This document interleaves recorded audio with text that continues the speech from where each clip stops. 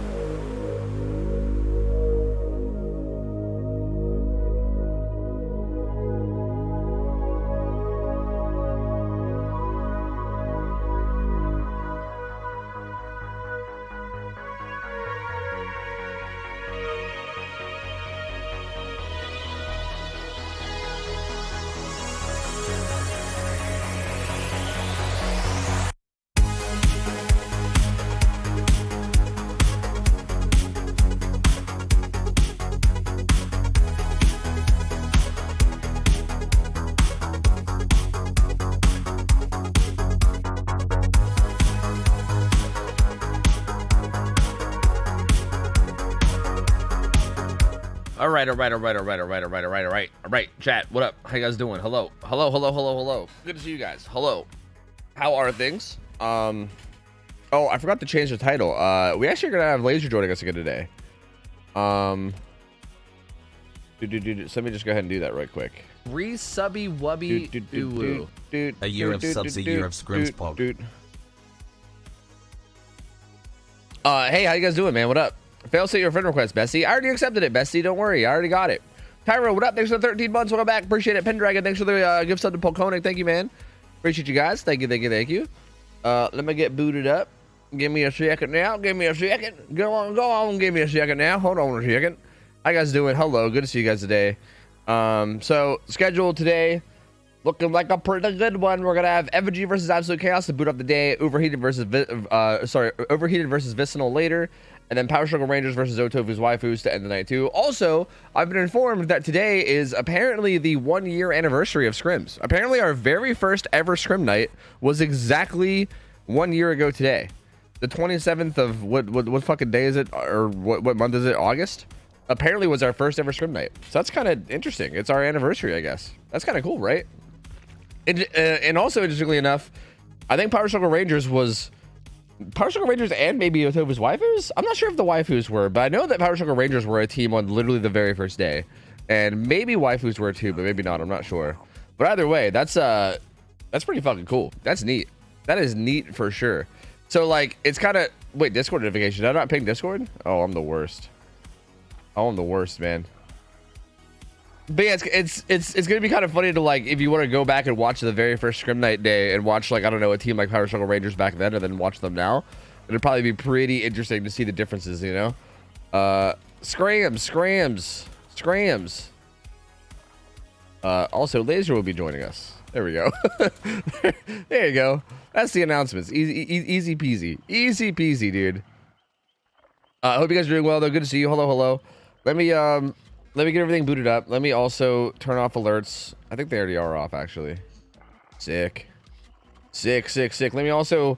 Who's starting? Myers? Cool. The map is way wrong. Awesome. Love that. My map is extremely wrong. Let me go ahead and change my map. I'm also gonna hop into a call with Laser. He's gonna be joining me today to cast.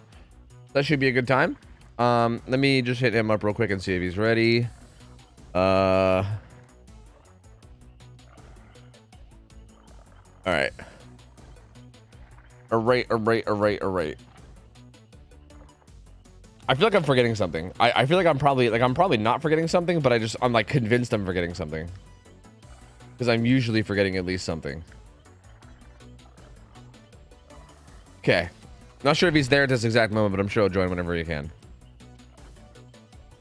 Look at travel, Wordle, but chaining countries to get from place to place. Yeah, I saw you guys saying that. Yeah, I'll check it out if we have downtime. I'm down. Why not? Yeah. And no, we're not playing Hag. No, fuck you. No, Hag's not happening. No, stop it. How's Miro's ear? It's getting better, man. It's getting better. We've been giving him some like eye drops or some ear drops and stuff, and he's getting better. So he's doing alright. He is on the he's on the recovery. He's on the mend. He's doing alright. So okay, who's starting? I believe it'll be the killer from Effigy, which I believe will be fail-proof, right? So I'm waiting on an invite from fail-proof, and I believe it'll be fail-proof's Myers versus Absolute Chaos' Survivors, and this will be on Treatment Theater. The Treatment Theater. Yes, let me give you guys a prediction too here. Hold on. Hey, there's the invite. Let's go. Let's go. Okay, this will be just the Myers set, guys. All right. Effigy versus Absolute Chaos. All right, go ahead and Gamba. Go ahead and get your Gambas in. Go on and Gamba. Mods, I'm gonna need your guys' help with the predictions though, if you guys want to keep them going, because like I'm gonna be jumbling, like I'm gonna be like kind of juggling a lot of things. So just like at least making sure that they end if the game goes live, you know, like at least just that, if anything. So yeah. Why don't you Myers set these nuts? The fuck did you just say to me? What the fuck did you just say to me? The fuck did you say to me, you little shit? What did I just tune into? Nothing, man. Nothing. Don't worry about it. How's it going, dude? Good to see you. What's up? Laser. Good to see you, friend. Hello. Yo. Hello, team. Hello. We had a best of 5 against Eternal today. Yeah, another one? Tied 5th set, and yeah, different tournament. We Nice. tied 5th set again. And then, Nice. And then replayed 5th set and then lost again. Oh, no. So like another 3-2 loss? Yup. Damn, and both dude. Nightlight and me played like absolute garbage on Nurse. It was really funny today. Feels bad, Nightlight dude. got 1k6, I got like 1k7 because they or 8 because they tried to like pellet save to get the win con. So I got like 2k8 or some shit. Not like Nightlight got this, dude. 1k6. That's rough, But man. to be fair, the balancing is really stupid. What Like tournament was they it for? had BT allowed, they had BT allowed, and they had OTR. So there's no way you 4k on Nurse anyways. Oh. What map was she on? What map is Nurse played on these days? Cold Tower. Cold Tower, yeah, that's what I thought, but I wasn't 100%. But yeah, if you play against a good team and they have BT and OTR, there's no way you're winning the game. Pain. Nothing you can do, especially with the hook grab changes. Like, you cannot win the game. Yeah, I feel like that probably makes it absolutely miserable to get that first kill, right? Like, Yeah, because the survivors just take Trace far bottom, stack Gen like whatever is closest to top 4 Gen, and then the issue is you get a hook bottom side. Even with Agi, you don't make top mid if they die in the right place. And then you just get a hook bottom side. They can hook trade last second, so if you camp the hook, you just lose because they get too much time progress. And then you have belly unbreakable BT SP in for the save last second. So there's no counterplay. Yeah, And then you can't even tunnel because the guy has 10% extra speed for 20 seconds. So they make the perfect spot on the map again. Yeah, that's so there's brutal. just nothing for you to play for. There's nothing. Yeah, that's tough, man. Well, hey, I mean, at least you guys both sucked then, right? I mean, it'd be one thing if it was just one and not the other, but at least you guys both, you know. But that still probably sucks to like not be able to get a result, you know. Yeah. This time we reversed it, you know. On Friday when you casted, we won Spirit and then lost Ghostface. Today, Eternal won Spirit and we won Ghostface. So reversed it. And then they won Pyramid Head as well, so it's actually fully reversed the first 3 sets. It's just a complete reverse, yeah. That's interesting, dude. It was such a close matchup, man. Like both your guys' teams are so like, it's so interesting because I feel like it's odd. Like it's odd because it feels like you guys lost like 3-2 both times, but it feels like it could easily go either way. Like that's so. I mean, it can. But you know what the funniest thing is? Neither of the team practices. Yeah, Neither that's team what. practices. Yeah, Like, that's what someone said. Eternal practices like on the tournament day or maybe one day before. I don't even know, but probably just on the tournament day for like 2-3 hours, and then other than that, they basically don't practice. And Elysium hasn't practiced since you know. Remember when the Wesker bug was in the game? and you got like invisible after vaulting a Oh pellet. yeah, when they And, kill switch and them. in the same patch, they had the wiggle out bug where you got stuck in the killer's camera, Yeah. and that put comp to a full stop for like 2 straight weeks. Yeah, I remember and, that. We had yeah. practice before that. Then nothing happened for 2 weeks, and the game was basically unplayable for comp. So we didn't practice, and after that, we just never practiced again. Oh god, yeah. See, it's actually interesting because we yeah, just like haven't practiced for 3 months. yeah, they were And we're yeah, disbanding anyways. So. they were saying that to me like behind the like the people. Like the staff of Outrun the Fog were basically saying that like both of you guys like didn't really practice much. Like it was like it was a month or 2 of you guys not even playing going into the tournament or something. And I was like, wait, really? Like these guys just don't even play anymore at all? Like I don't know, it just seems wild. Yeah.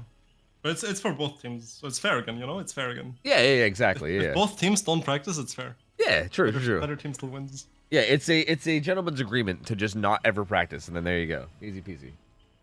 Yeah, the funny thing is we're still in all the tourney finals. Yeah, like, which is crazy. Yeah, I mean, I think it just goes to show how far ahead you guys are if you could just not practice and still end up getting to the finals every time. It mostly shows the bad state that comp is at the moment. Yeah, you think? There's just not enough competition of good teams. Yeah. Why do you think that is? Unpopular. Just go on Twitter and say you're playing comp and see how many hate comments you get. Yeah, true. That's a good point. It's just the general community mindset. Like in League of Legends, it's turned around. If you're not sweating and not trying to improve and play the game, then people look down at you. And in DBD, you try to get better and people look down at you. It's just a sad state that the community is in. Yeah, that's a good point. That's very true. All right, catch me up. Anyway, what are we watching? So hey, hi, hello. Yeah, this is so we have Effigy versus Absolute Chaos here. We have Fail Proof on Killer. He's playing Myers. Myers is played on Treatment Theater, and we allow literally everything on Myers. So we can see like tombstones and infinite tier 3s and all kinds of wacky shit. Like he can run all kinds of weird shit. So this is gonna be our first matchup. These are like 2 of our like lower end teams in terms of like hours and experience and everything. So it might get a little crazy, but this is gonna be our first game, and we have Myers for Effigy versus Absolute Chaos, and we're gonna flip flop. It looks like the whole set is gonna be Myers and then Plague and then Huntress as a tiebreaker if we need. The 5 killers we have, the 5 killers for the weekend we have in general are those 3 plus what, like Oni and shit. What's the last one? Singularity, yo. Oh, Singularity, yeah, Singularity, yeah. That sounds good. Yeah. What add-ons are allowed for Myers? What are we looking at? I think everything. I think we allow literally everything. Everything? Good. Yeah. Good balancing. Yeah, that's what I'm saying. He can do whatever. It's so it could get crazy. We just ignored that the survivors have everything as well, and then we just say it's good balancing. Exactly. See, now you get it. It's kind of like the whole like Elysium versus Eternal. You guys not practicing. That's kind of like what we're doing. We're just saying like, hey, fuck it. Like we allow everything on both sides, and then easy peasy. I mean, in DVDL, Myers has everything, and the survivors have nothing. Oh, really? I actually didn't really know how it worked, but yeah, that would make. Wait, so you can run tombstones and stuff? Is that a thing? Tombstone, Infinite Tier 3. Like, if the game goes long enough for you to get those, then you deserve it. Yeah, I guess that's fair enough. Unbreakable Deli on Yui. I'm just gonna quickly cycle through the build just so we see and just so that people. Play with your food allowed? It is, yes. Oh.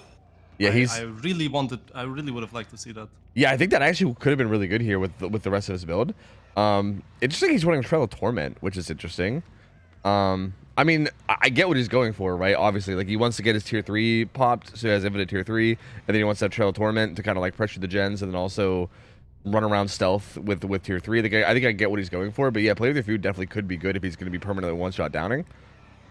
But we'll see how fast he can get there. I think the trail is a bit of an awkward perk choice.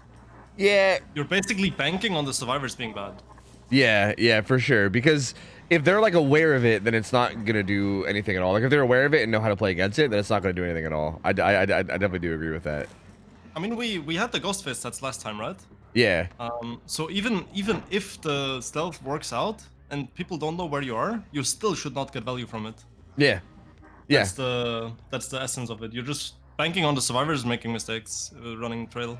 Yeah, but I mean, realistically speaking, I think like given the matchup that we have, I think it's a pretty safe assumption to, because like again, like you explained how like mistakes will happen for sure. Yeah, like you explained how you can play around like stealth on a map like this, but it requires like such a crazy good like amount of like discipline and teamwork and like communication that I feel like at this level, like just to be frank, like we're just not gonna see it. Like I mean, it's just really difficult to do, and even like our experienced comm teams struggle with it sometimes. So yeah, I guess you are right that like for the sake of future practicing, it is probably a bad idea, right? Because if you did try to do this against like a really good team, it would probably not work in any way. But yeah, in this game, like, I'm pretty curious. Let me explain the philosophy of perks there for anyone that's newer and trying to figure out what builds they should play or what perks are good to use. If the reason why I dislike this, even with the level of the teams being lower, is because if you play something that gives you value if the other side plays bad, but gives you no value when the other side is playing good, that perk is worthless in my eyes, because if the other side's playing bad, they're already playing bad, right? You're already winning. You don't need help to beat them anymore. But you need help to win against the people who are playing well. I agree with that. That's where you need help. I agree. And that's why that's why I'm saying it's a bit of an awkward perk choice, because if that perk gets value, you would win the game anyways, right? Yeah. Doesn't really matter. Yeah, I 100% agree. It's more of like one of those like win more type perks, you know what I mean? Where like you're already winning and it maybe will help you like win a little bit harder, right? Which is like, yeah, exactly. Which is not really like needed. Like you're better off having something that'll help you win when you normally wouldn't. That being said, I mean, maybe he's confident that he's going to win no matter what, and he just wants to win as hard as he can, or something like that. It's hard to say. But there's nowhere to hide. He now has his stealth. And also, while we were talking about this, he did pop his tier 3 at 5 gens. Yes. They managed to get one done, but yeah, I mean, this is a really fast start for him. I was gonna say, I was getting scared. Looking at the stock bar, he had like tier 2.5, and the whole game was like basically at a standstill on 5 gens. Yeah, yeah. It was really, really scary for the survivors there.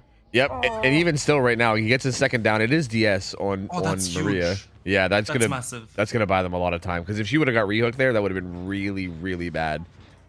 That's the difference between game being absolutely over and game playable for survivors, right there. That DS is, without the DS, the game's over. Yep, 100% for sure. But they are still gonna be in it. It's gonna be a little bit of a struggle. I think they were a little bit of sloppy looping there from Artist. I think didn't realize he doubled back.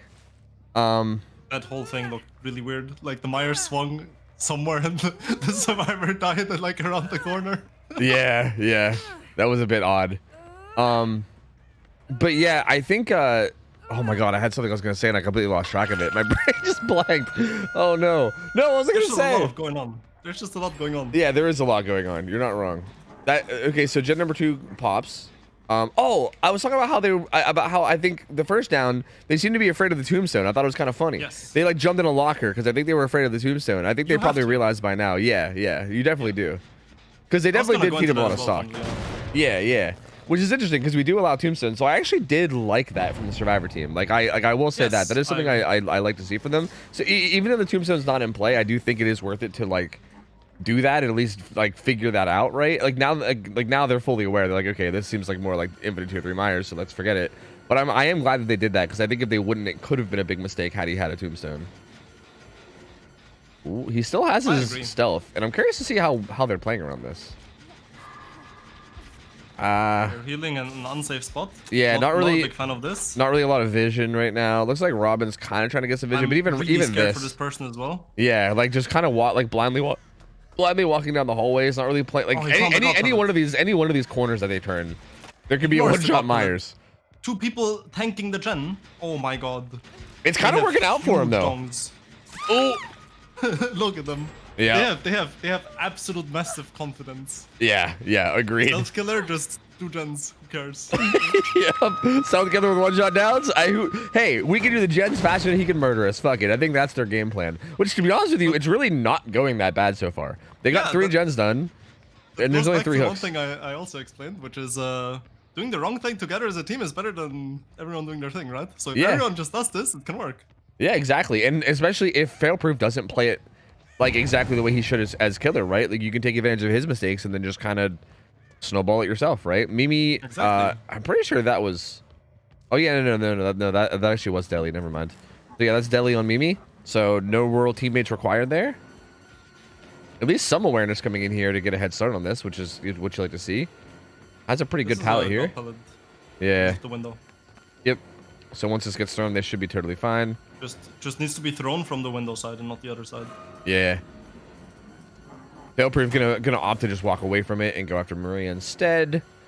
Maria, who is down a hook state, has this pretty bad pallet and she's gonna die, unfortunately. I mean, the pallet's not that bad. It's pretty bad, but it's not that bad. She should have looped around the back If you approach it of from it. the short side, it's really bad. Yeah, exactly. Yeah. The pellet is best used if you run like down the whole way, right? And then you pre-drop it and you keep holding W. That way, the pellet is actually good. Or like even there, she could have used a little bit of distance she had to go around the back and then play like the back side rather than playing the front side. Yeah, because that like short front side is just impossible to play. There's no way. It's way too small. Yeah, it's horrible. So yeah, pretty unfortunate. Oh, the blast mine coming in. Okay, I'm gonna quickly cycle through. Yui back on this gen again, right back on it, and they're also doing the gen on the top left too. Yes, that's what I expected. Okay, this is where Ash is, right? Oh. Yep. Yeah, he's dead. Yeah, their positioning is literally just like go on and kill me. I don't care. We're getting these gens done positioning, which is again, it's kind of working in a weird way. He's gonna drop. I don't think at this stage is interesting. Why? Yeah, I'm not sure why. He had a hook right there. He could have just quickly hooked him. It doesn't even really. It's the only gen with a lot of progress, right? So yeah. You have a hook, a fresh hook, which is worth a lot, right? Yeah. Right next to the gen that's most progressed, you can pop it and leave. I think his thought process is that he wants to kill this survivor while still having like a relatively decent 3-gen.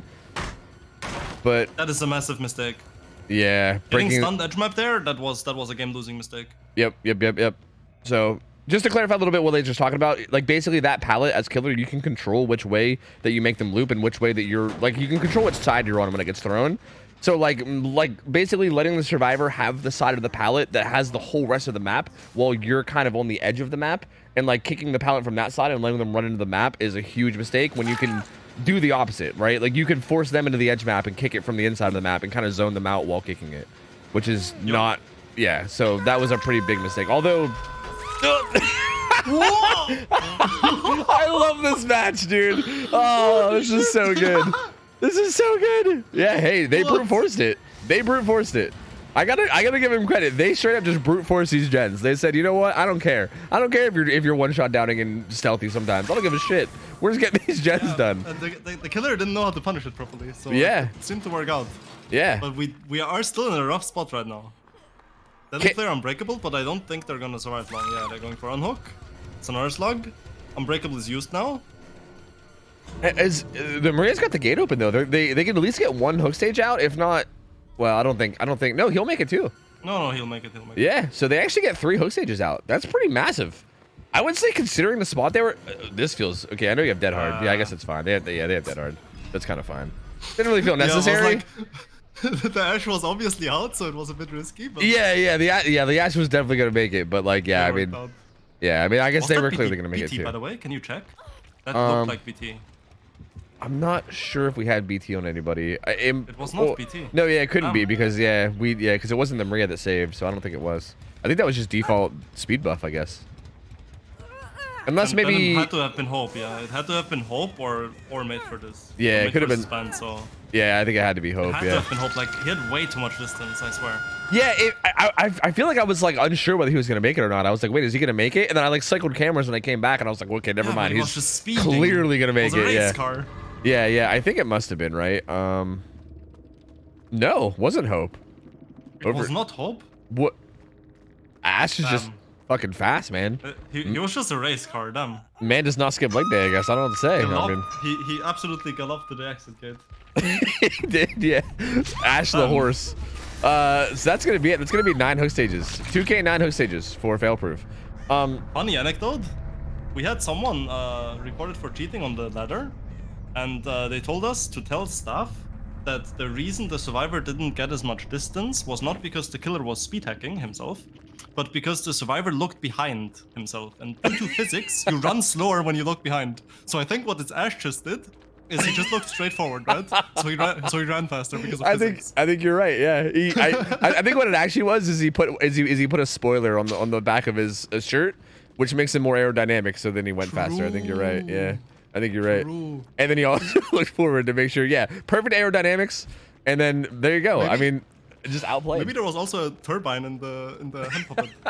True. For extra speed. True. It was actually a wind tunnel. Yes. But okay, actually though, that match was very interesting because again, it's kind of like you said, like he ran a really risky build where like Trail Torment really wasn't like that. It's not really like a crazy strong perk. it's kind of like you said, it's one of those perks that doesn't help you win a game that you normally wouldn't win, but like, you know, if the survivors play badly, then you can take advantage. But interestingly enough, what happened was the survivors just slammed the gens mega hard. Yeah, they just didn't care. They just slammed the gens, and it kind of worked out in their favor. They ended up getting 3 hook stages out, and that's actually like a pretty solid result given, I guess, what I'd expect out of the Myers results from these teams. And I feel like they should be feeling pretty decent about going into their Myers game now, because we're gonna have that we're gonna have the survivors from Evergy going into this. And again, keep in mind, these are probably like some of our least experienced teams in scrims, right? So yeah, I mean, it's a perfect explanation, or this game is a perfect example for what happens when neither side punishes the mistakes of the other side. Yeah, exactly. And I think Evergy now is going to be feeling the pressure because they're going to have to get some survivors out of the exit gear, right? They can't get 4K'd. And again, Myers on Larry's against teams that play a bit sloppy, as long as they know what they're doing and they just like have like at least just like decent macro, it can definitely get out of hand pretty quick. So I'm curious now. I'm curious to see how this is going to go. This could definitely go either way. This can swing. This can go either way, I agree. Yeah, and again, we allow things like tombstones and stuff, right? Like all it takes is going to be like 1 tombstone early, and the game could be just completely donezo from there. So, yeah, this is actually setting up to be a very interesting second game, I think. It can definitely go either way, so it's going to be interesting to watch. Especially, it's what I really want to look out for is how this Survivor team and how this Myers decide to play the game. Because previously we saw like 2 quote-unquote incorrect approaches that like canceled each other out because the other side just didn't care and didn't punish the mistakes. Yeah, exactly. So it's I'm curious to see if we're gonna see a repeat of that dynamic happening, or if we're gonna see one of the 2 sides knowing better how to play and actually snowballing the game either way. Yeah, and actually like hard punishing it. Yeah, exactly. I'm also curious to see. Sorry, go ahead. I'm really wishing to see a slower tier 3 this game though. That's one thing I definitely want to look out for. Yeah, it was definitely a bit sloppy from Absolute Chaos. I think it was I don't want to call it the wrong person. I think it was the Maria, but maybe it was somebody else. One of the survivors, I think, they got like kind of stuck on a pallet and then kind of like got a little lost and just gave Myers like almost all of his stock in the early game. We were kind of in the middle of conversation, so I didn't call it out, but yeah, he got a lot of stock at like 5 gens, like maybe like 30 seconds into the match, and that kind of like set him up to get that really strong early game. And again, they ended up coming out on top anyway, right? Because I don't think the Myers really properly took advantage of the situation he found himself in. But if something like that happens again this game, it could definitely go out of control really quickly, especially if there's something like a tombstone involved, because that could get pretty crazy pretty fast. The tombstone is high risk, high reward. It's like if you get the kill early, then it can win you the game straight up. But if you don't get value early, or they just hop into lockers and shit, At that point, the add-on's kind of a waste. It still gives you short chases because it forces people to jump into locker, but you're not going to be able to 4K that way. Most likely. Yep, absolutely. Yeah, we've actually seen a lot of games in Scrim Nights over the year that we've been doing this. We've seen a lot of games where people will bring a tombstone, get no tombstones early game, and then somehow find the fresh hook survivor at like 2 gens left, and then just kill them. And it's really bizarre, or like 1 gen left. That's happened quite a bit of times, like a very surprising amount of times. That's obviously a massive survivor mistake. They need to hide the fresh hook when, especially with tombstone up, and then if the survivor gets found, they just need to force lock. Yeah, it's a very interesting it's like a weird dynamic that we've seen over and over and over again. I'm curious if we end up seeing it again. Just gonna keep in mind that Cricket has the Unbreakable Deli, and everything else is gonna be a little bit of a mixed bag. But Sin does find Ace pretty quickly. Gonna try to find some stock here. The build is running into each other. What do you think about the perks from Sin? Call up Brian, huh? Call up Brian in current year. Call up Brian on Larry's on Stealth Killer is not bad, but I feel like Pop is just infinitely better. Yeah, that's how I feel about it too. Like, especially since the buff. Yeah, like I don't hate everything else. Eruption's fine. I think Noed's fine. But yeah, I Call up Brian is a bit odd, especially when options like, you know, Pop exists, kind of like you said, or even things like Pain Res, right? Like you even have things like Pain Res available. Yes, absolutely. So yeah, it is a little strange seeing it, but we'll see if it ends up working out anyway. Then you're gonna see if she can get some stock here. So far, not getting a whole lot. The survivors are doing at least a pretty decent job of like breaking line of sight and not giving stock for free. Like there still is a good bit of stock, but not like a ton. Like it's not as bad as last game. Like this. Not quite as bad, but it's very similar.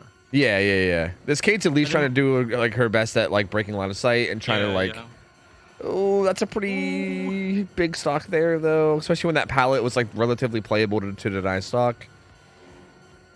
So it's going to get some distance here and catch up, and there should be some more stock here as well. But this is taking long enough that I think they're going to probably pop a couple gens. I think that one gen should, like, their gen progress across the board should be like 80, 70, 60% right now if you want to swap cycle through. Yeah, well, there's Okay, the yep. solo gen should be, yeah, there's the solo gen. Yep, and then there's going to be, pop. yep, so there should be about 2 gens popping, yeah. Which, again, is still pretty big, though. Like, that's still pretty massive. 2 gens popping, still. Yeah, I don't know why they stacked, though. That stack was a mistake. Yeah, yeah. Still in a decent spot, though, I would say, all things considered. I think it's just going to boil down to, like, what Sin does with this tombstone, right? Like, I think that's going to be the big tell here on how this match goes. Because I think if Sin doesn't get a kill with this, I think she's going to find herself in a pretty tough spot to try to get the result that she needs. But if she does, then, I don't know, it really could swing either way. She finds Maria. I think it's less about what she does with the tombstone and more about what the survivors allow for the tombstone to do. yeah. What that's kind of what I meant, but yeah, that's a good point. It is more on the survivors, yeah. It's just we can't really blame Sin for if this tombstone gets no value.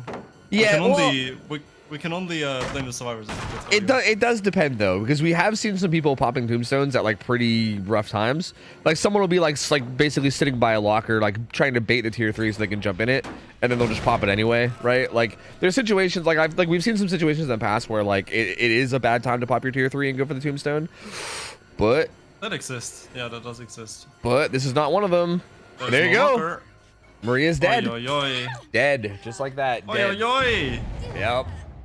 So, a little sloppy from the Maria there, not staying near at least a pallet or a locker or something. Even a pallet is good enough. Even if you have a pre-thrown pallet, you can just spam vault on it. And that, like, does similar things, right? Like, it's not impossible to get tombstone on it, but it's pretty damn hard. But, like, not really using anything there. Like, had nothing to help out with the tombstone. And yeah, there you go. Just a kill. There's a flat-out kill on Maria. Now it's a 3v1. That's obviously pretty massive, because now 3v1 on 2 gens left. Depending on how much stock is coming in now, it could actually be a hard game for the survivors. Yep. We still have a 3-gen? Yeah, there's a 3-gen bottom side. So there's still 1 gen top left, but there is this 3-gen bottom side, so this could be used. Again, this is kind of the stronger side of the map in terms of like resources and everything, but it might not matter depending on how this goes. And again, yeah, I think the gens are too progressed. Yeah, they do seem like they're very, very progressed, right? Like that one had a good bit. It was like it was about 40 or 50. The one in the library had a good bit of progress too. Because like this chase is probably costing her a lot. I'm just gonna I was gonna wait for that pallet. She looks like she's already pretty stocked. But yeah, like Cricket's already back on the gen that was kicked. I'm not sure. That's a massive mispositioning, because now the chase is actually not punished. Yeah, it's not nearly as punished as it should be for sure. Like Cricket is getting some. Was regressing with a Cobb all this time. Oh yeah, true. Yeah, so library is going to be regressed quite a bit. Predical is actually on the he's actually on the top side map, I think, right? I'm pretty sure he's on the top side gen. Oh, that's massive. Yeah, that's pretty big. This is a survivor that has a ton of that felt a little preemptive to me. Maybe they thought, like maybe they very panicked. Yeah. I'm curious to know what that, Did they think? My best guess is that Kate didn't know that she was already almost fully stalked. Yeah. And thought that Myers was stalking her a lot. That's what I was thinking too. Like. So probably just an experience for playing against Myers. Yeah, like they might have called out, like Kate might have called out, like, oh, he's probably like 99%, so like be careful if you see him, right? Like that might have been maybe what got called. But yeah, he's nowhere near. He's still like under half. So there was a lot of wiggle room. To be honest with you, I think even if he was that progressive, I still think she should have used that sprint burst to run further topside before jumping in a locker, right? Like I think jumping in a locker, for sure. Yeah, like if he was 99% tier 2, then I guess hopping in a locker obviously wouldn't be bad, but at least get further away, right? Like that's kind of the benefit of having a perk like sprint burst, is that you can get way up towards topside and get a lot of distance and then do it. Definitely. You know? Yeah, but even then, like it shouldn't even be part of the situation, because you have the advantage of comms between the team. And the Kate should know that she's basically fully stocked. And so she knows that the Myers couldn't have gotten much stock on her. Yeah. She's going to be getting chased now again along the left side. She's going to force lock her as well, because they still think he's 99. Oh, no, no, don't do this. It's buying a little bit of time, though. Cricket goes into struggle as well. That's actually pretty big. Another hook stage coming in on Cricket. Man, yeah, this is massive misplays from these guys, assuming the 99 when it's not in play. Like, Sin is getting so much value out of just their misplays of this tombstone. Just like the fear of the tombstone with them not really realizing the stock.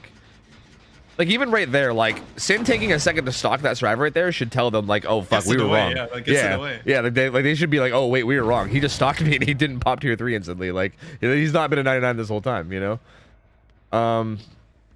But yeah, he's going to be following the trail of Cricket now. Cricket is Death Hook. But I think she'll be making her way topside, I believe. Yeah, she is bolting topside, so that she does have the awareness to get the hell away from the gens that need progressed. Sin is currently at 6 hook stages. A boon comes in. Funnily enough, I think their boon was not circular healing. It's just Shadow Step, I think. Oh, stacking that is such a big misplay. Yeah, with him. Let's see if it gets punished or not. With them losing like line of sight on Sin and not knowing where Sin is. Gonna kick them. Okay, well. I mean, there. Oh, yeah. Yeah, the gen might pop now. Yep, the gen pops for that. Yeah, prioritizing that boon is a little strange when you know that there's 2 survivors here. Like in your gens, right? I think you just gotta go check on your gens, not really worried about the boon too much. But the gen pops. Still not dropping the Godfather in the corner. Yeah, yeah. Noed's in play too. Kate's gonna get downed. Try stocked some more again. Maybe not remembering that she was fully stocked already. Kate's not worth enough to get the win. So if these guys can open the exit gate and leave, which it looks like they're doing, I think they're gonna get the win. Because Kate's gonna be worth. That's gonna be 8 hook stages if Kate dies. So this is not enough. What was the first result? 9. It was 9 hook stages. It was 2K9. 9 hooks for fresh, yeah. Yeah. So this is gonna be 8 hook stages. Yeah, that's gonna be it. Everybody's gonna take it by 1 hook stage. Very interesting. Very, very interesting. I don't really know what to make of this. I still feel like, like I feel that like was quite the plot twist. Yeah, it really was. Like the game was very much up and down. Yeah, it was all over the place. I honestly, yeah, that was pretty wild. I think literally just changing out Call of Brian for Pop probably would have been massive here for that like final 3 gen situation. I think it would have made it a lot more reasonable to do.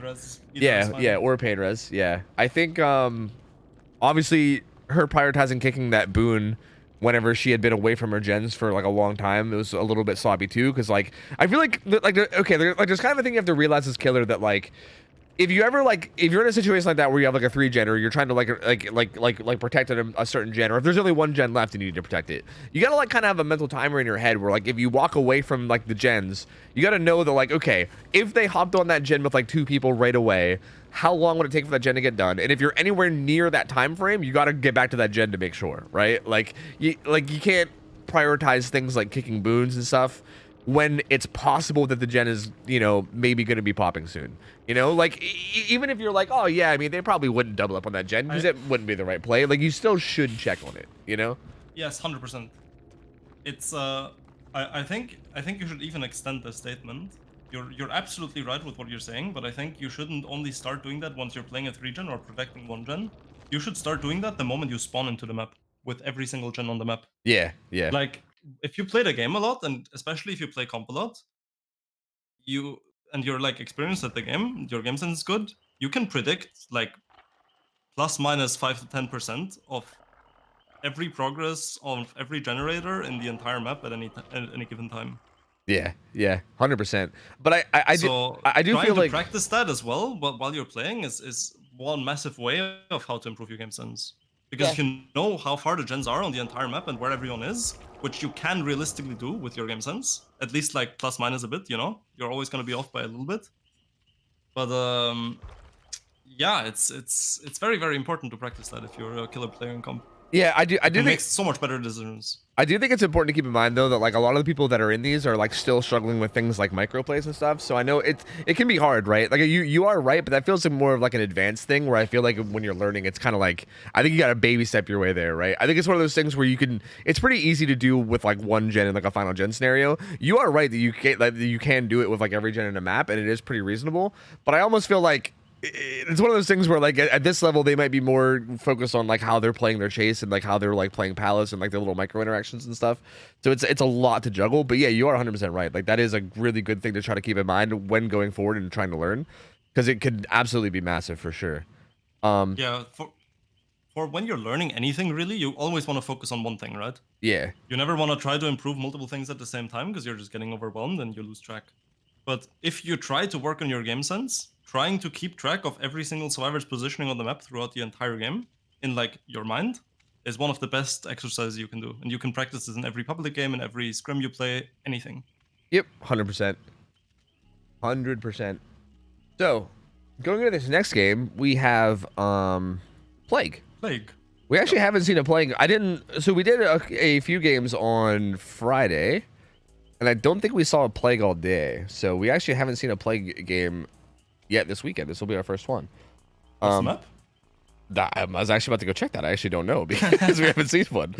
I can't remember what we decided on. It might be ARP, but I'm not sure. Suffopit? ARP? It's actually Suffopit. The map is actually Suffopit. Let me go put us on Suffopit. Here we go. So what do you think? Plague on Suffopit. It's a very, very, very, very macro-heavy game. And it's a lot about communication, positioning, and decision-making for survivors. Yeah. The chases kind of matter, but unless you're getting 2-tapped by M1, it doesn't really matter. It's a very, very, like, interesting set to watch and play if you, like, understand the macro game aspects that play into it. So let's maybe try to introduce that in loading screen in, like, a very simple and short version, right? Okay.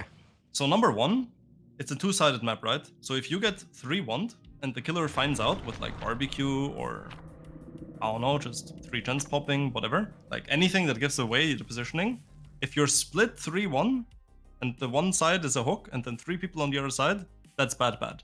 Avoid that as the survivors. Number 2 is, it's very interesting to see how Plagues play the early game. They can play very aggressively and go check deep, or even grab pool early and try to 2-tap someone. Or they can play like the cross around mid. And for the survivor team, it's important to know how to deal with both situations and play accordingly. Yeah. Yeah, and those are the basics. And then you don't really want to give free infection on off generators. So that's interesting from the survivor point of view. So like, how do you play around the infection on generators then? Do you only like? Do you only just sit there and wait? Interesting. Okay. Well, Stabiffle is. If the plague doesn't pressure anyone, then Corrupt runs out, and at some point you can't just infect every single generator, so you win.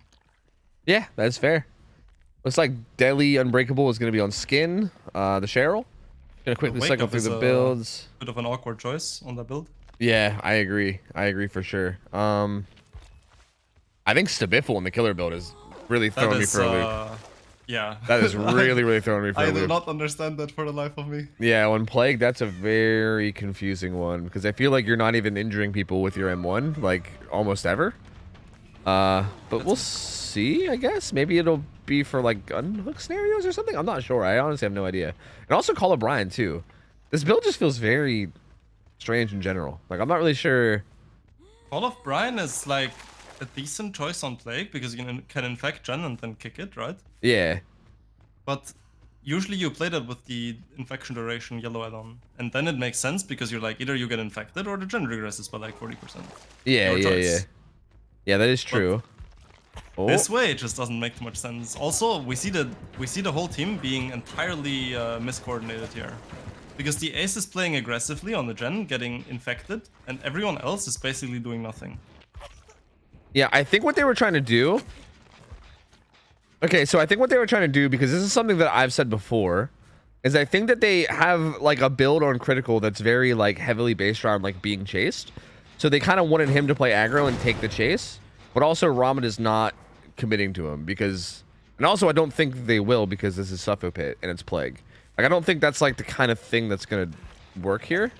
But I think that was probably their thought process, was like have Ace play really aggressively with a build that is based around being chased, because he has like resilience, he has like DS dead hard, so if he gets tunneled, he's like in a better spot. Well, actually, kind of is working now. He kind of is getting chased. Ooh. Oh, a massive panic ball. Yeah. But, resilience saving the day. Yeah, resilience came through huge there. It's a firecracker blind The as killer well. has ears, he's dead. Never mind. Yep, he's fine. He is gone. So these guys are actually doubled up on the gen at mid. Robin gonna kick this gen at the hill. This gen's being doubled right now. I feel like this is also another case of both sides making massive mistakes and they're not being punished. Yeah, 100%. I'm curious to see what Cheryl's doing at the moment, but I don't want to step away from this right now. Cheryl is doing Zarina. main. Yeah, okay, okay. If Cheryl's on man, yeah, okay, then that makes sense. That's actually really good from Cheryl then. And it's gonna be like 60% right now. Yeah. This will get kicked. Yep, 100% correct. See, 60%. Look no at that way. game sense, baby. Let's go. Holy, this guy must be a pro or something. What the hell? This guy playing tournaments? I don't know. That's wild. Finds Kate. She does have this jungle gym here. Doesn't get the fast vault though. Fast vault. That's unfortunate. Down she goes. That is the first down though. It did take a while, but it is the first down. But it is on top of the gen with like the most progress that they've been working on, and also kind of like dead center mid map too. Well, imagine we had pain res. Yeah. Like main gets pain res. Yep, that could be so big. Absolutely. Yeah, but no pain There's res. stretch marks here. Yeah. Who's this madman? Yeah, who is this? Okay, they must have already left because I'm pretty sure they're gonzo. Yeah, they probably were around on the, pressuring the gen and then left towards bottom side. They should be doing a gen bottom side right now. Ace going up for balance landing and Robin just prioritizing the gen kick. Skin grabbing the unhook. The unhook. And yeah, you're right. There is a gen being done bottom side. There's the unhook from Skin, and yeah, I believe that is Deli unhook. And Robin's actually chasing the Deli too. This game is pretty over now. Yeah, this feels not great for Robin at this point. Hey, 2 sacks to Biffle though coming in. Getting value. True. Skin playing this greeting the style. jungle gym as well. Yeah. Gets away with it though. Doesn't get punished. Gets the pallet throw. He's gonna make their way top side. Top mid's gonna pop in like 5 to 10 seconds probably. If the ace was quick on it. Yeah. Yep, there it goes. There we go. And Skin just choosing to die in the top right corner. So there you go. And we'll see what progress is looking like. These guys are all currently injured. We Serena. see the survivors make another grave mistake. Never mind, it's deadly, doesn't matter. Ay. Deliverance saving the day. You mean the fact that they're all bottom side? Deliverance, yeah, if this wasn't Deliverance, the survivors would be putting themselves into a position to lose a 1 game. Yeah, because of everyone being stacked bottom side right now. Yep. Yeah, 100%. They're all injured, all stuck bottom. There's 2 pools bottom, so if the plague figures out they're all bottom, they can't cross for second stage. They need to cleanse as well, but only 1 person can cleanse because all the pools are bottom. And then you can just snowball with the pools, right? Yeah, 100%. So that's one way to let the game get out of hand. Good, just throw on the Zoning pallet there towards from Cricket. Top side again, there's also a bit of a misplay. Serena self-zoning her back bottom, so that's perfect.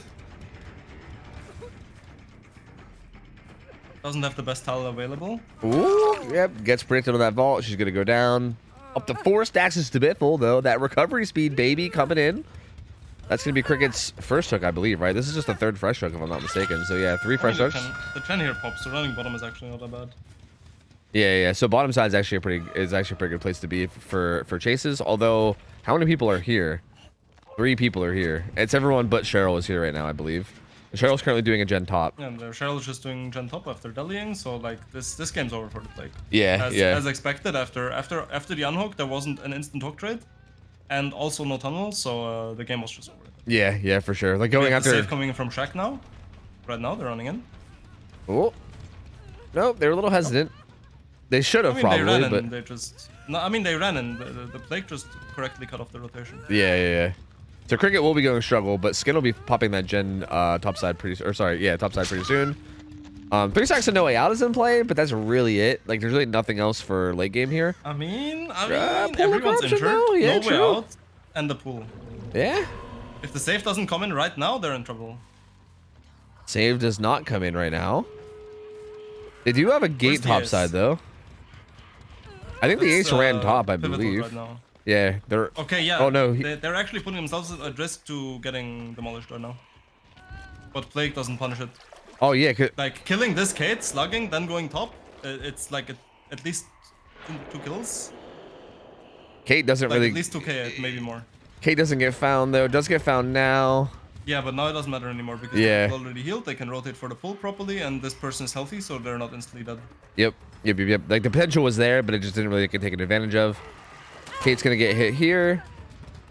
I think just probably bolt down top side, and to be honest, I think they're just gonna let him die, I would assume, and take these hook stages. Once that gate unblocks, because the plague's not really leaving. Is that kinship? That might be. Yeah, it was. It was kinship. Oh Yep. my god. That's Yeah, massive. Cricket's been on that hook forever. Critical's gonna go down though, and I think that's gonna, and that's a potential fresh hook on Critical. They're both on the gate as well. Yeah. So, if the plague actually just extended top, knowing that the gate left the top earlier, Yeah, that would have gotten out of control pretty quickly, I think. Yeah, it could have definitely snowballed really hard. But that being said, I still think it was a pretty big slip up for these guys to have the ace go down there with him being fresh hook. That's gonna be a lot of hook stages. Kate's gonna be leaving. Cheryl, actually? Going for the unhook. Interesting. Oh, not! Please don't walk. Huh. What? The ace has dead hard, but like, no, yes, no. I'm not sure. Huh? I'm not sure, but Cheryl's dead. It ends up being the same amount of hook stages as it would have been otherwise. It ends up being what, 6, 7, 8 hook stages. 8 hook stages is what it ends up being. 2k8. Ends up ending. The plague made the mistake of running through the pallet from the wrong side, so just giving the exit gate. Then the survivor made the mistake of not dropping it on the plague and just running through. And then I have no idea what the play there was for survivors afterwards. I was just getting very confused after that. I was like, huh, what? Yeah, I think they overwhelmed you with the pallet play. Yeah, because yeah, like again, kind of like we were saying before, where you can like choose what side of the pallet you're on as killer whenever it gets thrown or broken, by like choosing the way that you know opted to chase them. Yeah, like the killer kind of committed to the way where the survivor would have just thrown the pallet. They would have been on the same side as the gate, and they could have just easily walked out, but they didn't throw it. But then also they just it was just a strange play. Yeah, they like didn't throw it. It was just from both sides. It was like, huh? Yeah, it was very head scratchy for sure. And he ends up getting down and hooked though, and then that ends up being eight hook stages. So there you go, 2k8 for Robin. Pretty like actually a pretty normal result, yeah. Yeah, honestly, yeah, pretty like actually expected result. I would guess. I mean, expected result is more like 7, I would say. Well, 6, 7. Yeah, I'm more talking about like from these guys, but yeah, 100%. Yeah, I mean, yeah, I guess, yeah. I mean, there's also a lot more perks allowed to compensate, right? Yeah, true, 100%. It's also a very similar result to last game too, right? From the Myers game. The Myers games were both 2k8, 2k9. So this one's a 2k8 too. So pretty consistently between these two teams, it seems like it ends up being around a 2k8, 2k9 so far for like almost every matchup. So we'll see if that trend continues. We're gonna get the killer from Evergy now. They're gonna have to match that or do better. Also, I forgot to mention, Plague does have some bans. She does have her ultra add-ons banned because they're fucking insane. Yeah, that's good. Yeah. You turn Ham's volume up a little bit. More available. That's what I mean. I think someone called you Ham. Okay, but I'm Ham. How are you guys I think doing? I'm supposed to turn you up. Maybe because I'm going so ham. Oh, true. Maybe that's like your new nickname. Maybe we're just gonna start calling you Ham because how ham you're going. Yeah. Wait, why don't I even see you in the call? Am I dumb? How do I fix this? Oh no, I'm being a boomer. Oh god, no, I found it. I got it. Yeah, no, I didn't even see your name. I just saw like the thing I was streaming. But no, I figured it out. I'm a boomer, but I figured it out. It's okay. I got there. That's fine. Okay, there you go. Now you're louder. Something I've been meaning to ask, but there was no time. How's the new score system feeling for like viewers, for you, for scorekeepers? How's it playing out? I'm curious to hear about. Yeah, I'm curious for everyone else. I love it. I loved it from the get-go. Like I thought it was just a much more simple way of doing it, and that makes more sense.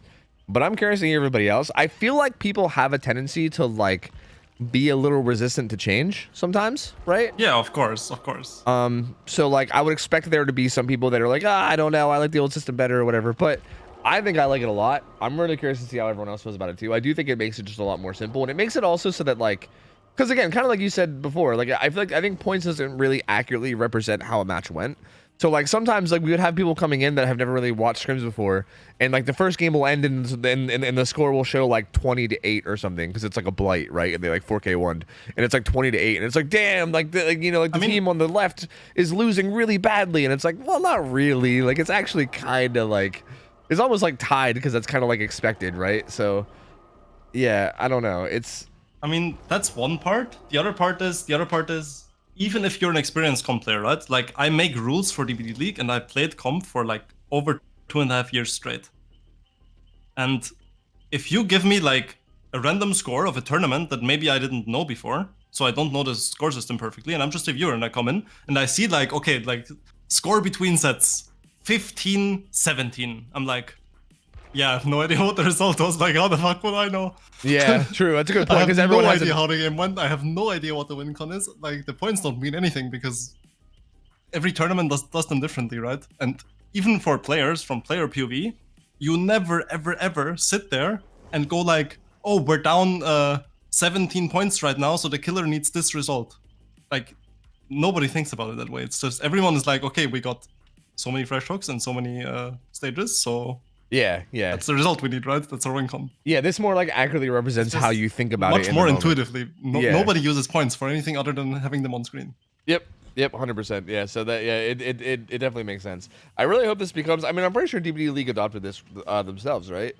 So I'm hoping it becomes more like standardly used everywhere because I do think it's a lot more simple, and I think it does also just make it like I think it would be healthy if like there was kind of like a streamlined system that everybody used because it's kind of like you said, it gets kind of confusing when you go from different places and like everyone has this like their own unique point system and you don't know what the points mean or like what exactly the conditions are. So yeah, I like it a lot. I think it's been a great change.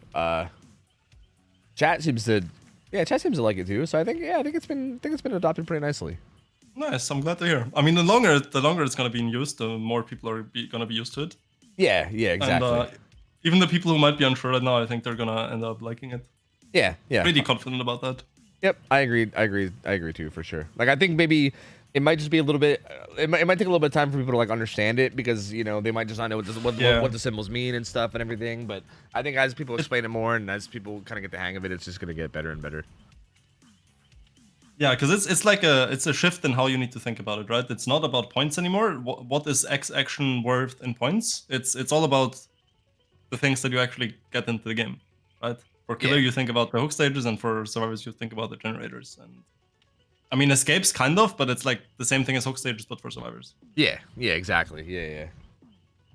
Yeah, it's kind of like you said before. It just more accurately represents the way that you would think about it, right? Even as casters, as players, as everybody, right? Like me as a caster, I don't think I've ever really like acknowledged the points, right? I've never been like, oh, well, that's 2 more points thanks to that. That's 2 more points. I mean, maybe I would joke around and be like, plus 2 points, baby, when they like die doing a gen at the last minute or something, But they died for 2 points, right? Yeah, that makes sense. Yeah, like I think that's really the only time I would ever acknowledge the points. Other than that, it was, it's you're always like, okay, well that was a 2K8, or like, hey, that's a fresh hook or whatever. Like you like the things that we have on screen now are the things that we actually talk about. So. We'll have to see an intermission screen where roll/score is shown, even if it's just for YouTube. That would be a good idea. Maybe even having like, I can make one of those really dumb like tutorial videos, like a dumb like fucking Fallout style like, hello friends, let me tell you how we keep score here on the OhTofu SCRIMS, and I'll like go like explain everything. You see this symbol here. You need to copy that voice. Yeah, exactly that voice. This symbol here. This stands for fresh hooks. What is a fresh hook, you might ask? Well, don't worry, I have your back. Anyway, here we go. Euless playing as killer. Looks like Unbreakable Deli is going to be on Meg. Just going to quickly cycle through their builds so we see them all real quick, just for the sake of them tracking everything. What was that one perk she was running? I didn't even see that.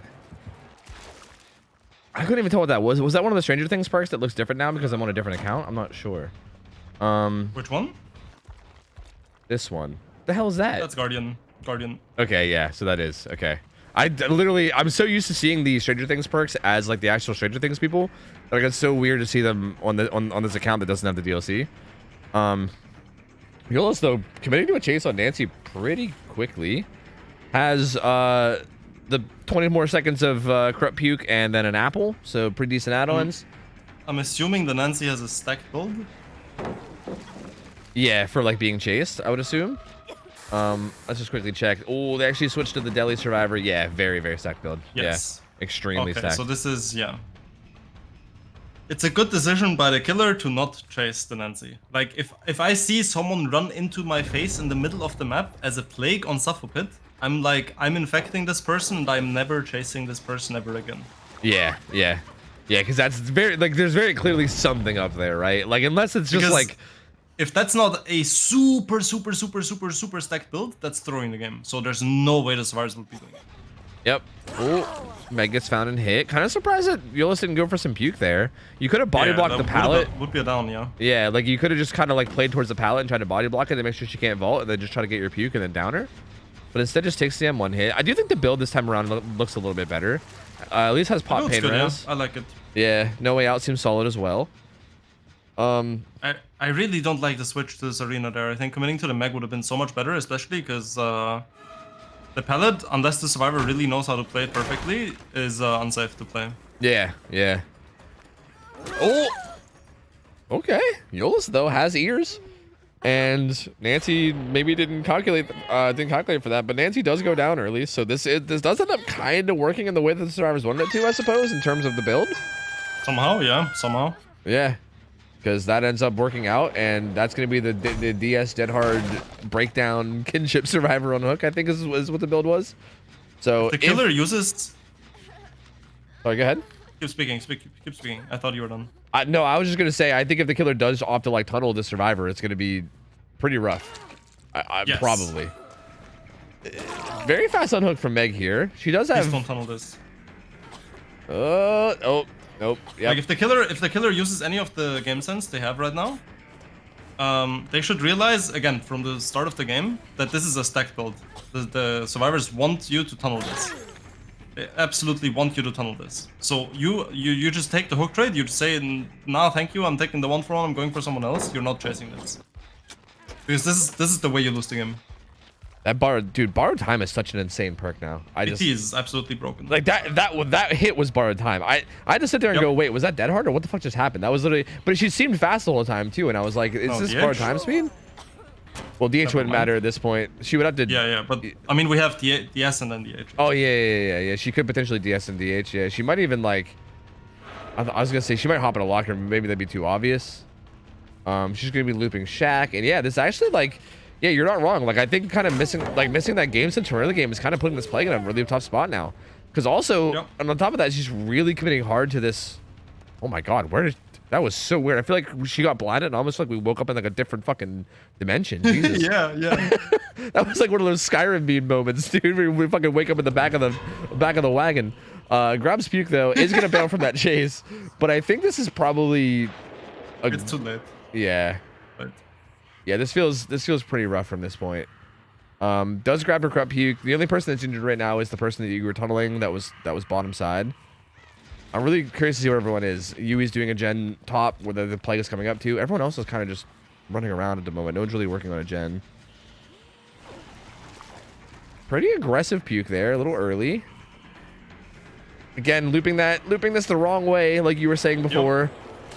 Does get hit though. But yeah, would love mattering. Yeah, would love to see that loop being played. Oh, they actually cleansed all fountains and refreshes puke, but resets all fountains. That's pretty big. Down goes Yui. This will be a down top side. This will be potentially pain res and pop. So this gen over here that has a bunch of progress will probably regress. I think there still is a 3-gen top side, I think, right? Like kind of. I mean, it's top mid. Yeah, it's not great, but it's a 3-gen, but it's not really playable. Yeah. It seems like a pretty. Oh yeah, it's with this one. Yeah, I think because I'm pretty sure. Well, never mind. Yeah, no, there's 3 here. I mean, there's one in corner 1, but I feel like they're too far apart. Yeah, you might be right. Especially without any pools available, everyone healthy. The gen's not puked on, someone pressuring save. Like, there should be someone doing 1 right now, and the game's lose. Okay, never mind. Yep. They're all. No, they are. Yep. So yeah, Nancy's pressuring 1, which is really good. Because yeah, if that 1 o'clock gen pops, then the only 3 gen that's left is this really horrible 2 here plus 1 out there. Meg's just gonna quickly grab it. Why not use the puke there? If the puke wasn't overcharged, the hook trade couldn't have even happened. Yeah. Just like tap the puke would have not been a hook trade. It would have just been a slug, and Yeah, I think just sitting there when having like your puke fully charged is not really a good idea. You don't need fully charged puke in a situation in a situation like that ever. You can basically just tap it no matter what. And even here, like, what is Eolus doing here? Why go after this tunnel so hard at this stage? Like, you might as well just take that hook, maybe try to get a pain res, maybe get like a pop. Now we know what happened with the Skyrim meme. The Shack Pellet wasn't broken, they just S-keyed for Yeah, the whole blind duration. that's what it was. Yeah, that makes sense. We solved the mystery. Yeah, we figured it out. We figured out how you get to the Skyrim universe. Looks like wait, they're wanting to get to the gate. Oh yeah, they're popping. They were tripled up on the gen on top side. And yeah, this is looking like it's gonna be a pretty quick win for Absolute Chaos, I believe. There goes it down to Sin, but Sin's the Delhi survivor, so that's not really gonna be that big of a deal. And looks like Mimi's just kind of waiting for Wake Up to go away. Or sorry, not Wake Up, No Way Out. No Way Out had what, 2 stacks, so it's like 36 seconds or something. So it should have, I don't know, 15 seconds or so left, I believe. So once that's gone, Mimi will be able to get that gate open. And it looks like Zarina is kind of pressuring this other gate as well. And again, the killer needs a lot of hook stages right now. That was hook stage number 3. Sin's gonna pull herself off hook, so like there's really no potential to get any more hook stages out of that current hook. So it's gonna be 3 hook stages, so 6 more are needed to get the win, or 5 with a bunch of fresh hooks. But and No Way Out is already gone, so yeah, No Way Out's there's gone. not really anything. There's not really anything that Plague can do at this point. Yeah, yep. There's nothing they can do at all unless these survivors like throw massively. There's really nothing they can do. Yep. Yeah, if the survivors like refuse to leave for a while, then there's something that they can do. Apart from that, it's kind of rough. Yeah, because like even this, like this Meg, like you can try to read down this Meg, but what's this do? It just gets you 2 more hook stages. That's a 1k5, right? They open the gate. Everyone looks like they're already on their way out. Yep, there they go. So that's gonna be the final result. It's gonna be 1k5, and there you go. I mean, Absolute Chaos takes the Plague set pretty convincingly. They kind of broke the trend of the 2k8, 2k9 that we were having, and they said, yeah, what if we just get 1k5? There you go. So pretty solid result. Is this a 1-1 or a 2-0 now? It's a 1-1 now. So it's a 1-1. So we are going to game 3. Yeah. That's really interesting. Yeah. So hey, good matchmaking here, I'll say. Dino Melon once again coming through with the god tier matchmaking. We're going to game 3, and honestly, it could swing either way. I really don't know. This is very, very interesting. But solid play. It seemed like both games were significantly better played by one side than the other. Yeah, yeah. The 2 Myers games were pretty similar in result, but I feel like the survivors in the second game played significantly better than the ones in the first game. Yeah, 100% Apart agree. from the one mistake that they made, which made the game even be close, which is the 99 missed calls. Yep. Well, GG's. But that was like the one thing that made the game close and the one big mistake that they made. The rest was much nicer than the first game that we saw, where the survivors just like big balls all the gens. Yeah, they just big dicked him and just fucking slammed them all. Like yeah, that was such an interesting game, dude. I still love that. All right. And then in Plague, like the second survivors, they had a strat. They had a stacked survivor running into the map, and they made the strat work. Yeah, it's so weird because didn't realize. Yeah, because it definitely shouldn't have worked because like it didn't like. It's just a throw against Plague, yeah. Yeah. I mean, it's just a throw against Plague because the Plague instantly realizes, okay, I do not want to chase the survivor. Number 1, 2, it's a free infection at the start of the game with 3 people doing nothing.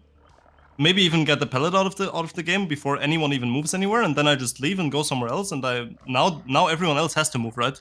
Because one survivor is getting chased and pressured, and they're getting injured. So the survivors have to get some value for that. So now everyone else has to move, and that's what happened, right? They found the mag. They just had to commit to the mag then, and that was really, really hard to play if that happened for the survivors. Yep, and on top of that, that also just means that because one person's stacking a build so hard, that leaves less at the tunnel for everybody else too. So whoever does eventually get chased is just gonna have an even harder time still. So yeah, it's definitely extremely risky and probably, like you said, just straight up throwing really if the Plague takes advantage of it. But against a lot of killers, you can try to play this way, like especially S tiers. If you play against S tiers, it can actually work if you execute it well. But against Plague, it's one of the few killers where it really, really doesn't work. Why is our Orman map layout so massive? Look at this. It takes up so much of the screen. Look here. I'll do treatment theater. Look at how like thin. It's like barely even there. You know. We put on Orm and it's so girthy, it's dude. Massive. It's huge. My God. Anyway, Huntress is up next. Huntress is playing on Ormond. Huntress on Ormond. I'll give you guys your Gamba. Yeah. So we had Huntress on Cool Tower at the very beginning of scrims. But we found that, especially early on, like these days, I honestly don't know. I feel like we can probably go back to Cool Tower if we wanted, just to like test it out and see how it goes, and then we'll probably be okay. Or Wreckers, yeah, or Wreckers. I know Wreckers is perfect for Huntress. Is used a lot in comp stuff. Wait, sorry, let me make sure. Shop is another option. Absolute Chaos 1, right? Let me just make sure I'm not scamming everybody. Yes, okay. I got so much shit like a couple weekends ago for scamming them and paying out the wrong thing, and then they made me play a hag game to compensate. It was horrible. I have the moments badge from that. Yeah. You were there. Yeah. Oh God, it was awful. I'm trying to do that ever again. I remember. Yeah, I don't want to do that ever again. So I'm just kind of making sure. Then. Yeah, no, I don't want to play hag ever again, especially a hag scrim. No, thank you. No, thank you. I only ever play chase hag. That's fun. Even chase hag I think is boring because I feel like if you're gonna play chase hag, just play wraith or something. Just play someone that plays like a basic chase but more fun, you know. But you're 117. Yeah, it is interesting. When people play the loops that they think they can make that they can't make it, that's really funny. Yeah, but you can play the body block add-on as well. Yeah, true. The body block add-on's okay, but I feel like being 117 just reminds me of Skull Merchant, because that's like Skull Merchant's thing, right? Is that she gets some like these minor hastes, and then it messes people up because they can't compensate for it, and then it makes me think of Skull Merchant, and then it makes me mad because I hate Skull Merchant, you know? So it now that's based. It triggers a PTSD in my brain, and I'm like, no, I hate this. I hate everything about this. Chess merchant PTSD. Oh Lord. Anyway, let me get back to what I was saying. So we used to have our own Cool Tower, but we found that early on when teams were still like in the real early stages, like we're talking like real early, like when we were still like just like even me and everyone in the community was still kind of discovering the idea of comp. Huntress is one of those killers where like it has a lot of people that just main the killer and get like really cracked at them micro wise, right? And I feel like our teams just did not manage to keep up at all. And Huntress being like potentially a snowball as she was meant that like Huntress was kind of just 4K'ing like almost every single game, like pretty decisively. That's very surprising. Yeah, but it comes from a lot of just like sloppiness when it comes to like people, because like we basically just get people that play Huntress like a lot in like pubs, but then they would just kind of play like heavy macro, like they would just like camp hooks and stuff, right, and like do things like that, and teams would just not know how to handle it. They would try to unhook against OhTofu and stuff. People would just try to like do things that like didn't work, and it was like a very long learning process, and we eventually just kind of were like, okay, for the sake of learning, we're just gonna throw on Ormond for a while until people kind of like figure it out.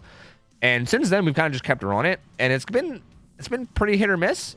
I'm still curious. I'm kind of curious to see how she performs here, because we actually haven't seen a lot of Huntress in quite a while. So I'm kind of curious to see how she plays. It's just a massive headache for Huntress. Oh yeah, for sure. And I mean, also just the fact that it like blocks line of sight with how big the map is too. With the entire map, yeah. Yeah, it makes it so that like macro play can be really difficult. Just like knowing where people are and everything can be very, very tough. Doing anything in the game is really, really difficult. Yep. Like unless they're stuck in the corner, you're not getting a good chase.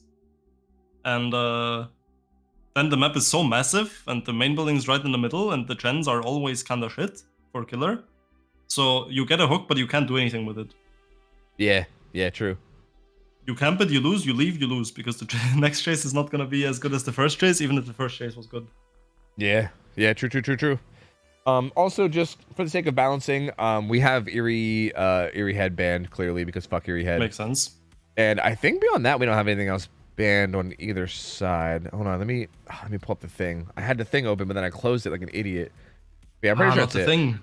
Yeah, the thing. Yeah, that was it. Yeah, just Eerie Head. So nothing else is a restriction on extra either headshots side. Allowed. Yep. That's rough.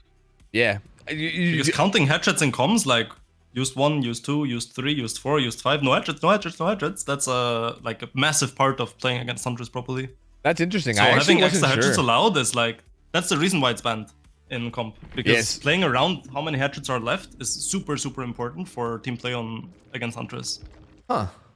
So that's interesting, because like sometimes we see people run like we see this pretty often, like the OhTofu like infantry belt, and sometimes I wonder. will not understand that.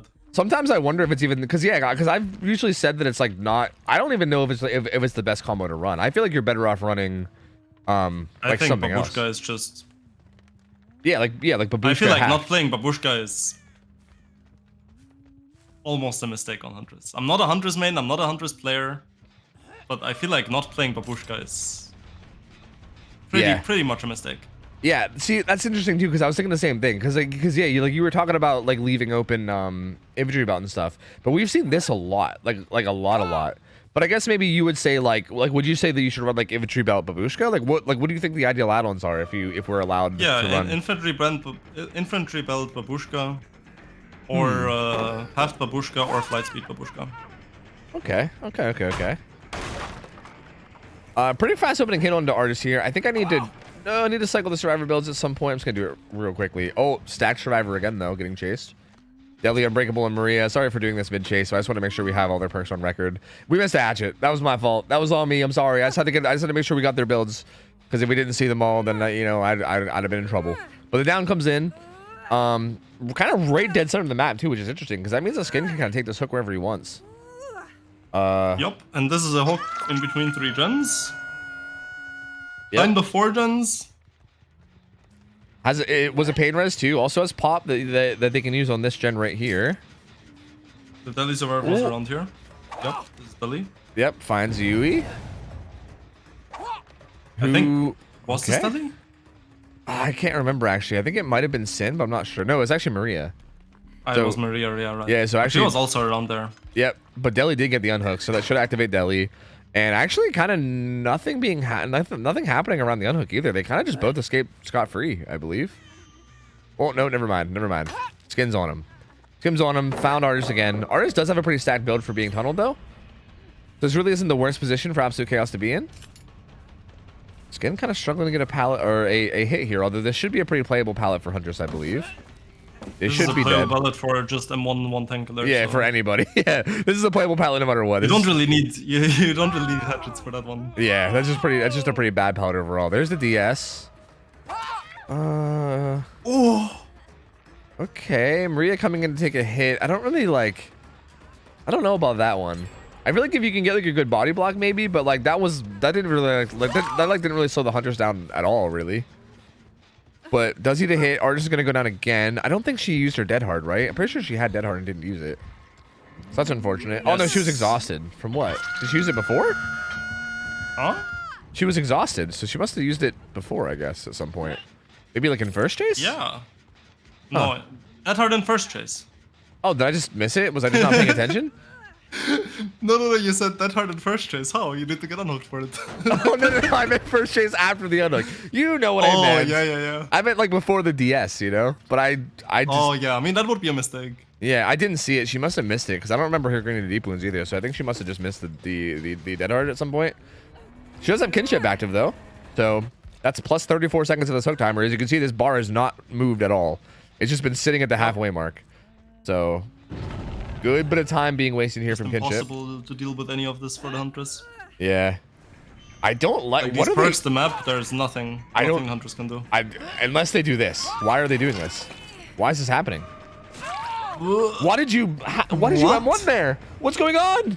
Help me! Someone said help! What? I don't know why Sin unhooked that quick whenever like the kinship active. That just kind of made kinship not exist. Also, why did the Huntress M1 whenever they have OhTofu? Why did she DH in Mend? I don't know. Stop adding more. I'm trying to process what I've already seen. Okay, I can't. I'm just gonna watch for now. I'm just gonna watch for now, and I'll try to contemplate later. Okay. Sounds good. Artist goes back down though, and the Deli survivor goes down too. So this is gonna be Artist being full dead. Has nothing here to help from this stage, and the Deli survivor is also down. So, I mean, it's not gonna be the end of the world because it is Deli, but also Deli is a very powerful tool that you could have used later. So the fact that it's kind of just it's just gonna be going away right now is definitely not ideal. Well, actually, they do get the pickup, so I guess it's not going away yet. But there is 2 survivors now on the side near the Huntress, and she'll probably be able to see that. She gets it down right here immediately. Is she gonna see the scratch marks from the other? Isn't even gonna look for it, I guess. She's just gonna grab this hook real quick. But the Yui is right here in this corner. She's not even gonna look. Interesting. Just gonna leave entirely. Finds Michaela. You don't actually have to be Okay. silent, by the way, Laser. Okay. No, like I was actually thinking. Okay. Okay, so let's recap. Let's recap. Okay. So we had a hook of the stacked survivor that had kinship active and like 15 extra seconds left on hook. Yeah. We then had someone run in for save for no apparent reason because there was still kinship in 15 seconds. To go for a save that's entirely impossible to get with OhTofu into the Huntress giving the save with OhTofu. Yeah. And then the stacked build got tunneled out on 2 gens left with another slug. Yeah, it's so strange, right? Because like, Right, I didn't miss anything, right? Yeah. Oh, the agent meant, but I mean that happens. Yeah, it happens. Yeah, and It doesn't matter if you press the button or not. And I'm not sure if it's just your accent or maybe if I'm mishearing, but it was like because I'm not sure if you said 15 seconds left or 50, but 15, yeah, But yeah, no, it was like basically fresh. Like they had like basically their whole hook stage left. Like kinship activated, really? and yeah, they were at like they had like 50, 60 seconds left still. Like there was a lot of time. Like they activated kinship basically instantly. So yeah, I don't know how to explain any of what happened. That's so. It's so strange. Like it feels so because like it's almost like what's the point of putting kinship on a build if you're gonna not like. It feels panicky. Yeah, I guess so. It was just such a strange decision because they were honestly in a good spot. Like they really were with that kinship hook being there and the Huntress also like wanting to protect it and like get the tunnel. Like it put so much pressure on the Huntress to like have to figure out what to do and how to handle it. And you were in the middle of saying like, yeah, there's nothing she can do here. Like you were in the middle of saying that when they rushed the hook, and it kind of just gave her all this free pressure. And now they're in a tough spot. That was a good hatchet from Skin, clipping the back of the hitbox. Hatchet hits. Ooh. Yeah, it's They're like so nice and so painful to watch. it's like clipping the back of the hitbox. Yeah, so dirty. Lucky Break I think on to Yui, I believe, right? I didn't see any trails there at all. So yeah, I think Lucky Break and Overcome coming in there and getting some distance. Dylan comes in too. Interestingly enough, there's still only 1 gen left. So like even through all this, not terrible, right? If this Yui can stay alive for a while, which doesn't seem like it's gonna happen. I mean, she's behind. Oh.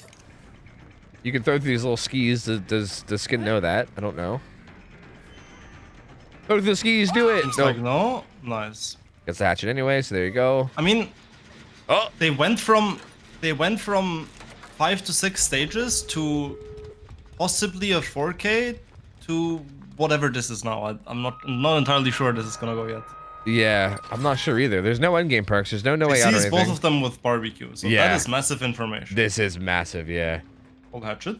Can I interrupt this gate? Interrupt the gate. Interrupt the gate. Interrupt the gate. Interrupt the gate. Interrupt the gate. Interrupt the gate. Interrupt the gate. Yes. Okay.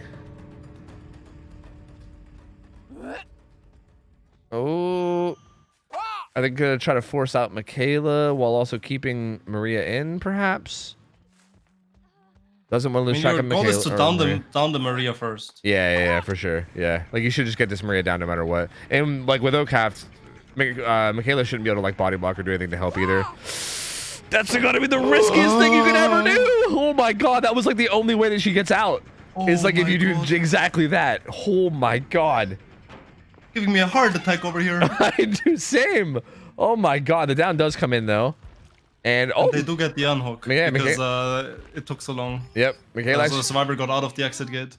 Yeah, and this is actually the Deathhook survivor. So if these two get out, that's kind of like a they're actually just trying to rush down this gate.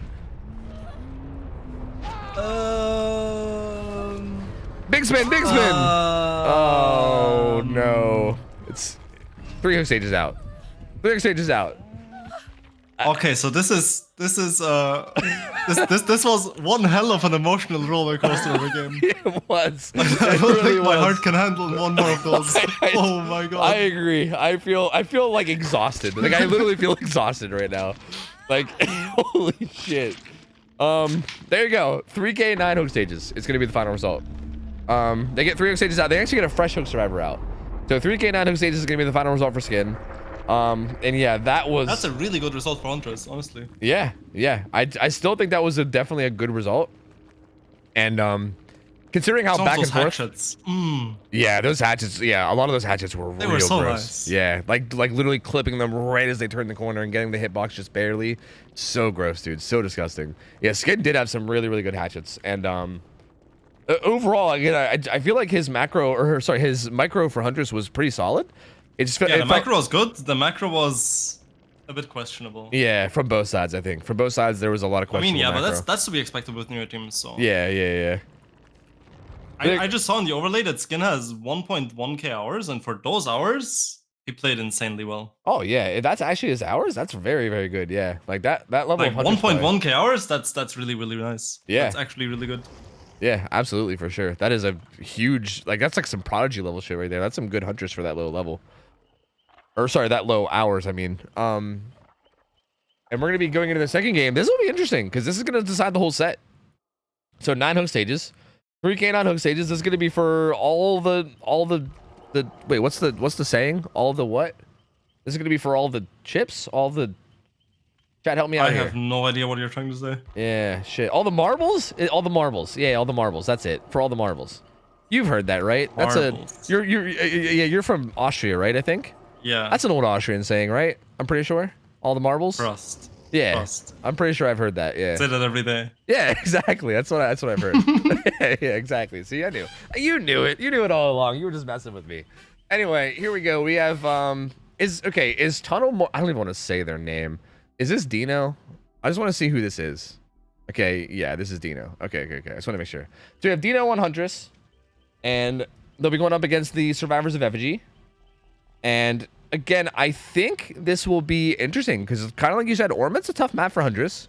And I think This is going to be hard to beat. Yeah, I think this will be very difficult to beat. I think assuming the Survivors don't get really reckless and careless and don't make any major throwing plays, then I think it will be pretty difficult to beat. Yeah, I think it's going to be pretty tough. So this will be an interesting match. This will be very interesting. The Survivors don't really have to do anything special to win this game. All they have to do is die in the right place and do gens. Yeah. Yep. If they do that for the whole game, there's no way they lose this. Yep. Yeah, like they don't need to make any like big, flashy, extraordinary plays. Even if every chase is 40 seconds, they still win with that. Yep. They still win. If they just do gens and die in the right place. Yep, and don't just like, I don't know, bomb on hooks within them being hooked. Like, they don't go for hooks within like 10 seconds of them being hooked or anything while the killer's there. Like nothing crazy like that, right? Like just don't like. Yeah, like something like if everyone wants to look at the map for a second, what they want to do is they have one survivor, say like Corrupt is topside, right? And they tell the first chase to like go die in the corner of the map on 11, like all the way in the corner. And then 3 people do gens on 4, 6, and 7. Like, what's the Hunter's gonna do? Yeah. Go to 4, okay, the person from 7 gets a free unhook, they get healed or not healed, do gen 11 and 1. The person on 6 pops their gen and you interrupt 4, okay, congratulations. Like, what now? You get second stage, 2 gens pop, and then what? The person died edge map 5, you get a hook there, then one person is 11, one person's 1, one person's 9. If you go 9, the person from 1 saves, so you go 1, the person from 9 saves. Yep. If you don't go anywhere, they just do gens because who cares?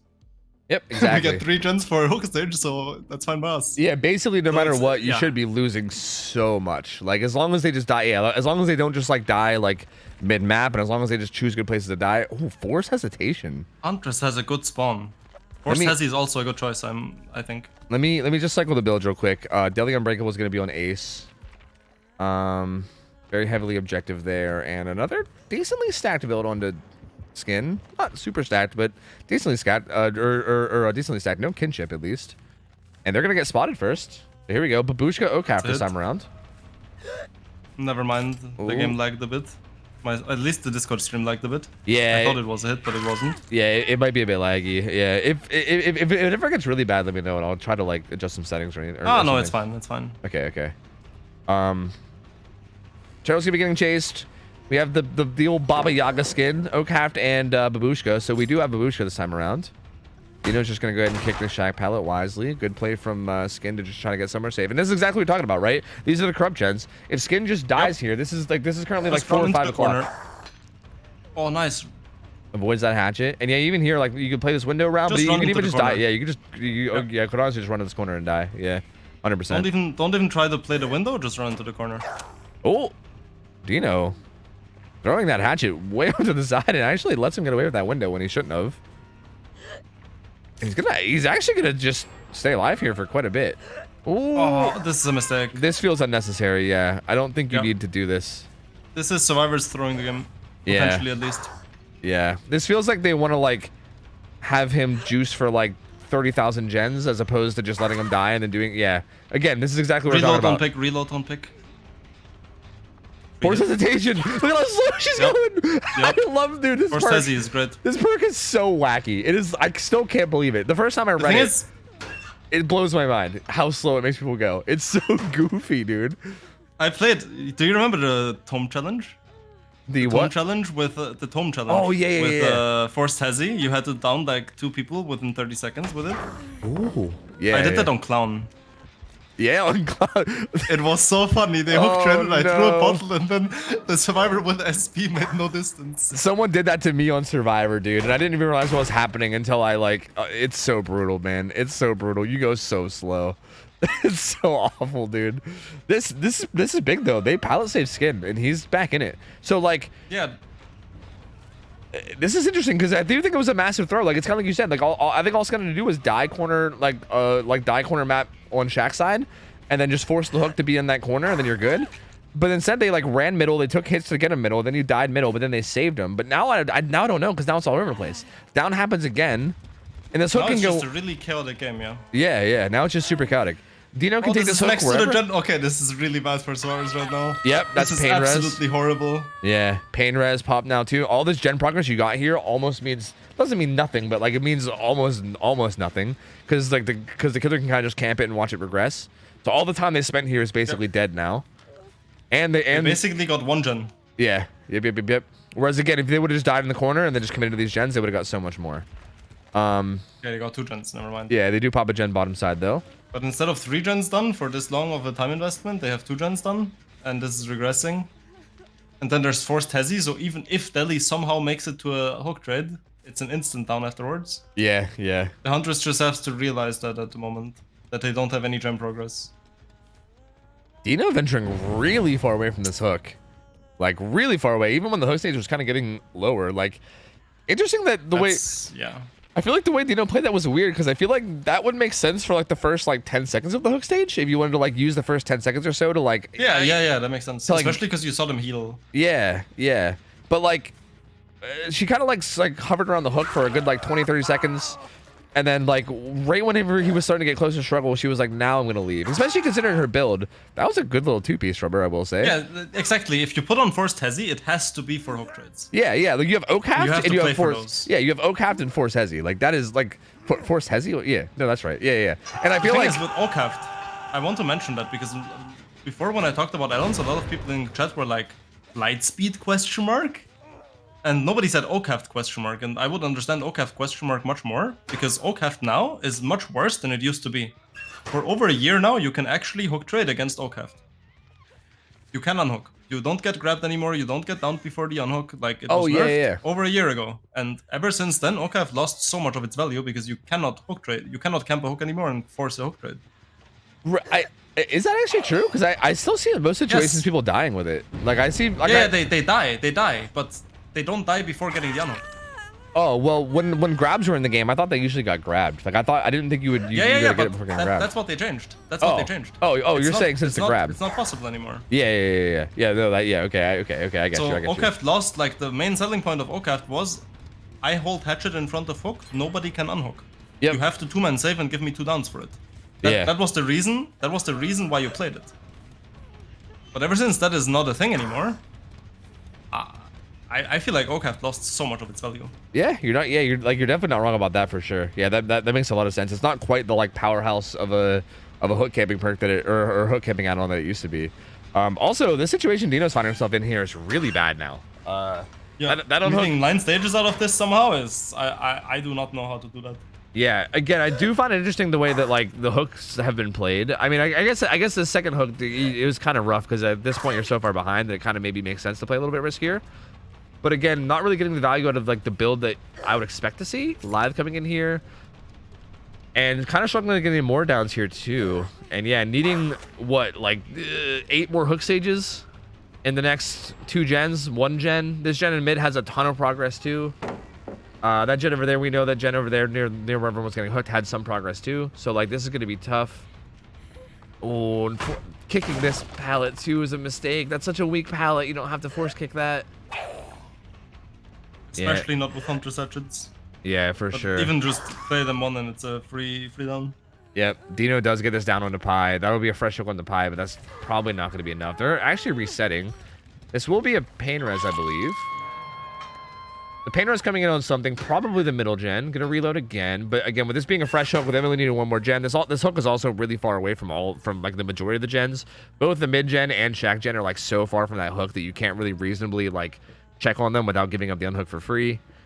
We also have 3 fresh hooks, so there's no survivor that's actually pressured by anything. Yeah. Yep, and Dino has to just walk away entirely. She's worried about Shack Gen. Funnily enough, Shack Gen's not even being progressed right now. So she's stressing about... survivors are mispositioned, I think. Yeah, They should. yeah. The Shack Gen should be like at least 50 at this point. Yeah, and if it was, then it would basically be done for her because she wouldn't be able to do anything, right? Like you can't really like justify walking away from it or else you're going to lose it. But then also if you stay there, they're going to finish the other side. But without that Shack Gen being progressed, now it's like... Again, it's still like Dino's still like way behind. It's still looking pretty good for the survivors, but it's a little like I think if this was a closer game, that would have been a massive mistake for sure. Because Dino's at least in a position to get a couple more hooks now. At this point, I would be surprised seeing anything more than 6 stages out of this game. Yeah, yeah. This is a real tough spot. The gen split's looking really good. Everyone's healthy too now as well. Everyone got reset back to full. Finds skin, goes for the M1 rather than the hatchet. Okay, draws one of that. It looks like they're doubled up there. It looks like they're gonna double up at main too.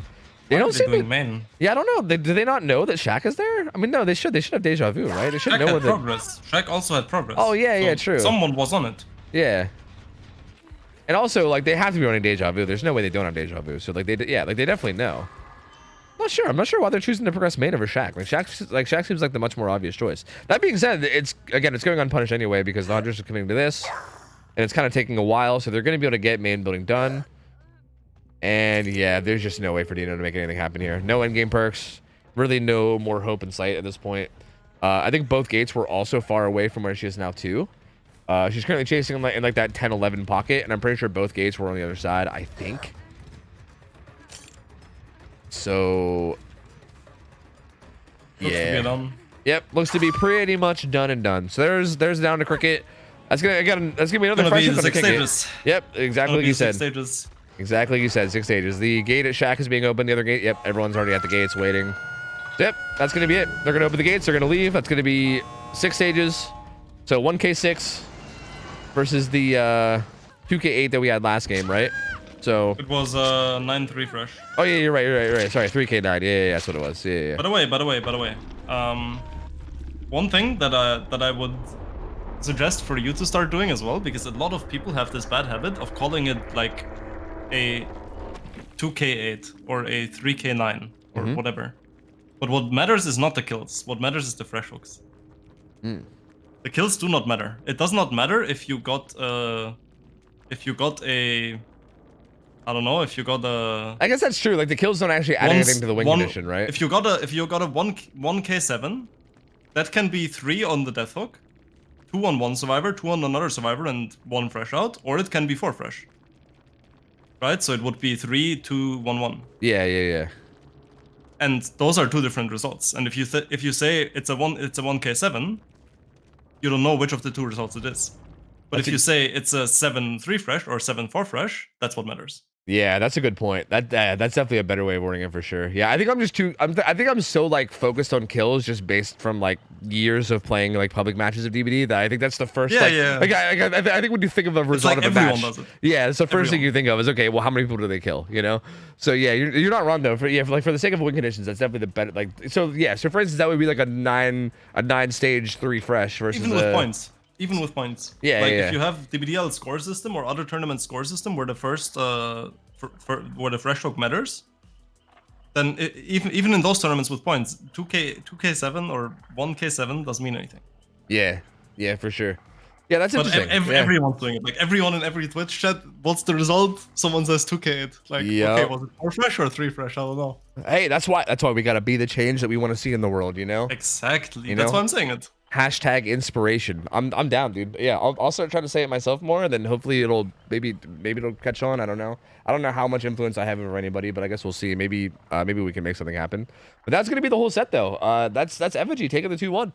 That was a very interesting set. I actually liked that a lot. Like that was just like genuinely like I know it was like there was a lot of mistakes, but I think it was just fun to watch. Like I just thought that was a fun set of games to watch. Like both sides played a bit sloppy, but I think that's what kind of made it interesting, right? Both sides played a bit sloppy. Sometimes it got taken advantage sometimes got taken advantage of better than others, and every game was like super swingy, and I literally had no idea like who was gonna win most matches until like the very end.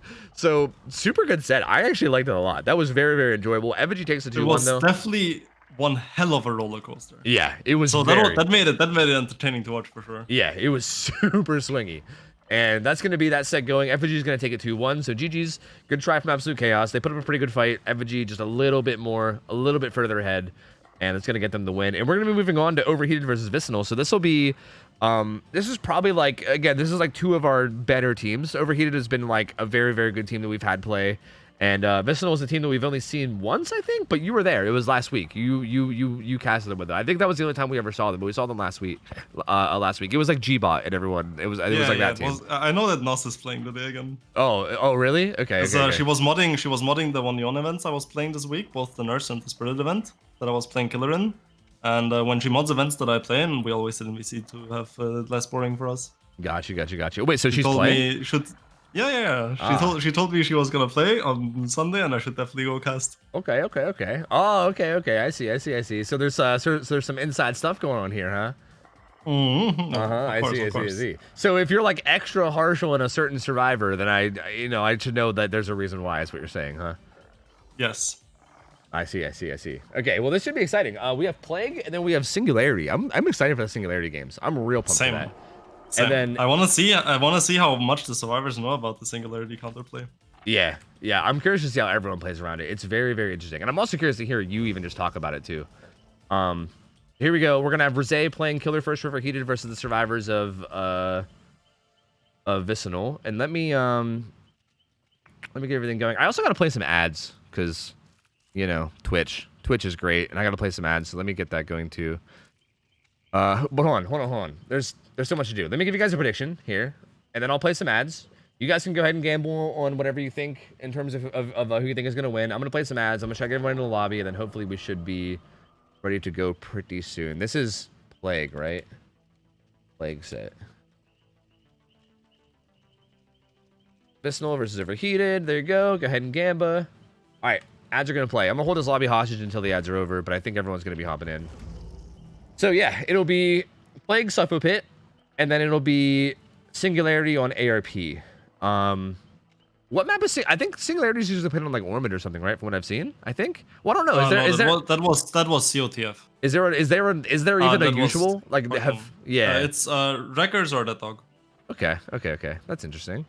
Personally, I think that Dead Dog is the best map for him because there's a lot of like unsafe fillers, but they're connectable, so that's a really nice dynamic with how the power works anyways, where you, like when he teleports, you want to hold W, and Dead Dog is a map where you can kind of do that, but then every pallet is kind of unsafe on its own, so if people play well, it's a really cool map, and if people play bad, they get hard punished.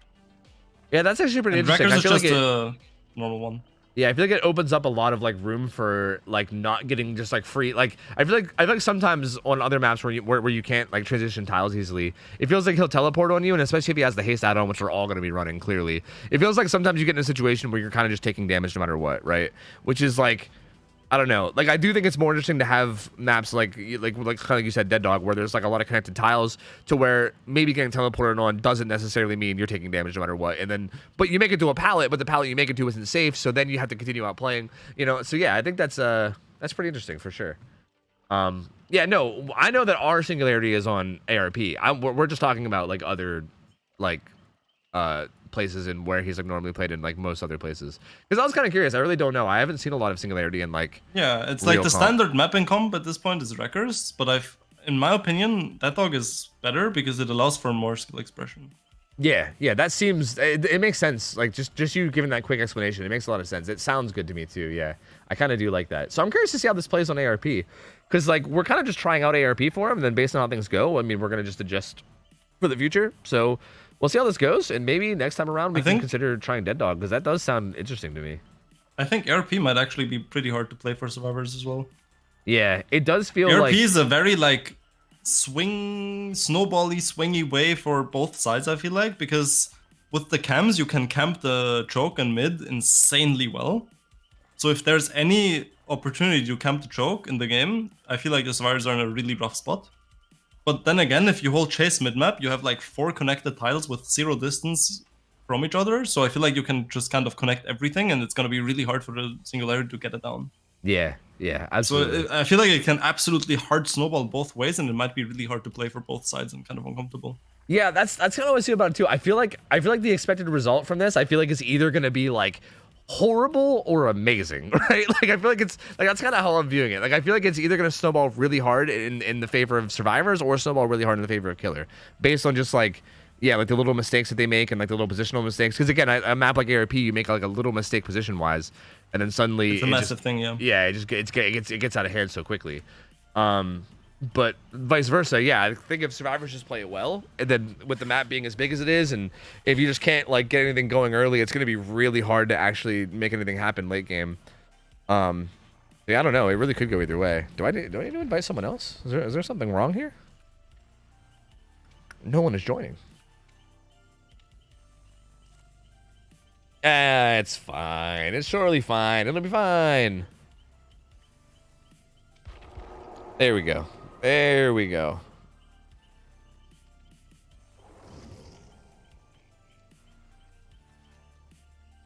Do you think lore-wise Singularity would know how to handle 19th century America? What kind of fucking question is this? That is one hell of a question.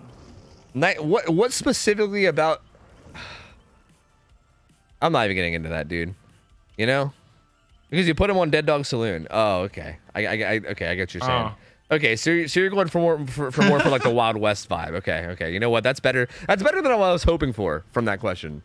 Because like, as somebody that knows a lot about history, I think there's a lot more you can say about 19th century America than Wild West. Yeah, you're right. I think you do fine. I think you'd understand it. I think you do fine. Yeah. I think you'd be the baddest cowboy in all the Wild West, to be honest with you. You can assimilate the whiskey. Oh, shit. So, what do you expect to see in terms of like build and add-ons from? I think obviously that purple add-on with speed. Everything. I think the only thing that we have banned, I believe, everything's allowed. Denied request form. I think. Because if everything's allowed, then everyone spawns slipstreamed and. Yeah, that's the one that's banned. I think that's called denied request form. I think something like that. I think that's the only one that's banned. I think. I gotta go back and relook. If I was haste with increased duration is good. Haste with less stun time is decent. If I was a smarter human, I would probably just keep up this like bounce page all the time. That way I wouldn't have to like go back and find it every time. But unfortunately, you know, here we are. It's okay. It's called denied requisition form is what it's called. So I was vaguely there. He also has Deadman Switch banned on him too, apparently. So I didn't know that, but Deadman Switch is actually banned on him, which kind of makes sense. I feel like you can set up like turrets on, biopod turrets on gens and then kind of just get free Deadman Switch value, which could kind of get insane. So yeah, that's really it. So yeah, no ultra add-on that makes everyone start slipstreamed. And yeah, I was actually curious because I feel like that green add-on that makes the stun duration less, I feel like it almost feels like sometimes you can play around that by like not really teleporting in a way that gets stunned. But I'm kind of curious. Again, I don't really know how the teams play it, so I guess I'll just have to see. But I was wondering how good that add-on is, because I do feel like the extra duration, right? Like the one that like the common that gives you more duration in your overclock seems like a pretty obvious one. Yeah, because you have haste, so it synergizes and increases in value for both add-ons. Yep, exactly, which just feels really good. Do you know if the add-on that gives you less slowdown from pellet breaks also applies when you teleport through the pellet and break it? I'm pretty sure it does, yeah. I'm pretty sure it's the same thing. Because then that add-on is really good as well. Yeah, I'm almost positive it does. I think it works on both of them. I'm not 100% on it, but I'm pretty sure, yeah. So yeah, I think that would be pretty strong, yeah. So that add-on is really nice as well. Yeah. That definitely makes sense. I feel like that add-on is better on Dead Dog though than on other maps, because again you have all these unsafe pellets that you really want to run through. So having less stun duration if you do get stunned is less slowdown if you do get stunned is very nice to have. Yeah, I'm trying to sit here and think about it in my head of like what I need to just watch some games, because I feel like I can't really comprehend on how exactly they're gonna play it to really know, because I feel like yeah I don't know. I'll just trust you, because honestly I can't even really think about it. I don't know. I think the green add-on will probably be very solid if we see it, but I'm not sure what's better, like that or the common. It feels like they both probably have their place and they're both going to be really strong. But yeah, I think it's going to depend on how often that really comes into play, right? Like how often are you going to be like teleporting onto a pallet and then like eating the stun immediately, like the second you teleport? Like, is that something that happens like super often, or is that something that's just kind of one of those rare occasions? I'm not sure. I just don't know. I feel like I haven't watched enough Singularity, so I'm really just not sure.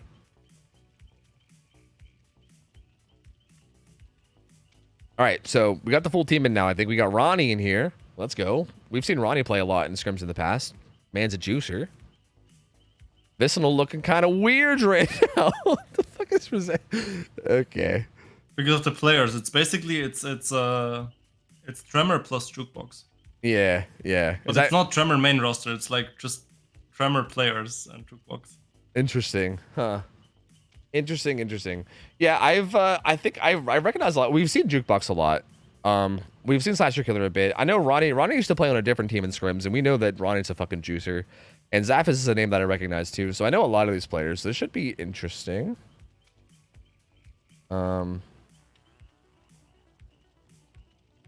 For a second, I thought Rosé was talking shit, but he was actually being respected. He was doing the opposite. He was kind of gassing him up. He was getting scared. Yeah, he started shaking in lobby, and he was like, "Well, this roster." Well, see, at first I thought he was coming in here like fucking puffing out his chest and being like, don't matter who you bring up for, can you anyway? But then it was the opposite. He was actually being like, yeah, you guys are goated no matter what, so yeah, it's fine. But it was the opposite. Instead of being, you know, puffing out his chest and pumping his testosterone, he was actually just kind of gassing him up, which I respect. I respect that. It should be a good set. I'm excited for this. I'm real pumped for this. I think it's good. Yeah. I'm really curious to see how like these teams, because these are probably like the two among the two highest caliber teams that we have. Like it's probably like the top like 2-3ish teams that we have. I'm sure Cruelty's in there somewhere too. And I'm really curious to see how this actually plays around. I'm curious to see how they play around Plague. Again, especially in comparison to that last set that we had, it'll be an interesting change in dynamic to see how these guys handle everything and all the little differences that we see. And is Plague first set? Yeah, Plague is his first set. Yeah, like I'm 100% confident that they will play correctly. Yeah. Okay. So actually, that's a whole other thing that I want to talk about then too. Because if they do play everything correctly, what do you think the result will be? Because I think you said before, like as I said 2K6 before, or something? 7 stages. Yeah. Okay. That's interesting. I would expect 6 or 7 stages with 3 fresh hooks. That would be my like.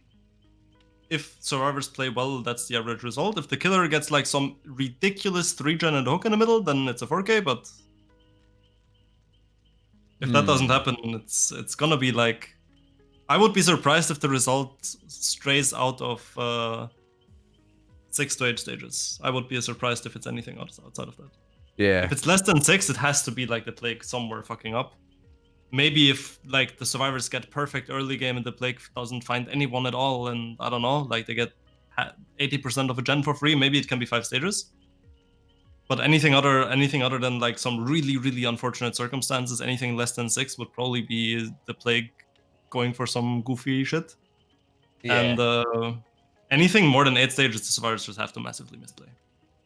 Yeah, but which I do think is kind of reasonable, right, on this map. I mean, I know that these are very good players, so maybe not. But I feel like, again, a map like Sulfo Pit, it does seem like a map that is prone to that kind of thing, right? Like it definitely is the type of map where you make a mistake and it could snowball out of like pretty far out of control. But I would assume that these guys are pretty experienced enough to not make those mistakes. I guess we'll just see. I think they're good enough to have a very low percentage of these mistakes happening. But if I don't know if you've ever seen the GIF or not, but there's the Sulfo Pit incident, which is our team giving the Plague 3 downs at once in the last 3 or 5 seconds of her power. I sent you the GIF in DMs if you want to look at it for a second. 3 downs? Yes, just look at it. It Okay. was the last 5 seconds of her power. I gotta go see this because that sounds wild. The Suffo Pit incident. So like these things happen. No. These things happen even at the highest level, but there's just a very, very low chance of this happening, right? Man, how do I make this big enough that I can show it on stream? Fuck, it's so difficult. Okay, here, hold on. I think I got it. Oh man, dude. Oh my god, that's brutal. It's hard to see because you can't see where. Oh yeah, I see now. All right, I see. Yeah, the Suffo Pit incident. This is like a meme that just gets like shared around a lot or something. That's pretty brutal. Yeah, there's a down over there. Then you guys get double down over here. Oof, dude. That's brutal. That is pretty brutal.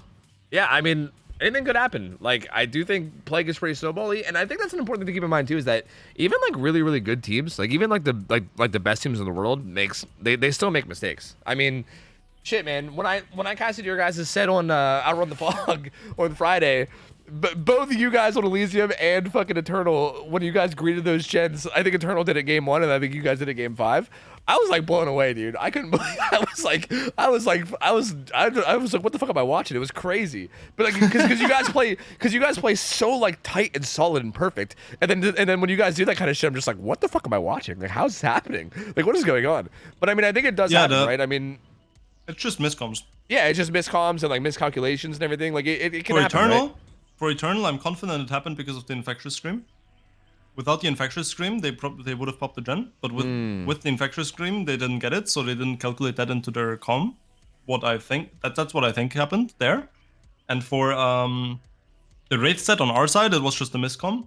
Because Arima correctly called that the Wraith was on him 9 and left him. And the gen was 11.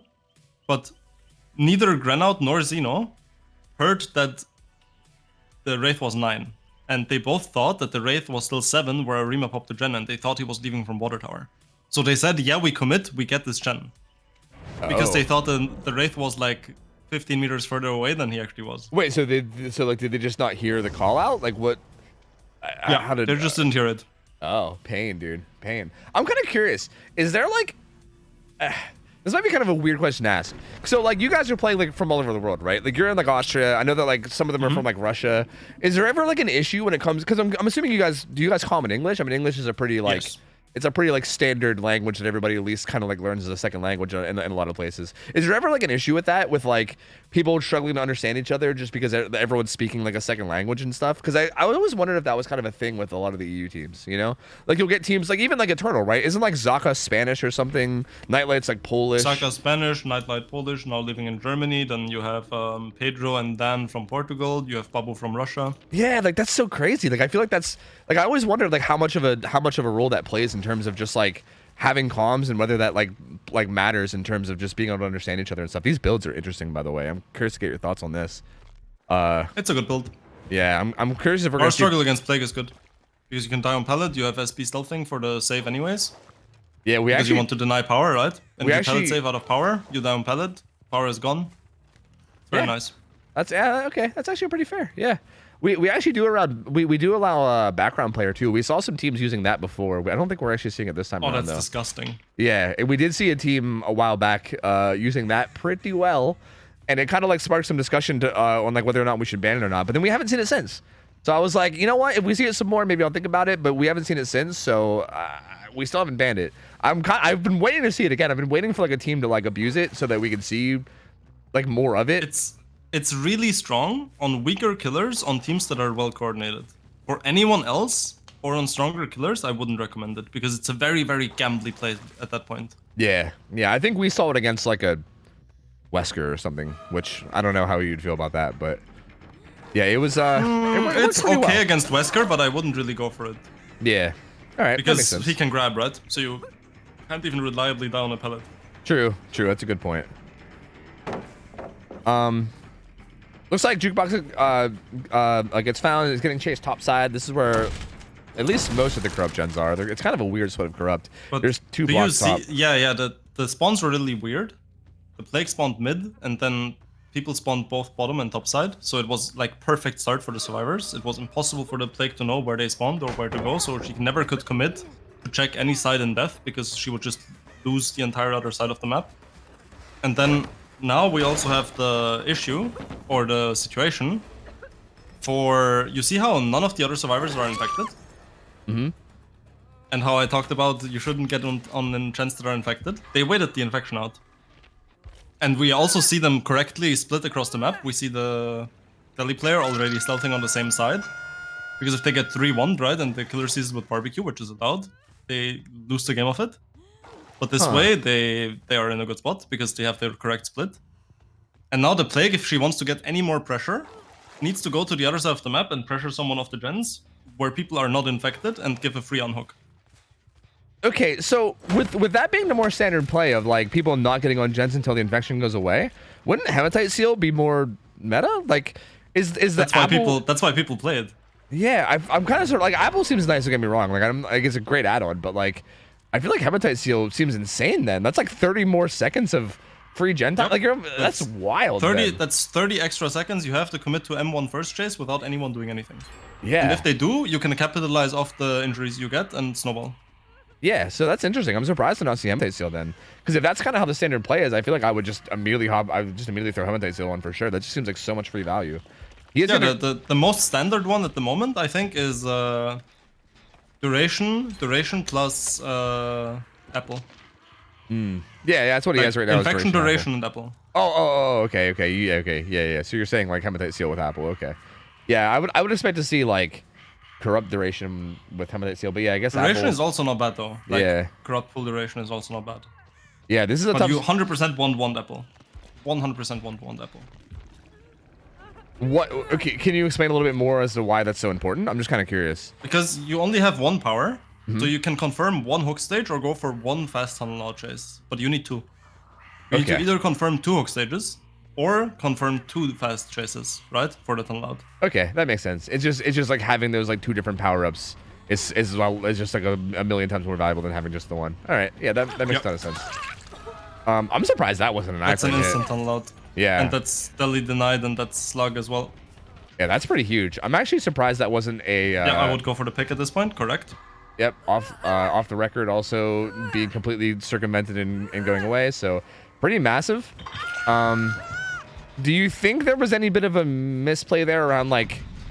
It's hard to say, because I guess it's hard to know, like, the timings of Corrupt. But like, the Corrupt was about to go away, but yeah, I mean, that's rough. That's a pretty fast kill. I mean, when we play Plague, we actually have a timer running for Corrupt. Do you have like Alexa start a 60-second timer, 80-second timer? No, it's a life split. Oh, okay. Just the same way that people time their running on chases, right? Yeah, okay. Interesting. And that's actually running, like, usually for us it always was virtual, but... Or you can just have like a thing, reshade timer and look at the time of when the power starts. Yeah. And then you can call add-ons this way, and you can call when the power is gone. Yeah, because it should be 60-80, right? Like 60 default, 80 with this, I think, right? I believe. Yes, it's 60-80. Yeah. Ronnie actually avoids getting puked on there. Was some good pathing. Yeah, that was some very good pathing from Ronnie. I think Saf pops the gen, actually. It's kind of nope. Never mind, he plays it safe, correct play. If he doesn't get it safely, if he doesn't get it cleanly, this is the correct thing to do. Yeah. And we also saw Slasher. We also saw Slasher on logs, so he's ready to get back on that, exactly. Yeah, that's really good. This is the top 3 gem broken. Saf is a good M1 chaser, he's gonna play this well. Yup. Place the window again, mail vaults, nothing the killer can do. Makes front main pellet now. Saf is probably the best NA player in chase. Yeah? Best chaser in NA, yeah. Interesting. For M1 chases. Yeah, he's playing this really well thus far. Like, that was disgusting. That was so good. Like, he like I assume he has resi. I would assume he has resilience. Yeah, he does. Yep.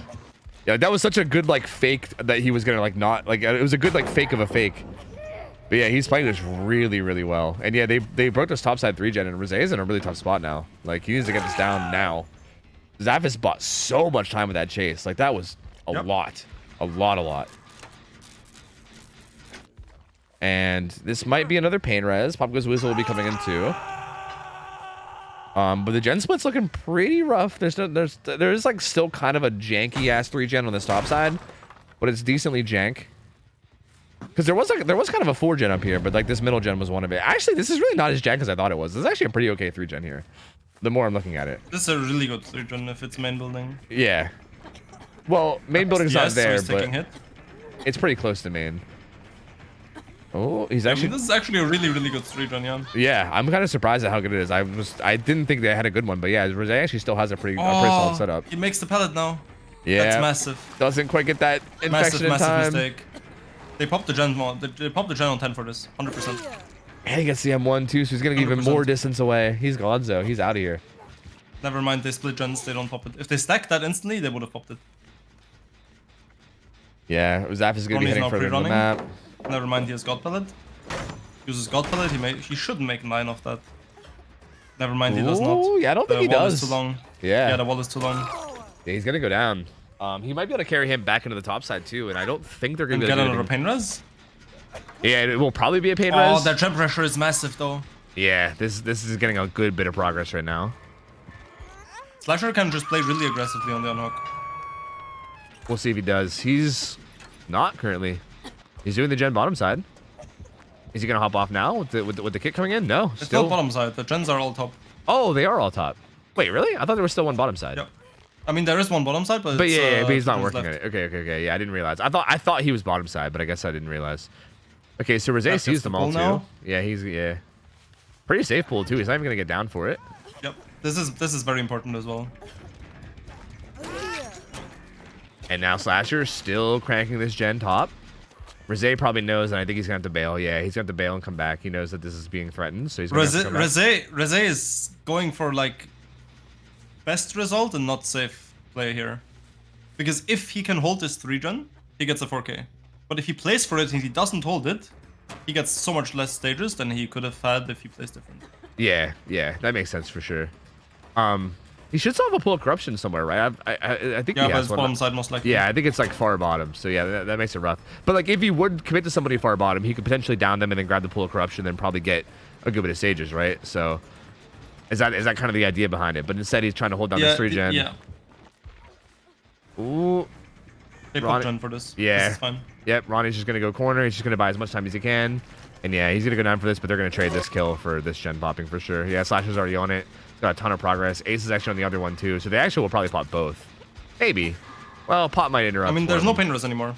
Yeah, true. He might be able to get there with Pop. Actually, maybe not. And this is Resi, yeah. This is Resi, they should pop. Yeah, Resilience is actually gonna do work here, and it should get him the spot. And DH as well. Ooh, he's gonna bail. I think they could have actually gotten that. But they go for the safe and stable play again. But they give significantly more hook stages this way. Yeah, and Slasher Killer goes down. Slasher's still worth a paid res too, right? So it's actually this is massive. He should just pick right away. I'm surprised he didn't. Yep, I mean, he knows that the pop bought enough time.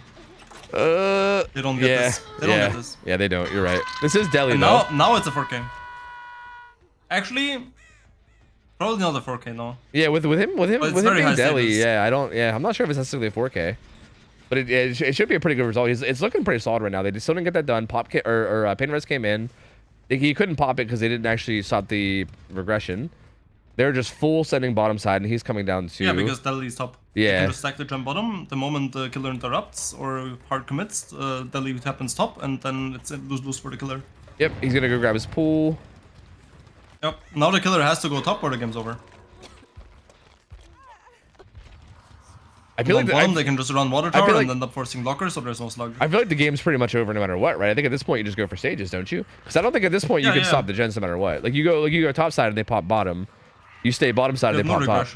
Yeah, I think no matter what, I think they're gonna pop the gens here. So I think you just go for stages. I'm kind of surprised. In a weird way, I'm kind of surprised he went top. Ooh, okay. That was clean. That was really very clean. That was actually really nice. Yeah. Good little fucking fadeaway, dude. The fucking LeBron James of Plague out here. Gonna grab this hook, and you know what? He might actually be able to interrupt that bottom side gen, because I would expect him to be doubled up. One of them needs to be rotating. I was gonna say, one of them needs to be rotating and pass the killer in mid map, and this is where the positioning gets hard in the 3-1. He should be looking, right? I'm surprised he's not looking, because he's gonna fake commit to this. I think he's gonna fake commit there and then turn around. Yep. Okay. He spots the rotation now. Yep, he spots the rotation, and now they're probably getting 4K. Interesting. Okay. Yeah, that down on that pallet was fucking massive. That was so huge. Like getting that as fast as he did was massive. He's gonna kick that with pop. He saw the progress on the bottom side gen too, I think, and realized that it wasn't that progressed. Has Zavis here.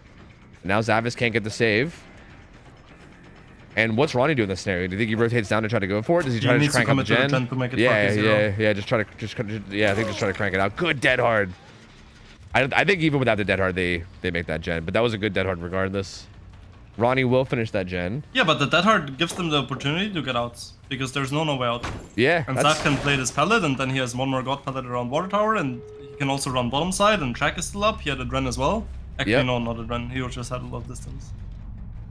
Yeah, so this is interesting too, because this is the okay. So I asked you before about the whole like no ed versus no way out thing. I mean, I think Plague is to me seems like more like one of the more obvious no way out choices, but interesting to me that Rosé has no ed. No ed is weird. Yeah, No ed is the weird pick. I do think that is strange. Yeah, because I think no way out in general in Plague just seems like the better option, but like specifically a scenario like this, it's so much more valuable. Yeah, because I think Ronnie is worth like multiple. Is no, this it's hole? Zappis.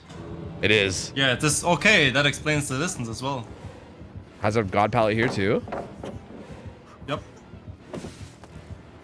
And does he just hold him here at this point? Like, what do you do is oh. That's massive. Yeah. I thought he would run with that, but he didn't. Oh. Oh, that's big. That's big. Yep. And that's gonna be Zavis going down again. The thing is, Rosé committing there is a massive throw, because if Zav just holds W around, he makes a get.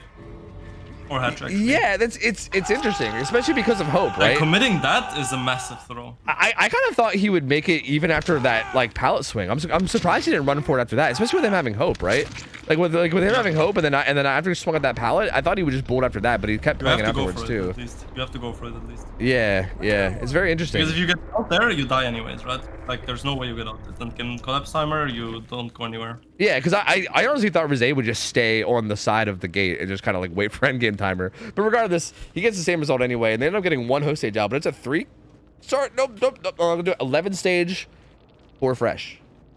All right, there we go. I caught myself. I got it. 11 stage, 4 fresh is what he ends up getting for Rosé.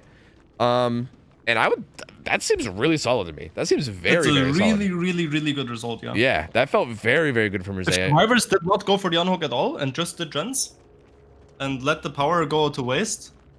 Well, not to waste, but the power is to commit and to confirm the death. And then the other power is they knew the other power was edge 7, so it didn't matter.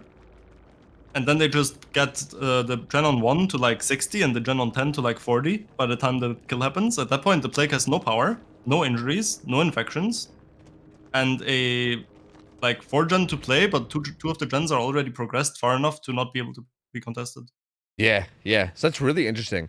Again, it's such a shame too, because the power was so close to being out as well. Like, I feel like, again, I don't know if like, see, I'm glad to have you in the call, because I don't know if I'm like expecting too much out of people, because for me, like, dude, if you get me on a survivor scrim, I'm a fucking lost idiot. I don't know what the hell I'm doing. So like, you know, it's hard for me to like judge how people play when I know I can't compete at their level myself. But I guess from my thinking point of view, is it seems like a really good set, like a really good team of players should be able to recognize, kind of like you said, like having timers on Plague, right? Like when they grab their power, you should be like, okay, it's either going to run out at like 60 seconds or 80, right? Like if 60 seconds is gone and it's still not out, then you should probably know that it's going to run out at 80, right? I mean, maybe they're not like setting timers and stuff, because this is just like a, you know, there's no money on the line. It's not like a tournament or anything. So maybe they're like, I don't know, maybe they're not setting timers. Maybe they just don't do it ever. I don't know.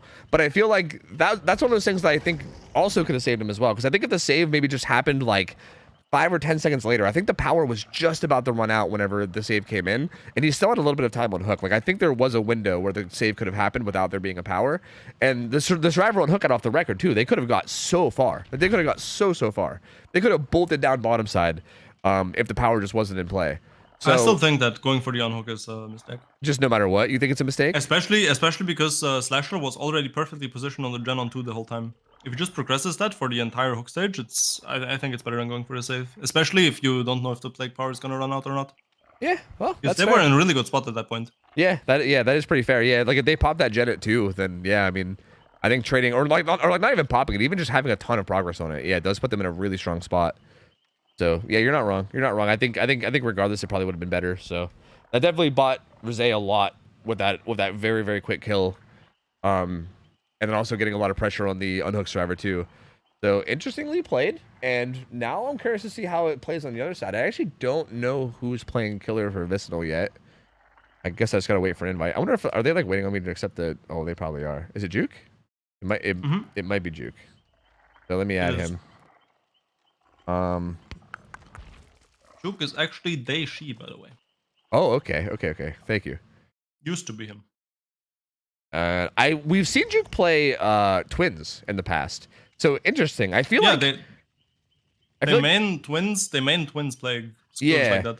I was gonna say they seem similar in terms of killers, right? Like Plague and Twins. They feel like they're very like area control, like macro heavy.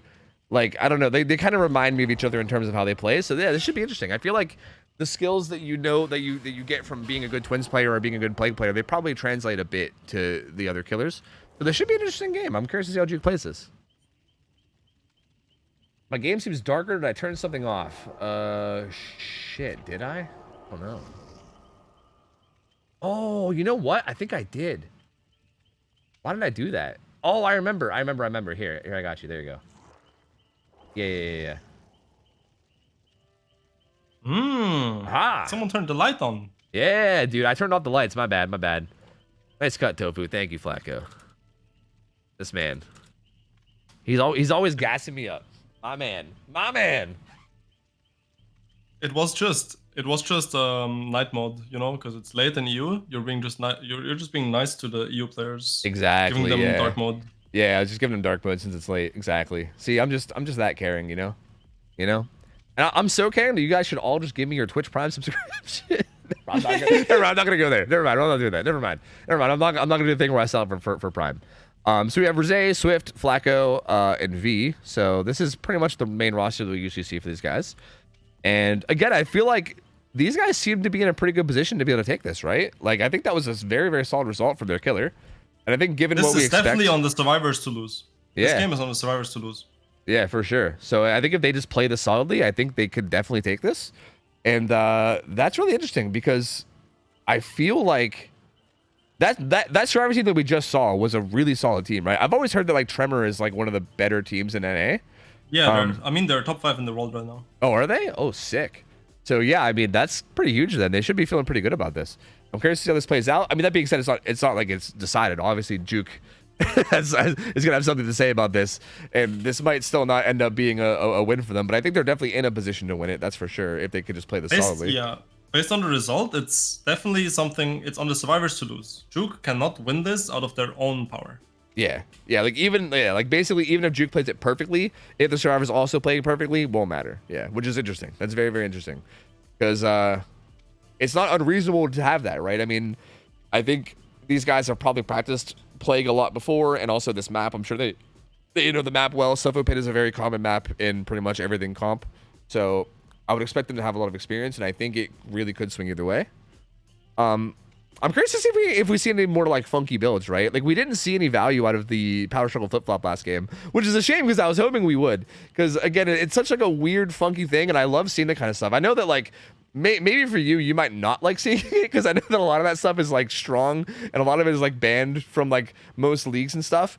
But I love seeing it, and to be honest, like a big reason why I allow so many things is I kind of want to see shit get abused. You know, like I want to see really strong things get like get abused for the sake of having fun watching it, and then banning it once we have a good experience of seeing it get abused.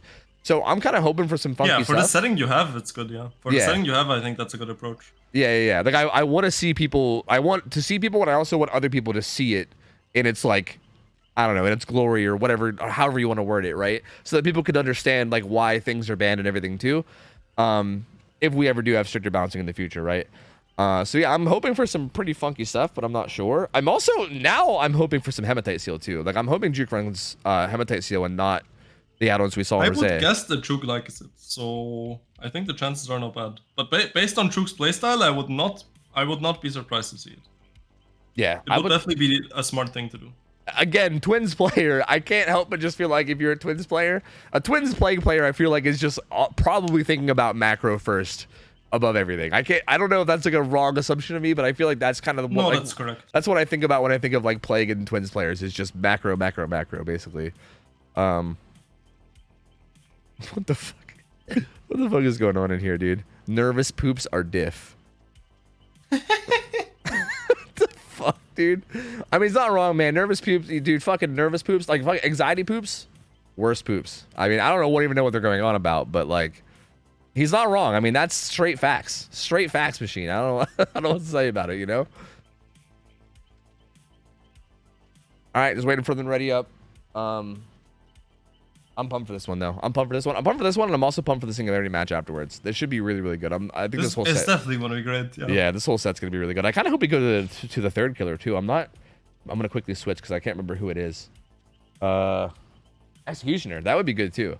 I would love to see these guys play Executioner. Yeah. After we played 2 sets of PH against Eternal recently, so PH is would be fun to see anyways. Yeah, for sure. Absolutely. I think that'd be great. Yeah, I've been watching a lot of PH recently, and again, yeah, with like the sets with you guys and Eternal and everything too. I think we've been seeing it a lot, and obviously like the restrictions will be a little bit different, but same map and everything too. So I think it would be really cool to see, especially with these two teams that are both really good.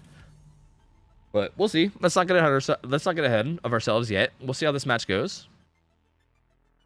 And so again, Duke's gonna need a well, not really a 4K. It was what, 10 stages? No, actually it was 11 stages. Yeah, no, it was 11 stages. Yeah. So yeah, Duke's gonna need a 4K basically. Just a flat out 4K is what's needed to win. And the survivors are gonna just have to get some hook stages out, ideally 2 to win, but even 1 would at least result in a tie. And let's see how this goes. I still expect no way out. Yep. Personally. There it is. Yep. Double apples. No hematite seal. Aggressive build. Yeah, let me quickly check the builds. If I had to guess, Juke's gonna want to get like 1 infection to make people move, then take apple and get a fast down on the others of the map. That's like the game plan with double apple. Okay, that makes sense. Yeah, like you infect one, and then that kind of gets everyone rotating, and that kind of gets them on gens. Exactly, yeah. And then you can kind of like predict where they are, so then you just grab the apple and go ham. Yeah, that makes sense. But like, that's a bold strategy to me on Suffo Pit. What map is Plague normally played on in like most comp leagues? Suffo. Is there?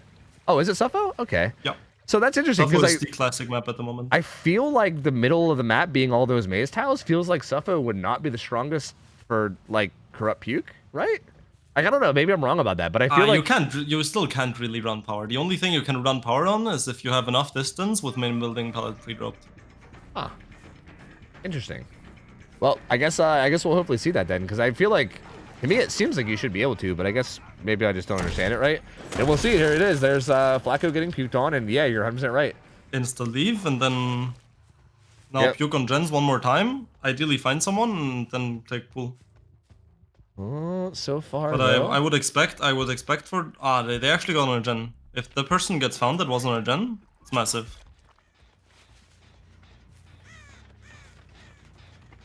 Juke's struggling to find anybody at the moment. Ooh, the stealth working out pretty. I think Rosé was the one that was on that gen, right? I believe. Yeah, Rosé not getting found. I think he was just in like those filler tiles, I believe. Flacco getting injured right now is information for Juke that he's doing top mid. Yeah, because that was really fast. So. Which is pretty significant. This gen having progress as well. Again, no one found. Well played. Never mind. Yep, does find tap now though. Did we get that puke? The pulls are kind of close. There's one, not really that close actually, especially if he stays bottom left. Good vault there though. These interconnected tiles can be so gross with these windows, man. He's gonna go for the pool now. That top pool, yep. That top gen is getting pretty far. Oh, getting on that bottom mid gen is really ballsy right now. Yeah, that's interesting. If Juke finds this player right now, yeah, they can win. Yep. So this is interesting. Rosé. This is exactly what we're talking about. Ooh, stuck on this bottom right there. This is the 2-tap that you're trying to get.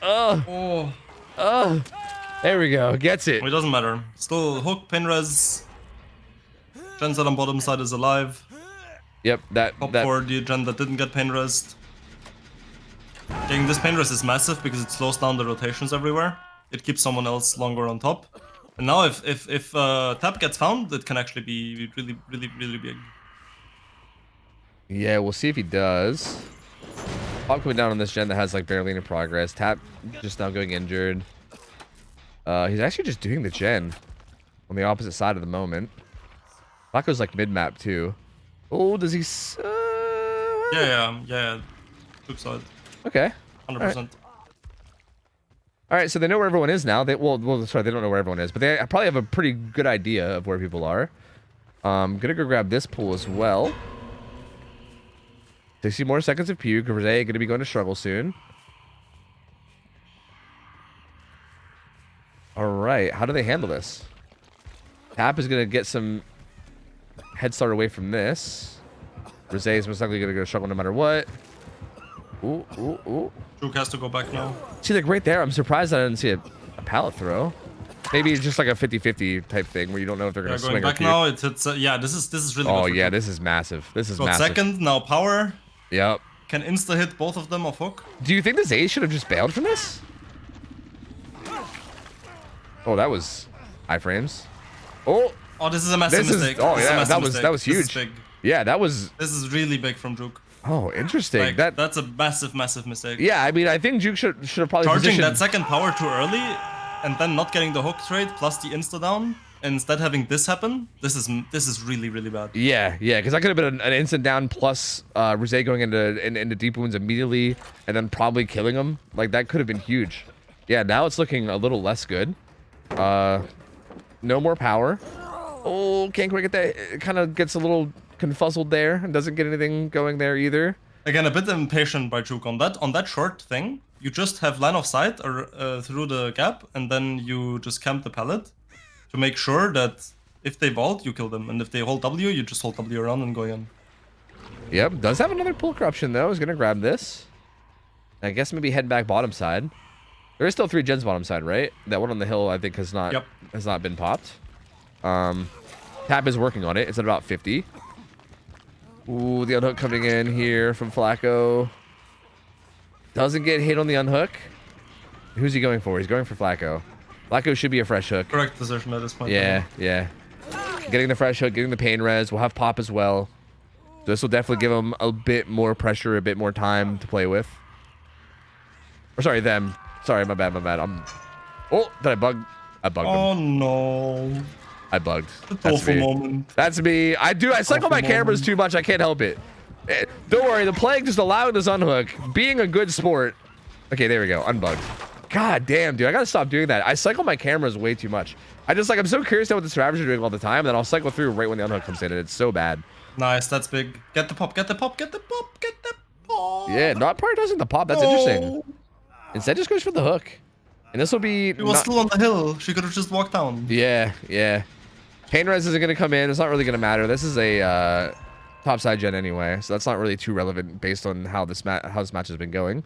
No. But that base one will come in. So This will be pop. But the basement hook is massive, of course. Yeah. I don't think they have a oh no, they actually do have a ton of progress. Never mind. Yes, because that pop would have been huge because they could have popped the hill on the gen on the hill, not the Jill. Yeah, the Jill. Yeah, the Jill. They could have went ahead and popped the Jill, and then they could have got the pop from that basement and brought it over to this other gen and had just massive aggression all around. But now that gen that's bottom right has a ton of progress, and that's a major threat. Like, I don't think it's winnable anymore. Yeah, you got to be really concerned about this. In the moment they got the down on 9 and then went back to the hook and could have gotten hook trade plus insta hit plus insta tunnel out. That was the moment where Juke won the game, and the moment that mistake happened, it instantly went back to can't win. Huh. See, okay, wants to get struggle, finds Rosé. I'm kind of surprised that Juke is leaving that bottom right gen so heavily. It's because the power is needed to get the pressure now. Huh. Yeah, it makes sense. But I mean, bottom right gen pops, so the 3 gen's now gone. Rosé is here. He's death hook. Ooh.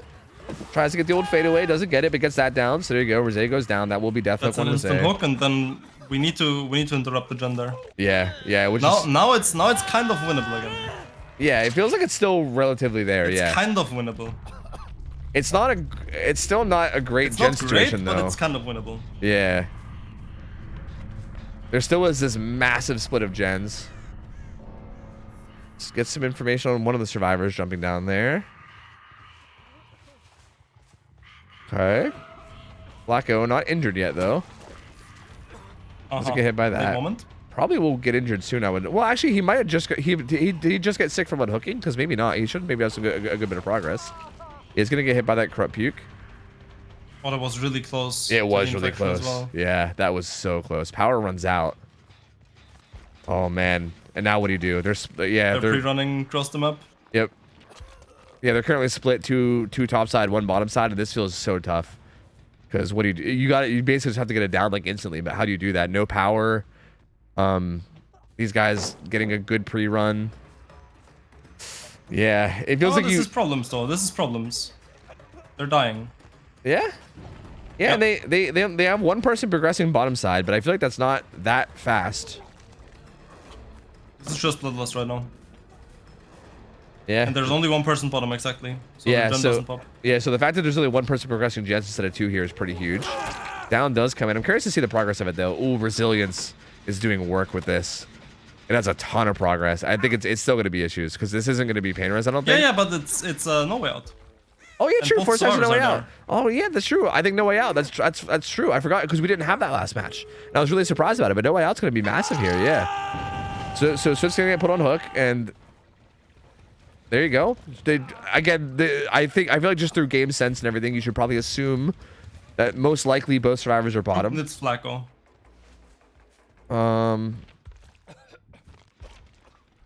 We'll see how these rotations work. And if Juke can catch them off, finds Tap. So again, this is also pretty massive because like you said, they should have known that Flacco was down here because Tap was one of the ones they were chasing top. So now you know for sure that they're both down here. Yep. Finds Flacco. All he has is Shack, which is basically nothing at this stage. This is I think Juke can win this now. Dead Hard, I think, on him. Good bait though. Very good bait of Dead Hard. Interesting. Yeah, and this I wouldn't hook this. Yeah, I feel like it's does get this base and hook. No way out's gonna be running out in about 5 or 10 kind seconds. of has to hook this anyways because they get the save in time. Yeah, That's kind of problems. Very split gates too. Very split gates. Oh man, this could still go either way. I don't know. Oh, I don't know. You have to. Yeah, I think a tie is possible. Yeah, it feels like a tie is extremely possible. But Juke has to realize that there's gonna be someone trying to cross. Yeah. Because this gate is 0. Oh yeah, tries to find people rotating, finds the sees them now, but they're really far.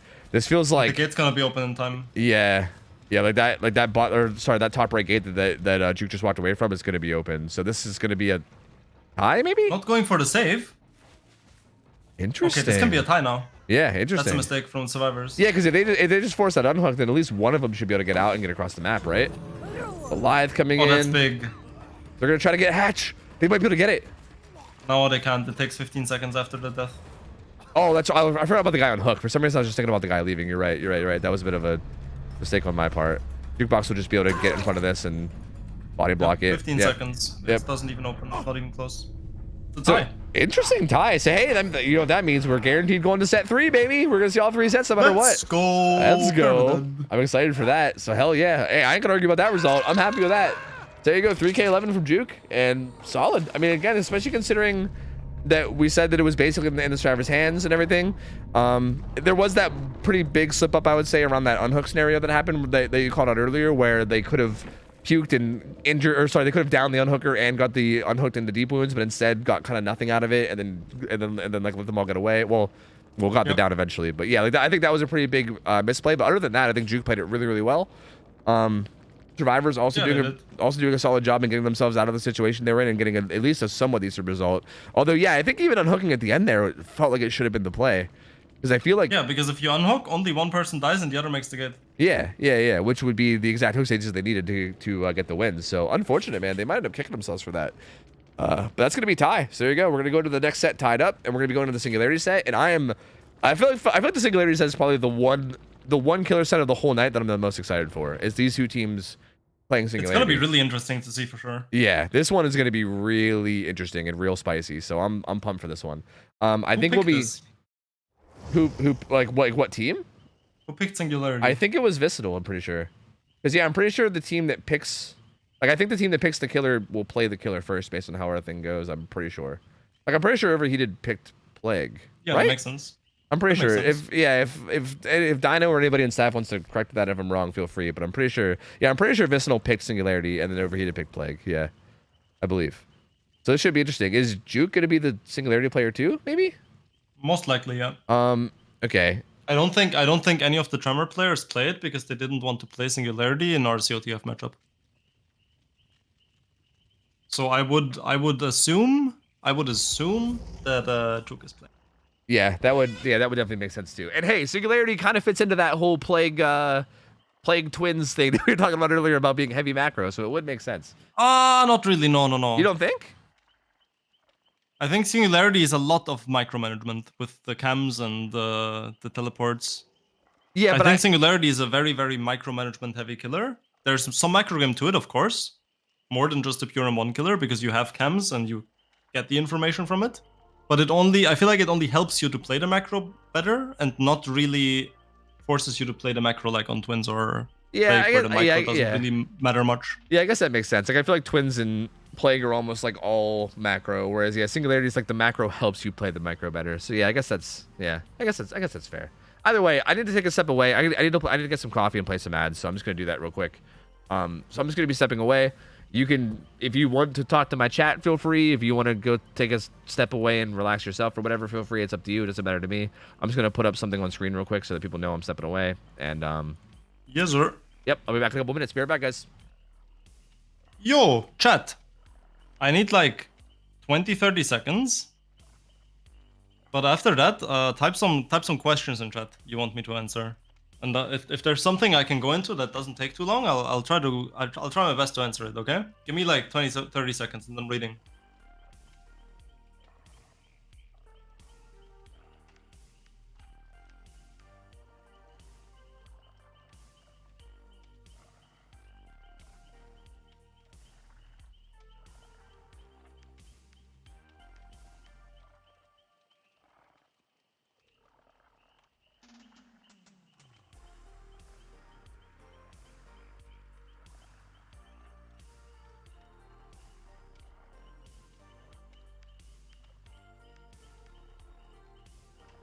Yo! What's up, chat? What is the main thing holding Nemesis back in comp apart from the add-ons? Just that his nature is... He needs to get tier 2 to be a real killer, right? But... Getting tier 2 against players who know how to play pellets safely and pre-drop them and play distance it's gonna take a while. So that's why Nemesis is kind of in comp. As the reigning champion of zero rules, violations, or penalties in S8 EVDL, do you have any advice for teams that get lots of -2? Reading rules, number 1. Reading balancing, number 2. And the two most important things are, 1, when you make builds, when you post them for your team, right? Like you have some screenshot or some text that you're posting, double check that every perk is allowed. And number 2, when you're in lobby, in the tournament game, in the scrim game, whatever, you read out every player's perks. Unless the tournament requires you to screenshot them, then you just screenshot, let the staff do their work and play the game.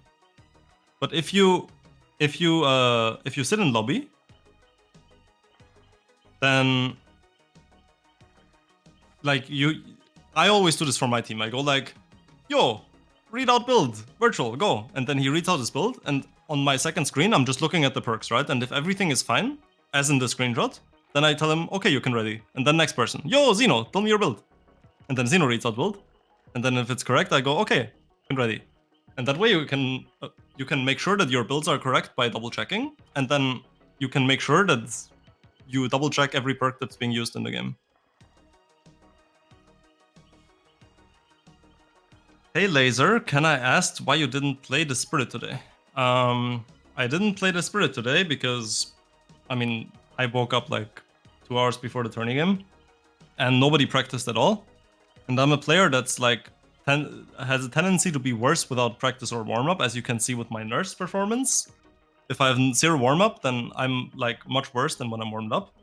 And Zeno knows that as well. So before the games, I asked Zeno if he wants to play Spirit or Nurse today, or both, or neither. And I was like, I'm down to play both. I'm down to play neither, whatever you prefer.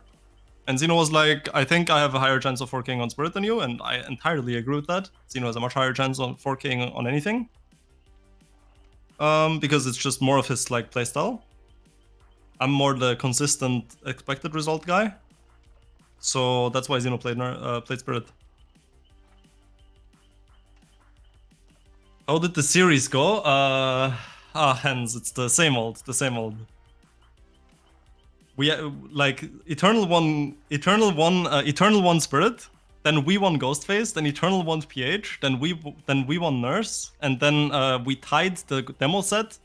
Like Zeno got 3 stages on demo Hens, 3 stages, and then we tied it. We got 3 stages against Saka, and then we replayed demo, and we got Survivor first, and we got 9th stage 4 fresh, and then Zeno got 8th stage 3 fresh. So we lost, like we went 5 sets again and lost by 1 stage because our Survivor performance last game was just bad. Hello. Hello. I am back, and we are starting. Nice. I had some interesting interactions with chat. Yeah, I Mostly feel like good. Yeah, actually, that's surprising. I feel like when I hear interesting in chat, I usually, especially this chat, I feel like it's usually not a good thing. But hey, well done, chat. Well done. Proud of you guys. Here we go. We're starting it off. Juke playing Singularity up against the Survivors Who Overheated on ARP. This should be a very, very interesting set. I'm curious to see what the builds are. I'm curious to see how they play, and I'm just curious to see how this goes in general. Like, I have no idea how the Singularity is going to be able to, or how Singularity plays at like a level like this. I feel like it's going to be really interesting. Here we go. We'll cycle through the builds real quick. Okay. Oh, two-sided map without spawn offering is so rough for the killer. Yeah. Like, look at the spawns. The Singularity spawned bottom side, and then 2 people spawned mid, and 1 person spawned 8. Yeah, that's interesting. That's kind of something I'm realizing more. Someone brought that up a while back, and I was like, I'm not really sure. Like maybe it's something we'll like consider. I'm not sure how much it affects it, but it does feel like on these 2-sided maps, especially. On 2-sided maps, especially, it's absolutely massive. Yeah, brutal. Bit of mistiming there on Juke. I know that you can teleport to the other side of the window if you like wait a second after they vault, and I think that's what Juke was trying to do, but didn't quite get it. The add-ons are the speed plus the extra duration of overheat. So that stun duration add-on not coming in, and obviously you could see it there if it was. But this chase on the Swift happening pretty quickly. Ooh, actually gets that hit. Has to drop that because if Juke swings, otherwise it's a hit. Yeah, that's very interesting how these pallets play. Can't quite get that teleport. Ooh, tries to camera it. I think should have him here. Oh, no, never mind. Good play by Swift being able to spot that out. Teleport's on the other side of the window, though. This is a down, though. Yeah, this should be a down. I don't think he makes this. Haste. Yep. Haste. That haste is just so strong. Down comes in. How's gen progress? Rosé's got one at about 80. These guys are duoing. And this right there is the perfect explanation of why the spawns being scuffed on 2-sided maps matters so much, because now the gen that's on 4 can pop.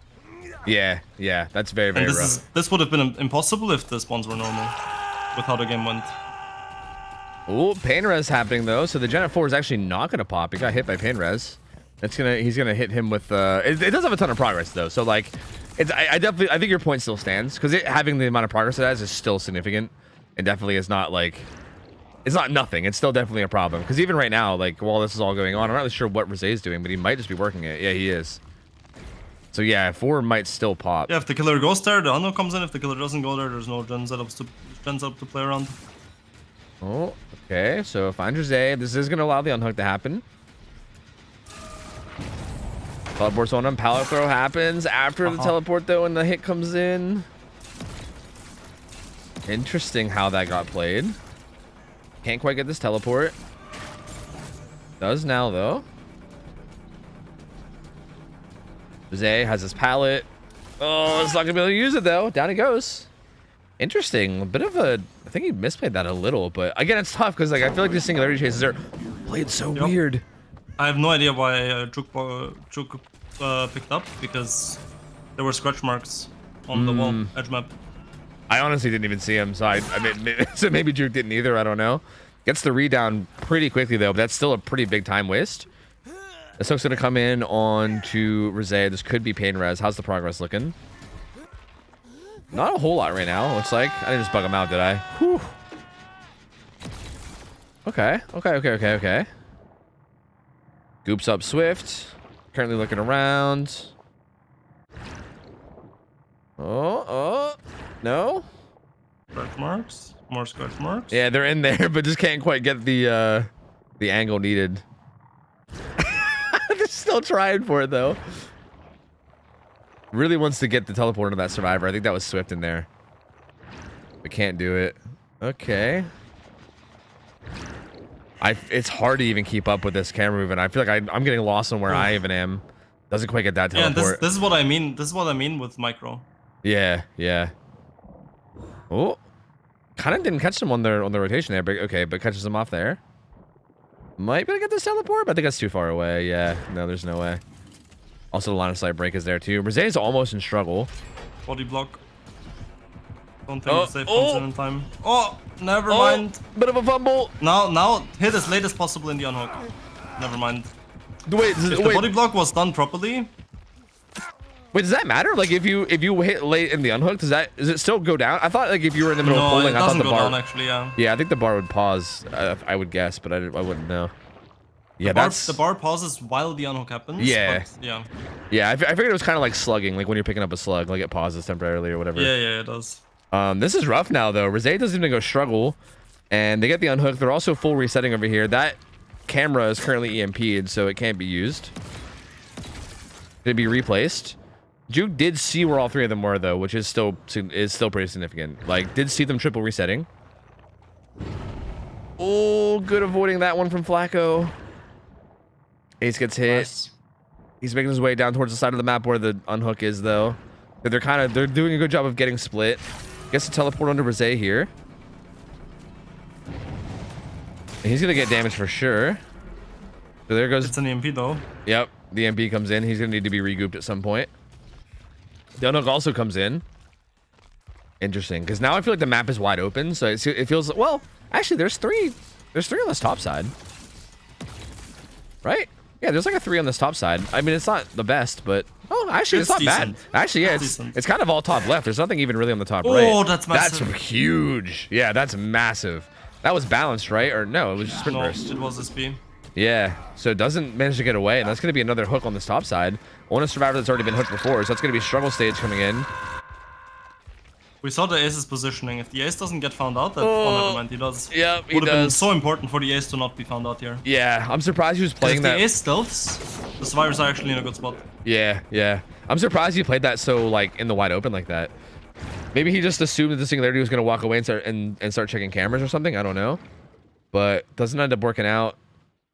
Flacco's here as well. He gets scooped up. Looks like everyone's basically here on this side. Yeah, they know they have to pressure the 3-gen and the unhook. But I think it might be a bit late for it. Yeah, I think Juke recognizing that is just going to play really close to this hook as well. There's not enough gen progress here for this gen pressure to really scare him that much. And unhook comes in. Okay.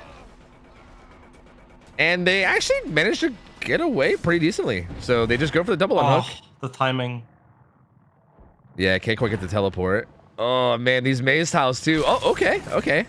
Actually does get this. I didn't think they would be able to. But does get this. V though buying a good bit of distance, and again, as long as they trade this kill for a gen over there, it should be fine, right? Yeah, Yep. That haste swing is just brutal. You go so far. No counterplay. Are they gonna get a gen done here though? Rosé grabbing up EMP correctly. Yep. And there's there's V dying. This gen here Can be interrupted. Yeah. Chuk just needs to go there. I think Chuk was in cams too long. Yeah, I think so. I don't think Chuk makes it. Nope. I don't think they make it. Oh, it's gonna be so close. Does they just commit to It's this? at least a free hit. Yep. Yeah, he does get the hit on him, but the gen does pop, so that's unfortunate. The potential 3-gen top side is gone. Rose gonna head down towards bottom side, get gooped up. Oh, that heal. What? The heal. Goodbye, all that healing progress. That was so much wasted time. Yeah. Oi, oi, oi. I didn't see how far the bar was. Was that heal at like 80 or something, I think? I couldn't tell. But that heal looked like it was pretty high, I think. And goodbye, thanks to Sloppy Butcher. So I guess massive Sloppy value. Finds Ace here. Getting the quick goop up. Getting the quick teleport. Just gonna pre-drop this. This haste though is pretty brutal. Gonna stay just on him. See if he can get this teleport on the other side. No, doesn't quite get it. I was close. Yeah, it's hard. It's really tough because you gotta like let them take a step, and it's really weird to do. Firecracker play for Swifty though coming in. It doesn't feel intuitive at all. I agree with that. Yeah, it feels a bit Is weird. the swing again? Has enough distance that doesn't get hit though. Duke gonna teleport again. So we're just gonna hold W around. Yep. Okay, all right. Final gen pops on bottom side. Swifty does get downed, and that'll be his second stage, so not a I think fresh. Flacco is the goal right now. Yeah, Flacco, like getting Flacco out for the survivors. Flacco needs to hard stuff, basically. Yeah. Flacco is like the prize here for both sides. The gates are the pods always throw me off, but I think both gates are top right now, Was right? that a Flacco spot? Oh, yep, it is. Oh, that's massive. Yeah, that's huge. Chug knows. Yep. Is Flacco aware? I don't think over there. Flacco's aware. I don't think Flacco's aware. Oh no! Good. Flacco is not aware. This is a 4K Huge. potential right now. 4K potential. Yeah, actually, it actually is huge from Juke. Heading back over now, finds Jose on the unhook too. There's no Unbreakable in play. It was on V, so Unbreakable's Gonzo. So this slugging is actually going to be very important, and it's not going to be easy to get around. Oh, Juke trying to decide who to go after and how to handle this. Just trying to play the middle and kind of play both of them right now. He's just gonna take the hook on the Flacco. Going for the pick is the correct play right now. Yeah. The unhook came in too fast to get the 4K out of it, so getting this fresh is really, really important. Yeah, they split too much. I feel like if you commit to either one, then Flacco gets away. And yeah, that fresh hook is massive. Yeah. We'll see what they're doing. Both is Noah. The Noah is on the hook as well. Yeah, that's actually pretty insane. But both gates are top side. Rose is currently doing the one over on the side. Just taking the 9-4 fresh is honestly a good decision here, I think. Yeah, this feels solid. This feels solid for sure.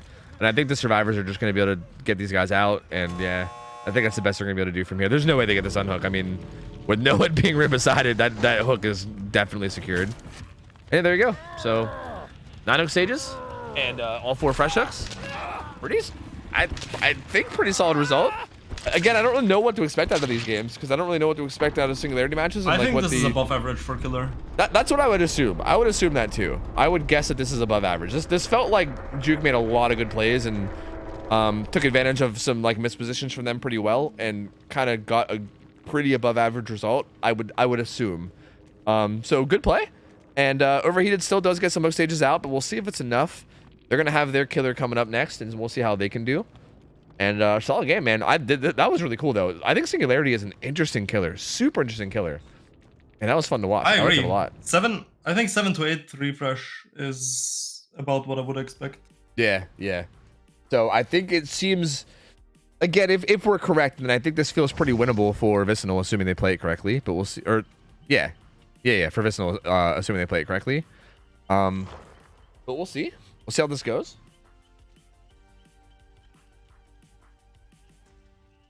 Check Scrim mod chat ASAP, please. Okay. I think someone from the third set can't play or something. If I read chat correctly. Pain. Oh.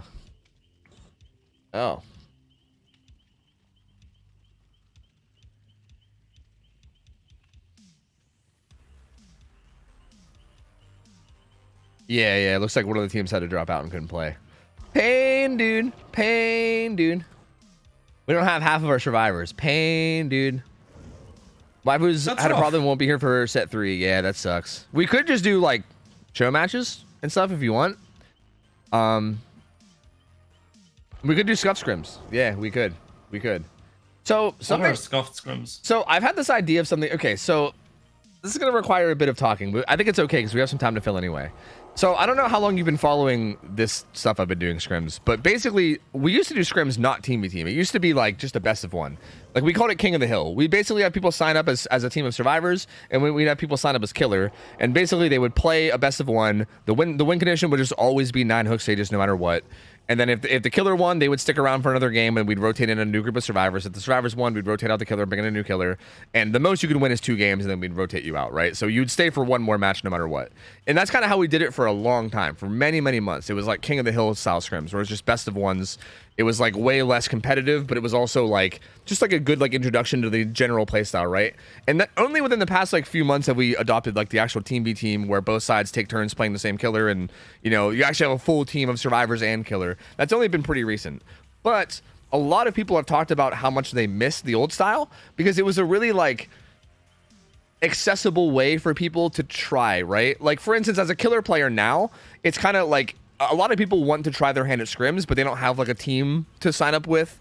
And like also like getting a team to sign you as a killer is kind of tough because there's so many killer players out there. So like if you're just a killer player that wants to try your hand at scrims or whatever, it can sometimes feel hard.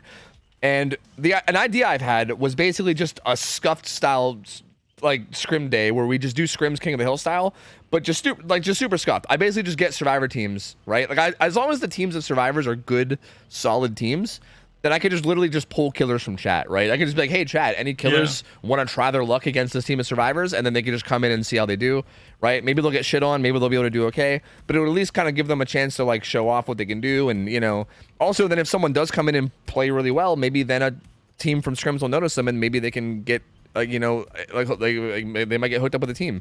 And then, you know, suddenly, bam, like they might come back and play every week, you know? So... yeah, I see the appeal of it. Yeah. Personally, I still obviously prefer team v team. I think same. it's a better format. But, Same.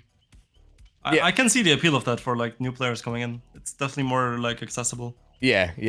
I think like it would be like, to me, I think team v team is still better, and I definitely don't want to like ever stop team v team for the sake of like scuff shit. But I think having the scuff stuff every once in a while could be good. Just to, it's good, yeah. Yeah, just to like give people a chance to give it a try. So yeah, are you guys telling me that there's an option? Do we have a? Are you guys asking if you want to look for a third team or another team? Or are you just asking if you even want to? Like, I don't know if you have someone ready or not. Because I'd be down for either one. I feel like it would be nice to just do some scuff stuff. I think as long as we have a survivor team that's willing to play, right? Who was normally going to play? It was Power Struggle Rangers and Waifus, right? So yeah, we can even just do Power Struggle Rangers, depending on like the killers we have. Because like if we're getting like killers that don't really have a lot of experience in scrims, I don't know if I want to throw them against like, you know, Vicinal or Overheated or something. But Power Struggle Rangers, like they're like a solid team, and I feel like that would be a good, like we can maybe just kind of like get random killers. We might have a sub team. Oh, DC on first down, my yes, sub. R versus Lasers killer. I mean, I'm down, but I don't know if that's the plan. Yeah, it's. Oh wait, I mean, I'm down to do DC on. Yeah, if DC on first down want to play, I'm cool with that as well. That's just a rematch from yesterday, right? Power Struggle Rangers versus DC on first down. Didn't they play Friday? So it would just be a rematch, but I'm not entirely opposed to it. You know what, chat? How are you guys feeling about it? Let me just ask chat. Let me ask chat. Would you guys rather us find a team to fill and keep doing it, or do you guys want to have like a little 2-hour section of like scuff stuff? Because I think people have been asking for the scuff stuff a lot. So if you guys just overwhelmingly want that, we could just try it, you know?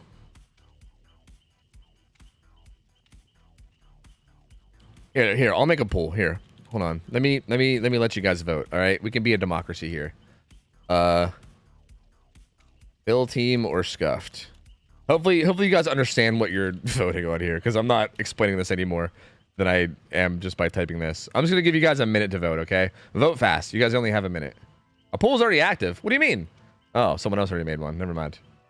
Insane mods. Dude, They were so fast. Seriously, they were on that shit. My lord. Yeah, vote, guys. Vote whether you want scuff scrims or us to find a sub to do the like TV team. Let me know. Let me know. Vote fast.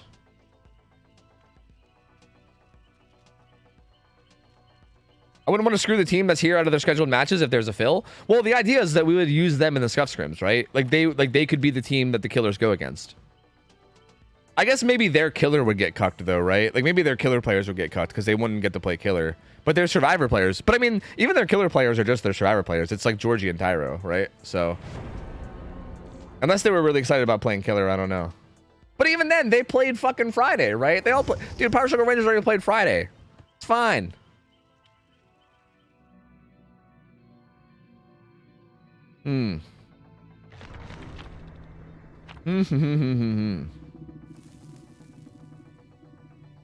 Well, looks like Scuffed is winning by a good bit. I mean, I'll let that go until the actual vote's out, but Scuffed is winning by a good bit. I'm down to give it a try.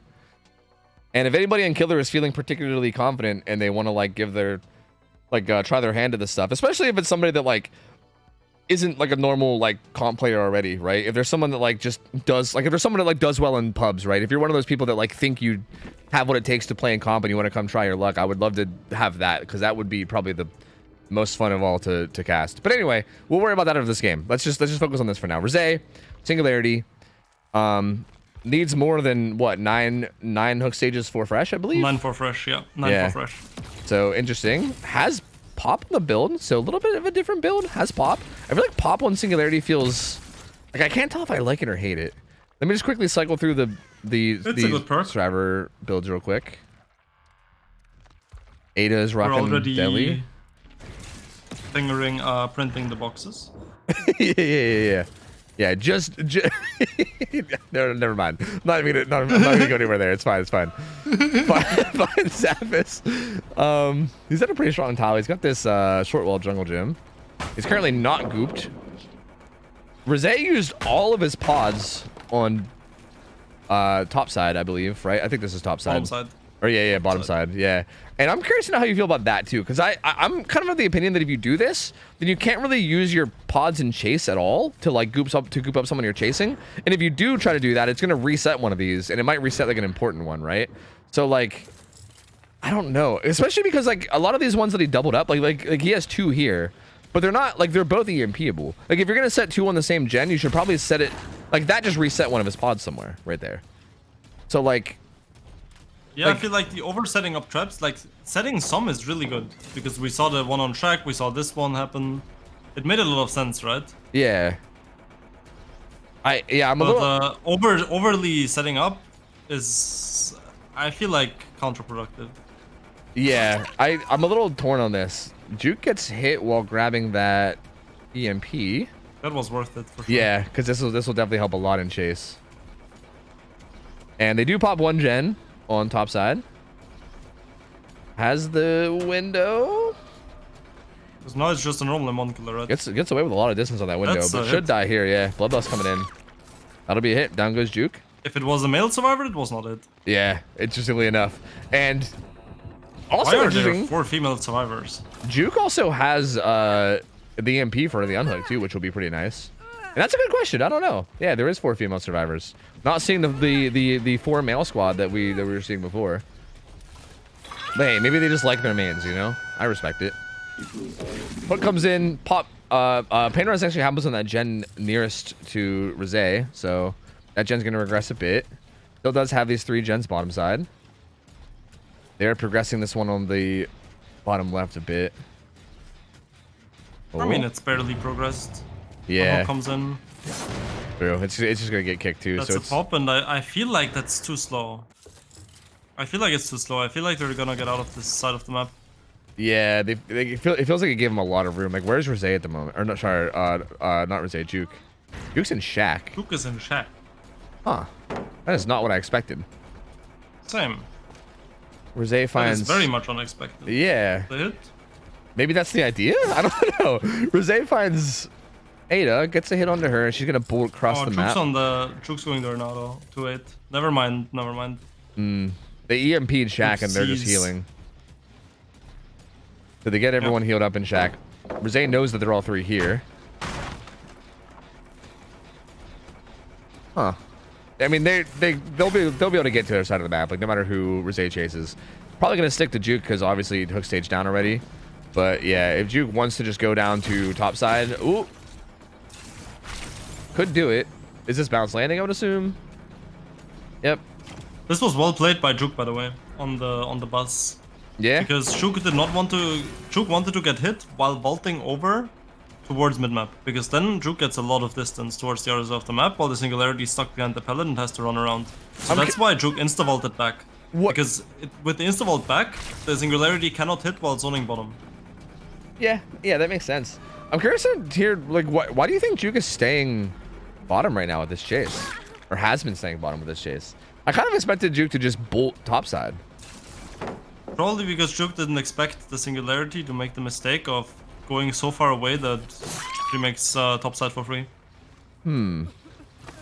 Gets the second down on Juke. That would be my best guess, at least. Yeah, this is interesting because I feel like, okay, they actually pop one of these gens down here anyway, so it ends up being fine.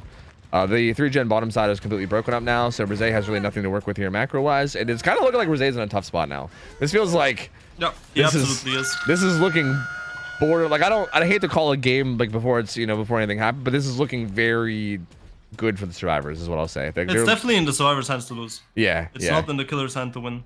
Yep, they're definitely very, very far ahead at this stage. We'll see how they opt to handle this now. Juke's still in that second hook. Rosé again overextending topside. Ronnie probably just saw it and was like, huh? Yeah. Why is Singularity there? And Nancy was like, oh, I guess I'll get the save for free then? He's coming back now. Gets the goop onto Ada.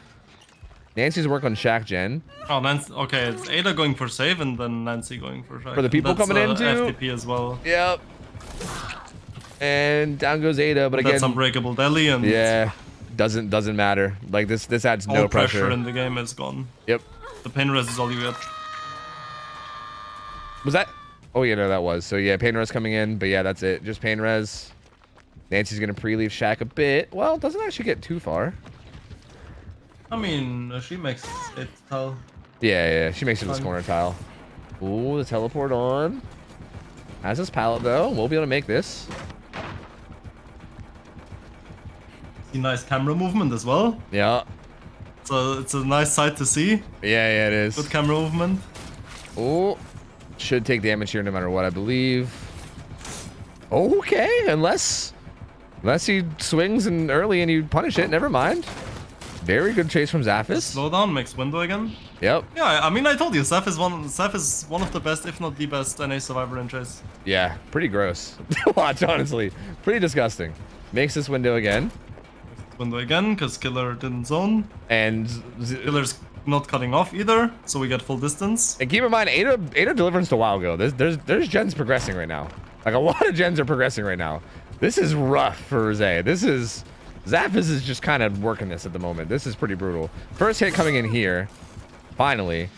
Ada's got a gen done. They're about to pop And both the other final gen gens. pops as well. Yep. And Noah's gonna activate, but it's way too little too late now. There's That's no the way. gen as well. Yeah, there's no way you match the result. But also, okay, the important thing here to keep in mind is because the first game tied, this matters a lot. Like how much they win by matters a lot. Because the overall best of three is decided by who wins their set by more. So basically, like, assuming that Visno wins this, because they're in a really good spot to do so. I mean, we'll see. Maybe Noed, maybe something crazy can happen with Noed. I don't know. But assuming Visno wins this, how much they win by is going to matter a lot. If they win by a massive margin, that's going to make it so that the third set is already, like, the set's going to be so much harder because Overheated will have to win the third set by more than they lose this one by, if that makes sense. Wait, is that still a rule? Yeah, I think so. I think that's how we decide tiebreakers. I don't think that's a rule, no. I'm pretty sure that's how we still decide tiebreakers, I thought. Last time I checked, you told chat it's just a tie. I don't think, no. I'm pretty sure if we have like I think if the set goes 1-1-1, I think we still decide on who. Because that was one of the selling points of the new system as well, right? That you don't have to play super safe and take the boring stages to preserve the Tycon. I'd have to ask Dino that. I'm not sure. I'm pretty sure that we were still keeping the tiebreaker and we were just gonna count gens and hook stages for like the same amount of like result, right? So like we weren't gonna value one over the other. If it's 1-1-1, it's a general tie. I mean, I'm not gonna trust anyone until I hear Dino say it, because I'm pretty sure that we decided that we were gonna still have the tiebreaker, but we were just gonna have it be decided on just like total hook stages and gens and like the difference between them, right? So like, for instance, with this, like, what's this end up being? This is a 2K7 almost gets that. This ends up being a 2K7. Sorry, a 7K. Well, I guess, yeah, I guess for the sake of this, it's, yeah, so all 5 gens done, 7 stages versus 9 stages. So really, that's only like a 2-stage difference. So like, it would be a difference of like 2, basically. So essentially, Overheated would have to win the next set by more than 2 of whatever, right? Whether it's gens or hook stages or whatever. I think that's what we decided on, but... That's... personally, I really don't like that. Yeah? Especially not if it's gens or hook stages, because at that point it's two very different things. See, and that's something we were trying to figure out too, because we were trying to figure out how we wanted to do it, because like we were trying to figure out how we like value one over the other and how you can even figure out how to value one over the other. I think you just call it a tie, especially because it's for nothing. Like they're not playing it for anything, right? So you don't need a winner. You can just call it a tie. Yeah, true. That's also and then true also, even if you need a winner, then you need to play it out anyways. Yeah, that's fair. I guess that's fair. This is what was posted in General Balancing by Dino. Win conditions. The winner of a set is determined by a cascading set of win conditions. Okay, yeah. If all 3 win conditions are yeah, that's still just that's still just for one killer set though. Like that explains how it goes for one exact killer set, but we're talking about like the overall best of 3. Like if an overall best of 3 goes 1-1-1. Oh god, I don't know. Again, at the end of the day, I guess it doesn't really matter. Like they can just play the 3rd set, and then whether it ends up being, because again, you're not wrong that they're not really playing for anything. So like, whether they win or lose the best of 3 really doesn't matter too much anyway. It's all just kind of semantics at this point. Oops.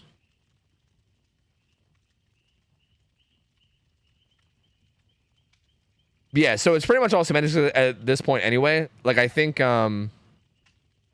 regardless, like, so like for instance, like say Overheated wins set 3, but they win by only like 1 hook stage and that's it. We can sit here and argue about whether they won the best of 3 or whether it was a tie or like they lost the best of 3 or whatever. At the end of the day, I don't think it really matters. I mean, again, these scrims are mostly just for fun, and we could just say, okay, they tied the first set, you know, and then obviously you can see how the other sets went. And if you want to decide to win it for yourself, that's fine, you know. Like I'm kind of cool with it. I think no matter what, it doesn't really matter too much. Really, the only reason why it matters. I feel like it does matter. Because why is that? The teams obviously want to play to win, right? That's what they're playing. Mm-hmm. Yeah, the elo tracking, yeah. But the thing is, what they want is to win. And if the win overall is determined by total stages or total gens and whatever, then they have to preserve, like play super boring, play super safe. And even if they already lost a set, they still have to play for the best potential result instead of trying to win an unwinnable situation, right? Like, let's say they can't give another hook stage and they have someone hook next to a Noah totem. Or near a Noah totem. If the total stages matter, they would never even attempt to go there. They would just say, okay, this person's dead, we leave. But if the set counts as its own thing and doesn't affect other things, then that allows people to try to win these impossible situations. Try to outplay the killer, bait them onto Noah, and then get the unhook, maybe a PT hit, maybe they cleanse Noah, maybe they get out somehow. And that's so much more exciting to watch and to play than, oh, he's hooked near Noah, we can't risk giving another stage because then we can't win 3rd set. Yeah, that makes sense. Yeah. And I feel like both for watching and for playing, it feels so much better because then otherwise you have situations like where you load into the last trial and you're like, it literally doesn't matter what we do. We can just all sit in basement and instantly get hooked at 5 gens, or we can 0 stage the killer and it doesn't make a difference. Yeah, because it just actually doesn't matter. Like, why do you even play then? We actually literally we have had situations like that before where that's literally been like. I know, I was there. Yeah, actually, that's a good. Yeah, I think that did happen. Yeah, so that's a good point. See, and like that's like what's the point of even playing? What's the point of watching? Like, who cares what happens? Yeah, it doesn't matter anymore. Yeah, I think the big discussion and the reason why this was all even a thing that was brought up is because we use like a bot in there, like some bot that like keeps track of wins and losses, and there's like a ladder like elo set or whatever. That kind of like tracks tracks elo in terms of like when people win or lost, and we like record like who wins and loses each set. Elo can to die, so. Yeah, but apparently ties were like complicated or something for it, and they like didn't want to do ties or something because apparently it was like complicated. But regardless, I mean, ties are going to happen regardless. So you're right that I'm cool with either system. I really don't feel strongly one way or the other. I just thought that we decided on the tiebreaker thing rather than the ties, and I guess I just want to make sure that we're being consistent with whatever we're like telling people. And I just don't. I'm gonna be real with you. I don't remember what we told people. There was so much discussion about it. I'm not 100% sure where we landed on it. The thing is, I mean, I have a lot of context for this as well and a lot of experience. because if you look at how comp used to be, like that by esports times like 3 years ago, it was always about total score. And at some point, people started realizing the total score ruins games. Because you don't see anything exciting, everyone just plays boring, you don't see any exciting plays, and playing out a set that is literally pointless to even play is just, it feels horrible for everyone watching, because there's no, like, why am I watching? Why do I care what's happening? Yeah. It's pointless anyways. Teams feel bad playing because they're like, why do I sit here and play this out? Why should I try? If, like, no matter what I do, it doesn't matter anyways. Like, there's just no point anymore. And for like there's no upside really. There's I at least I can't come up with any upside to having like total points or total anything matter if you're trying to win a set that matters much more for like performance and excitement, and you don't have games that just don't matter anymore.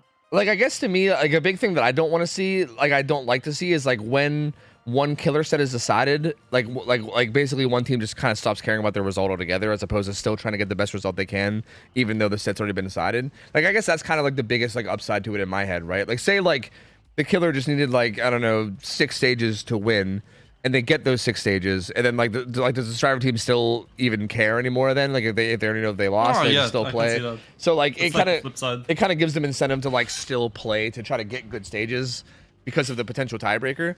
But you're not wrong. Like I think I definitely think that like there's also the other side of it too, and I'm really cool with either side. I really don't mind one or the other. I guess to me, I'm still just trying to figure out what we're doing for this exact set.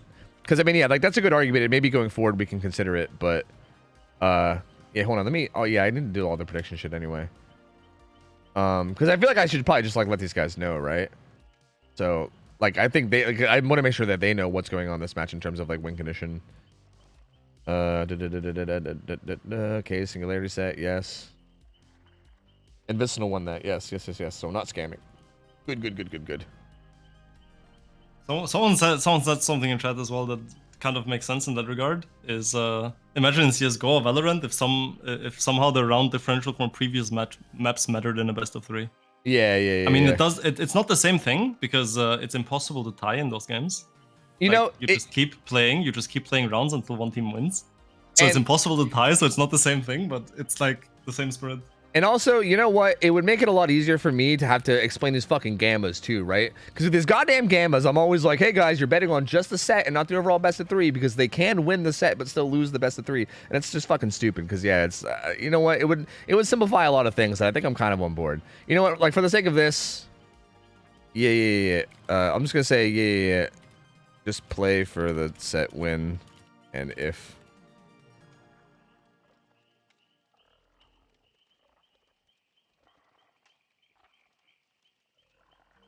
Yeah, just because there's confusion right now and I'm not really getting a confirmation on how it's supposed to go at the moment or what we've told people. I'm just gonna tell them that. I'm just gonna do like the executive ruling and just tell them that, and that'll be how this goes or whatever. And I'll give you guys this gamba real quick as well. So there you go.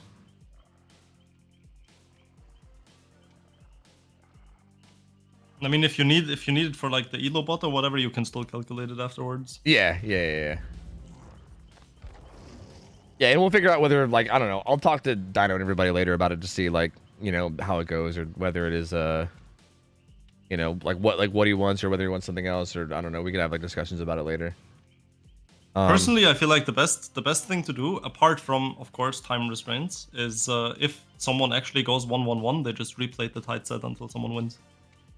Yeah, At least that's how, like, in tournaments it would go. Yeah, I generally don't like to do that though. Like I hate replaying sets, and especially considering that this isn't like a tournament and we don't like need a winner. You don't need a winner, exactly. Yeah. So, like they're not like. That's why I felt like the ties don't matter, because like, you don't need a winner, so who cares?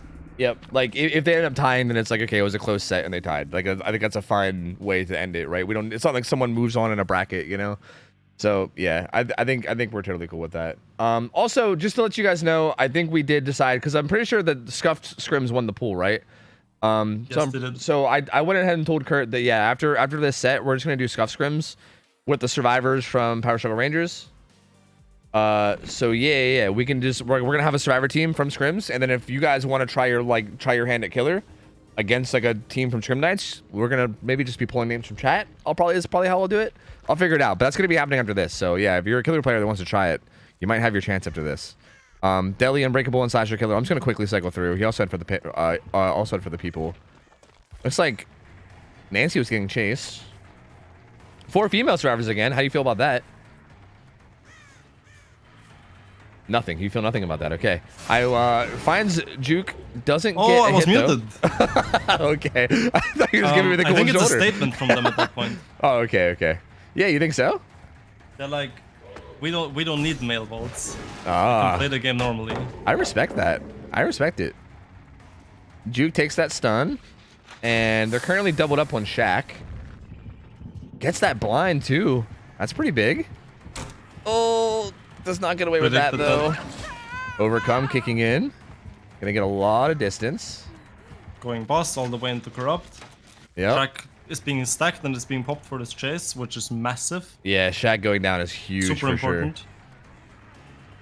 Juke does have his bust, which isn't a whole lot. How has this good pallet though?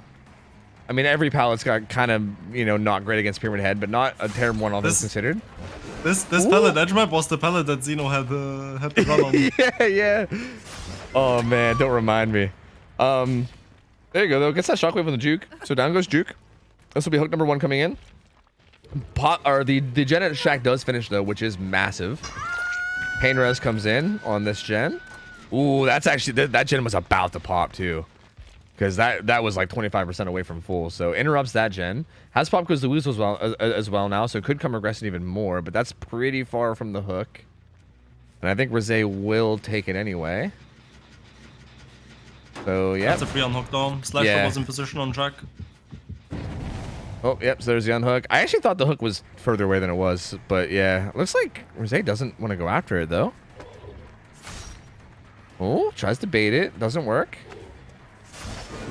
Okay, can't get that one either. Nice.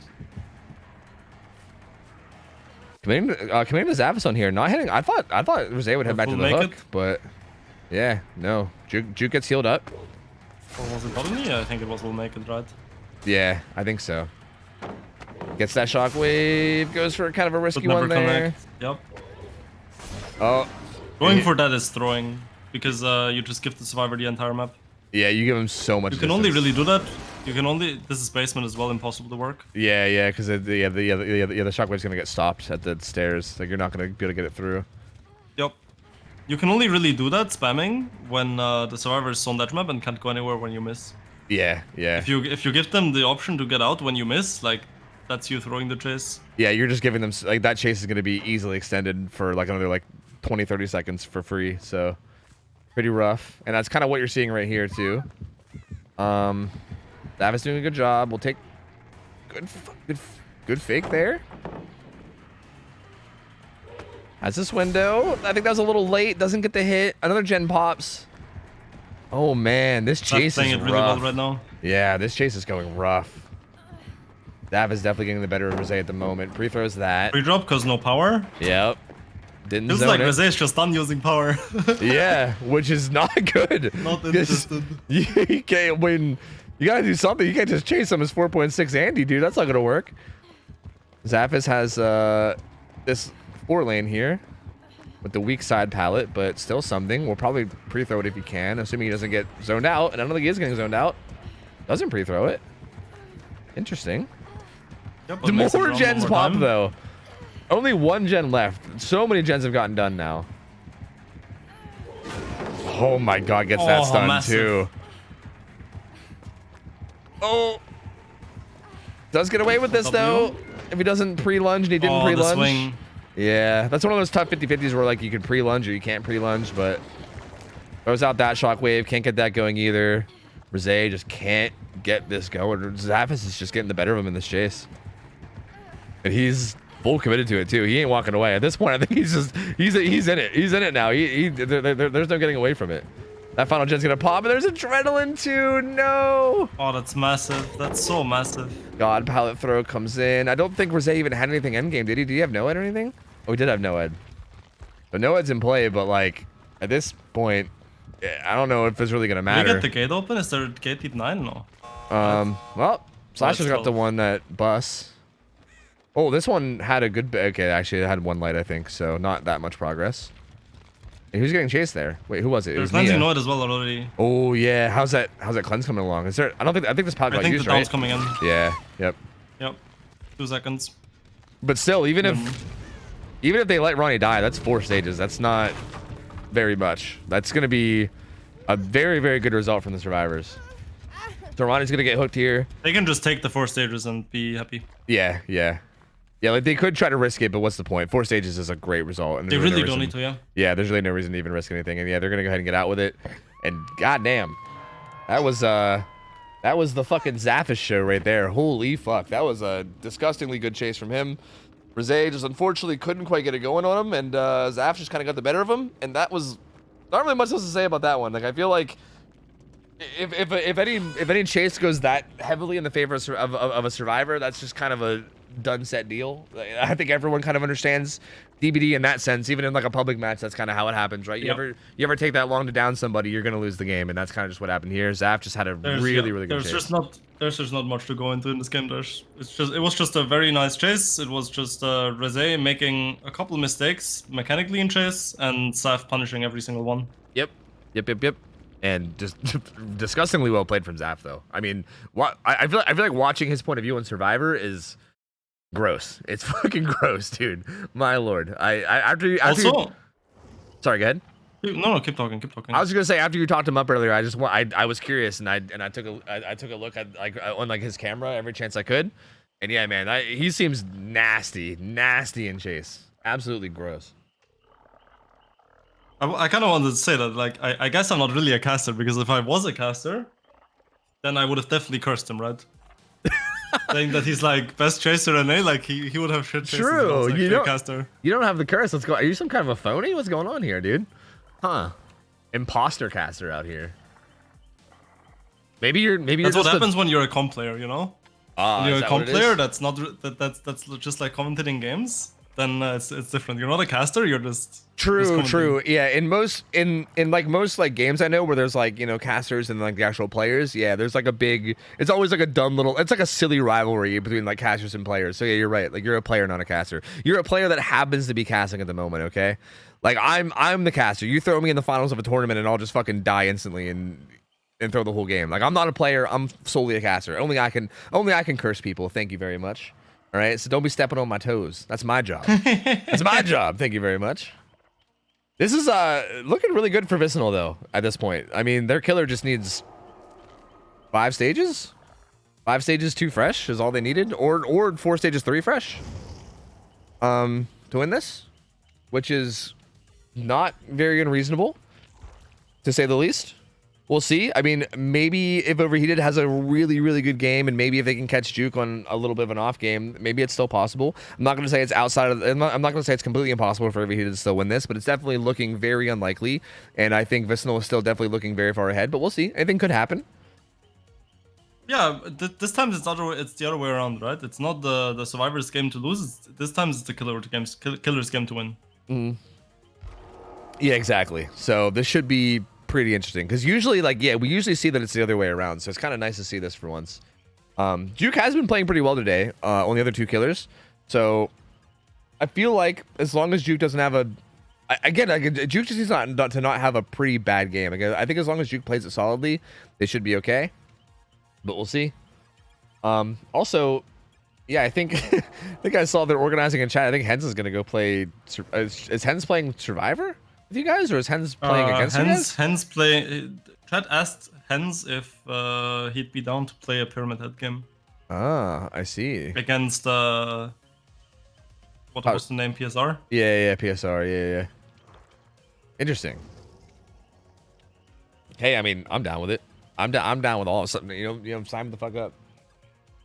I think we're just gonna be kind of pulling names from chat, as far as I'm aware. I think. Like whenever we go into the stuff scrims, I'm down to have Hens play one, and then, but we'll probably keep changing it up. Like I think we'll probably just like swap out and get different killers each time, and we'll probably just pull names from chat from people that want to try their luck. Assuming there is people that want to try their luck. I don't know. Maybe people might be nervous playing killer on stream against like a decent team. A little bit nerve wracking in front of 1,500 people. Yeah. But also keep in mind that, like, I feel like if we do scuff scrims, if we're just pulling random names from chat to go up against good teams, we're not tolerating any like bullshit from chat, all right? So keep in mind, like it's gonna be hella nerve-wracking, and if a killer has like a rough game and they don't do too well, if anyone in chat gets all like, "Oh my god, this killer's so bad," we're just gonna fucking ban your ass and call you a only I can say douchebag. that. Yeah, exactly. Yeah, because he's a player, so you know he's immune to it. See, like I'm a caster, he's a player, he gets that benefit. All right, that's how it works. That's actually something that I talked to about with like DVD League casters as well. Yeah, what do you mean? Because I always hate, like I always bring up in like staff chat and to the casters as well. I'm like, why are you saying like the survivor did something well if the killer just got spun? Like it was just a killer getting spun or a killer running into a ball. It was nothing the survivor did. Why are you talking the side up that's like not doing anything when the other side makes a mistake? Yeah, it's like positive casting. So the players, when they watch it back, it's like they feel less bad about it, and the community doesn't get like worked up and start shit talking people and all that stuff. But it's like it feels so bad to me watching, because I'm like, yeah, if it anyone feels watches like this fake that or wants to something like almost. understand, and they're like, oh, the caster said the survivor does this well, then the players go like, oh, so if I play survivor well, I should be able to do this as well. But Yeah, then I'll the just- killer I'll in the just game doesn't 360 run into him. a wall. Yeah. Yeah. So it's like I'm not entirely sure, you know. Yeah. I'm not entirely sure if I like that. I think there's a balance, though. I definitely think there's a balance. I Yeah, know of what you course. mean. Like, I definitely think, like, if you're just being, like, overwhelmingly positive all the time in every situation, even when you shouldn't. Because, yeah, like, for instance, if there's a situation of, like, a killer getting 360'd, right? If they just whiff a hit and get 360'd, there's no way to spin that other than just, like, oh, the killer fucked up and whiffed, right? Like, if you try to be like, oh, my God, the survivor's insane and the killer, nothing they could have done, you know? Like, like, come on. Like, you can't lie about it, right? I definitely think there's a balance between, like, being real and telling it how it is, but also still trying to like give people that are struggling the benefit of the doubt and like trying to like, you know, kind of let it be easy, right? Like don't like You can't say, oh, this player is garbage. Look at him. Yeah, But exactly. you can be like honest and explain what happened, right? Yeah, exactly. But- and then still trying to point out maybe some other things that they did right later. You know what I mean? To like try to balance it out. Or say like, oh, the kill, like in the last game, you know, for example, the pyramid head made the mistake of shooting the power while unzoning the survivor. And then we can say, oh, but the survivor did well in holding W and punishing that mistake. Yep. Yeah. No, it's accurate, right? Because if the survivor doesn't hold W away, then it's not punished, and it doesn't matter anymore. Yeah. Yeah. Exactly. But yeah, what the DVDL casters also told you was like, well, it's different if I'm like there to be the analyst, and I comment on it because I actually am a player on a top level team. So if I say something, it has like a different meaning and a different status to it than if some caster says it who plays the game for fun in pubs. Yeah. See, Like a different position as well. I've always wondered that too. Like I always wonder if like, I mean, it's something I've thought about. To be real with you, I don't think about it too much because at the end of the day, I don't really care a whole lot. But I always do wonder, like, I guess it's kind of crossed my mind. Like if I'm casting something and I'm like calling out like mistakes or whatever, especially people that are like way better than me, right? Like these teams, every one of these teams are better than me for sure. Like I am not better than any player on either one of these teams right now.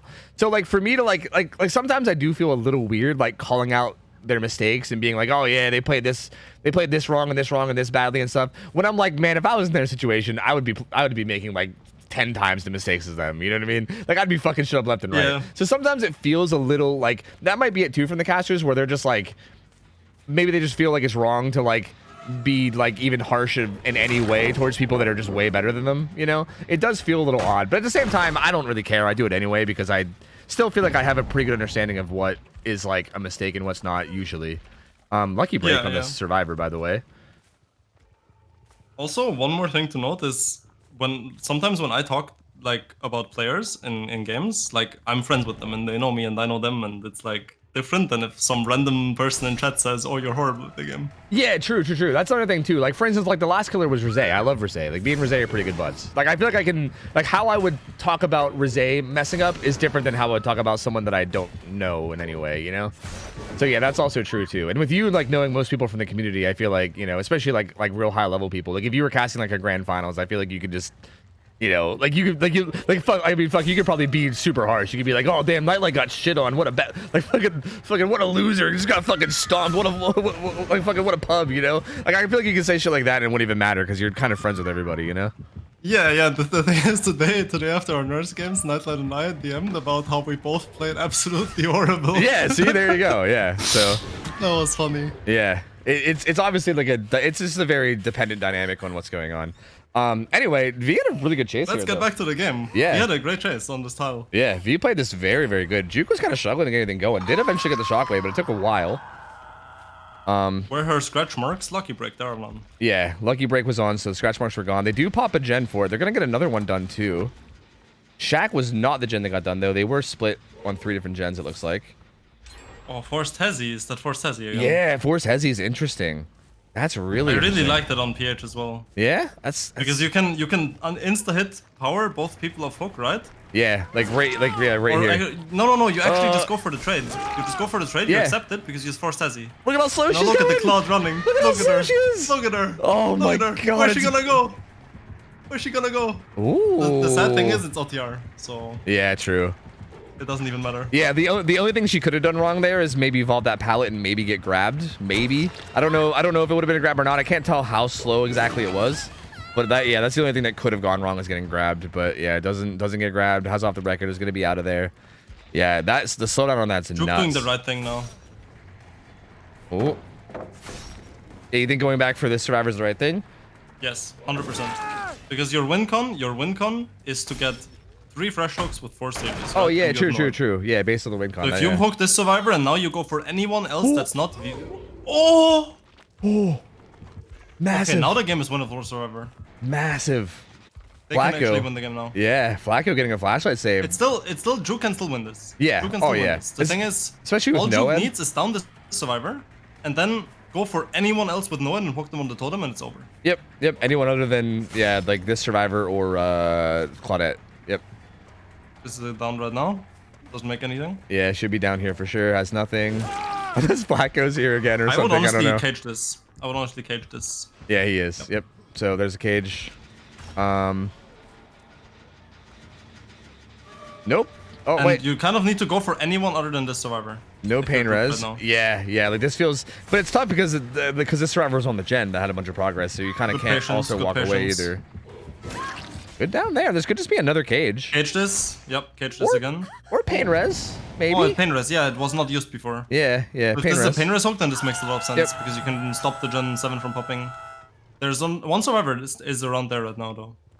Right now though, it's if a hook stage comes in on anyone on either Ace or Jeff, it's over. Just even a single hook stage. Because yeah, three fresh hooks is enough. So all Juke needs to do is just run after the ace. Don't lose the ace and chase, and you're chilling. Okay. We're gonna make the way back to the hook instead.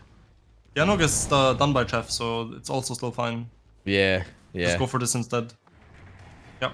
And yeah, I mean, no one's in play, so it's gonna be tough. Gets the first hit. They gotta pop a final gen, and then yeah, I just don't see it. Unless Flacco has like the craziest chase of his life, it's just looking pretty over. We'll see. Because again, if this down comes in without some save happening afterwards, it's basically done. Good juke there, though. Yeah, that was a good bait. Ooh, can't get that one going either. Missing that is also really massive. Yeah, that gives him a lot of distance. Going around backside, so this is basement. Can't even shoot the pellet. It's a free drop. Surprised he didn't drop that. Why did he not drop that? Weird. He had enough distance to make it to the pellet to drop it. Yeah, I thought he did too. Yeah. But doesn't drop it and he goes down. Didn't stop. And now the game's over. Yep. So this is GG. Yep, now the game's over for sure. This hook's going to secure it, so that's going to be the win condition being met. The final gen's going to pop. Oof. Just kidding. It's going to get pain rest. So final gen actually not popping yet. I do feel like the survivors, though, like in their defense, did a really good job of like actually making this a nail biter, considering how especially on the flashlight save. Realizing that if that hook comes in, they lose the game. Yeah. Like that was massive. Yep, they had to take that risky play and go for the flashlight save, which could like obviously that's one of those plays where like if it doesn't work out, we would like maybe be like, oh man, like now they're just getting shit on and now they're like losing a bunch of like one of those plays. It's one of those plays that could end up really badly, but it's one of those plays you have to go for in this scenario because of the win condition. So yeah. And now if we ask what's poppin', the survivors would say these gens, bitch. That's right.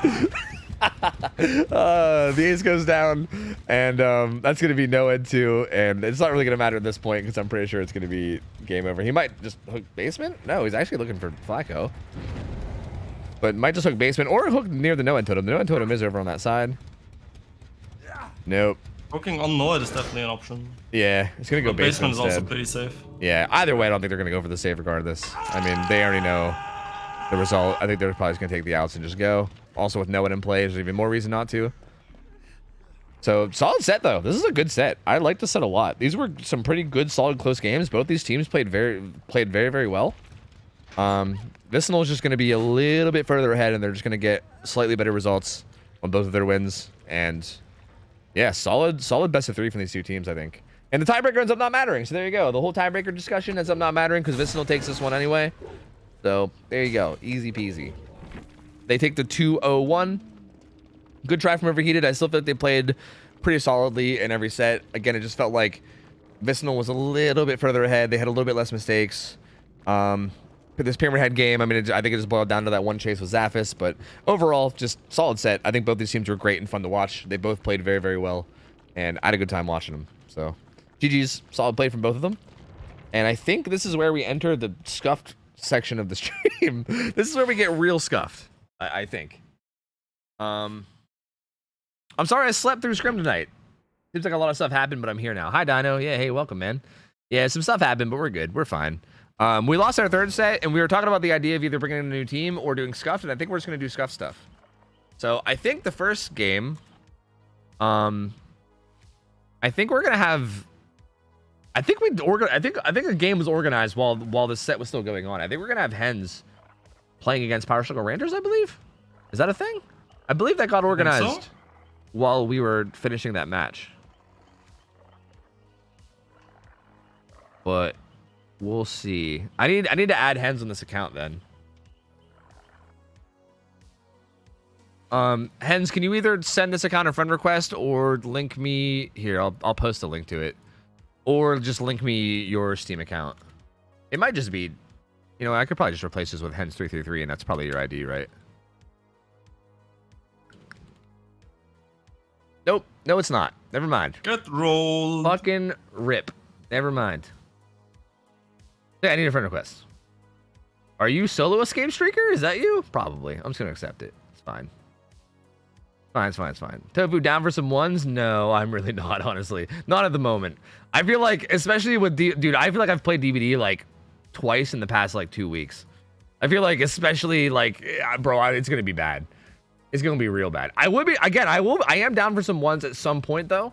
Just not like, I don't really like playing during scrim nights. I like to just chill and cast. But yeah, I mean, if you want to like, if you ever are free like around the time that I stream and you want to stop by while I'm streaming, feel free to pop in and ask sometime. I'd be down to do ones at some point on stream. I need to do that before my sleep schedule's gone. Yeah, feel free. Yeah, if you want to as well. Yeah, I'm totally down. DMs. Because I would totally be down to do it. I need the practice, honestly. But right now, it's a mix of me chilling and casting and also just being super fucking rusty because have played DVD like twice in a couple weeks. So yeah, I don't know. Right now, it's probably not the best time. Tofu, can you explain Hens the Tofu rules? And also, Hens is asking what he should play. Oh, wait, what do you mean what he should play? I think they agreed on Pyramid Head, right? I think. Well, I guess it depends on the killer that they chose. But I think they... The question was like, do you want to play PH at Hens in the chat? And Hens was like, I'm sure I can. But Hens is asking like what killer, if he should play PH2, if he something else. Oh, in my opinion, I think you could play whoever you want. I don't know. Like, I don't know if Power Struggle Rangers is down with that, but I think the idea behind this was is that we were gonna let people play whoever they want. Like, I think, yeah, I think that's how we want to do it. I think if I'm gonna be doing these scuff scrims, I think the killer will just be able to pick whatever killer they want, because that's normally what we did in King of the Hill back in the day, right? Like back in the day in King of the Hill, we just like people signed up for a killer and then they chose their killer and then we just let them have it, right? And then we like had balancing based on that. So the way that I was planning on doing King of the Hill was I was planning on doing just that, and we would basically just like come up with balancing on the fly, like probably use what we have for the most part, but like come up with balancing on the fly. And also, we used to do the win condition being 9 hook stages every game, but that was like super scuffed because again, like some killers like Blight would win pretty much every single time, whereas other killers would struggle. I think maybe the win conditions could be dynamic too. We can really just come up with a win condition, right? Like I feel like that's good. Yeah, I mean we have laser here too, so like. For instance, if we choose, like, I don't know, like Pyramid Head, Wrecker's Yard or something, we could just say the win condition is, like, you know, I don't know. We just make one up, basically, and just say, here, beat this, essentially. But just let me know what killer you want to play, basically. So you can play whoever you want, but just let me know who it is, and then we'll just figure it out, essentially. And here, yeah, I'll give you guys the payout here. Bam, bam, bam, bam. Win condition is 1 hook. Yeah, there you go. 1 hook win condition. Easy peasy.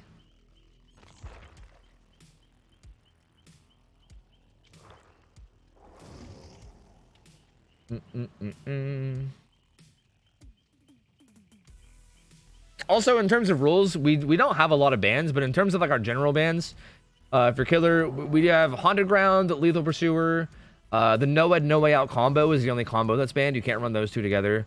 And then it's Haunted Ground, Lethal, Darkness Revealed, and oh shit, I'm missing one. What else is banned? I'm definitely missing one. What is it? Is it Blood Favor? No, Blood Favor's still allowed. Deadlock. It's Deadlock.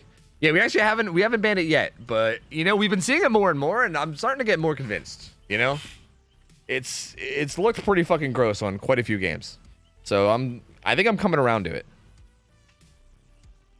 But yeah, Deadlock's the last ban. It's Haunted, Lethal, Darkness Revealed, Deadlock. Yep, those are the 4. And then the combo of No Ed No Way Out. Yeah. Let me play Skull Merchant Trust.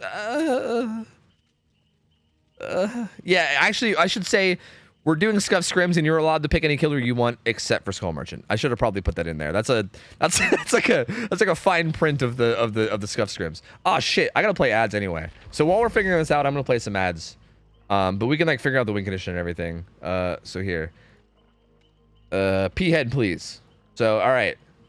So I'll just type it out. P head, Wrecker's Yard.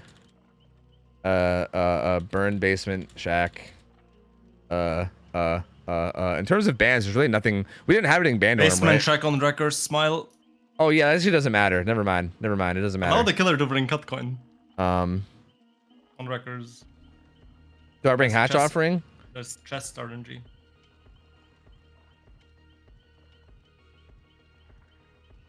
But sure, if you want. Yeah. So the idea behind that is that chests can spawn on like loops, He's asking right? for Hatch, but Hatch is on survivors, right? Oh yeah. So probably correct that. Yeah.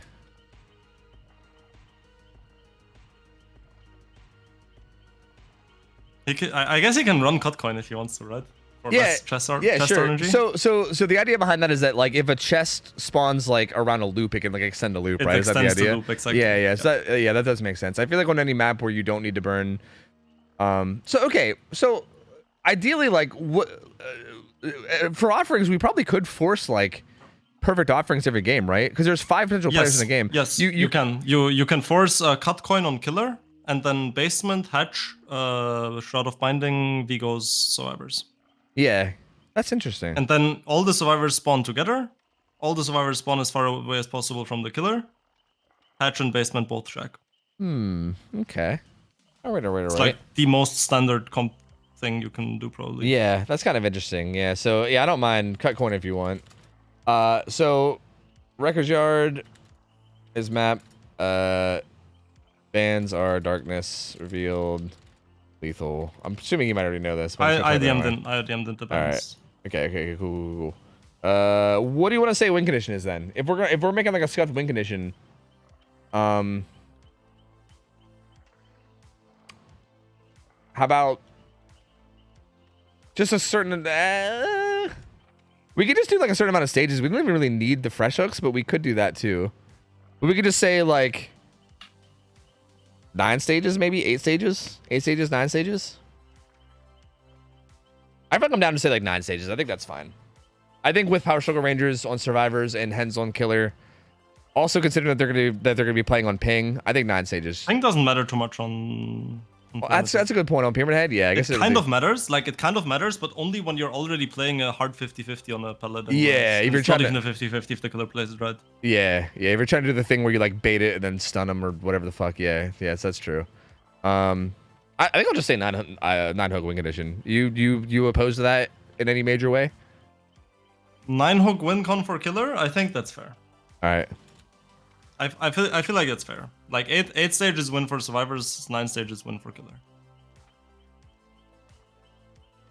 I feel like that's actually fair for Pyramid Head directors. I think that seems solid for me. It's especially also with this matchup too. I think that should be a good solid So yeah, for Hens, he'll just be aiming for 9 hook stages, and the survivors will just be trying to beat that as well.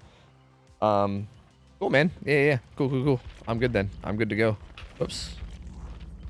The ads are done, so we're all set.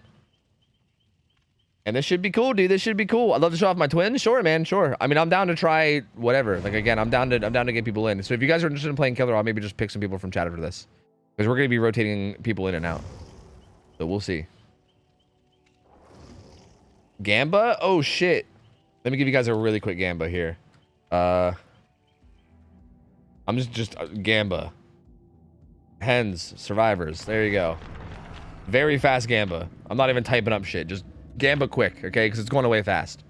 I gotta close it the second the game starts. So just get it as fast as you can, basically. Get me in there as Oni. Trust. Yeah. We haven't seen a lot of Oni, man. I miss Oni. I feel like I haven't seen him in a while. We have him next week, don't we? I think we have Oni next week. Thank the Lord. I haven't seen him in so long, man. He's like my favorite killer to watch, and I haven't seen him in so long. Andrew wants to play Myers, by the way. Myers pretty pleased. Like so excited to play tonight. Yeah. Oh yeah, that I feel like that feels fair. Yeah. Like if you were gonna play tonight, yeah, I think we can have you come in and play Myers. I'm cool with that. All right, hope you guys get your Gambas because I'm closing it. I'm closing it. Go fast. Actually, it's gonna close on its own. Never mind. I don't even have to. This loading screen's taking a while. Who's on the PS3? Yeah, right. Someone's playing on the fucking toaster. We got a fucking Nintendo Switch gamer, dude. Mobile gamer. Oy. Okay, but actually though, is the lobby gonna die? Are we okay? Probably just someone that has some insane PC and or internet connection. Yeah, maybe. Yep, we're in. We unloaded in. All right, Blood Favor coming in. I'm gonna quickly cycle the survivor builds. No unbreakable on the Delhi survivor, which is kind of interesting. Then our DS, no unbreakable at all. Actually. Oh, what is happening? What is going on here? What is this start? What? Pyro was jumping in and out of a locker? Wait, I was to be the Delhi player, right? What? It has to be the Delhi player, right? Yeah. What? That's a hard punish.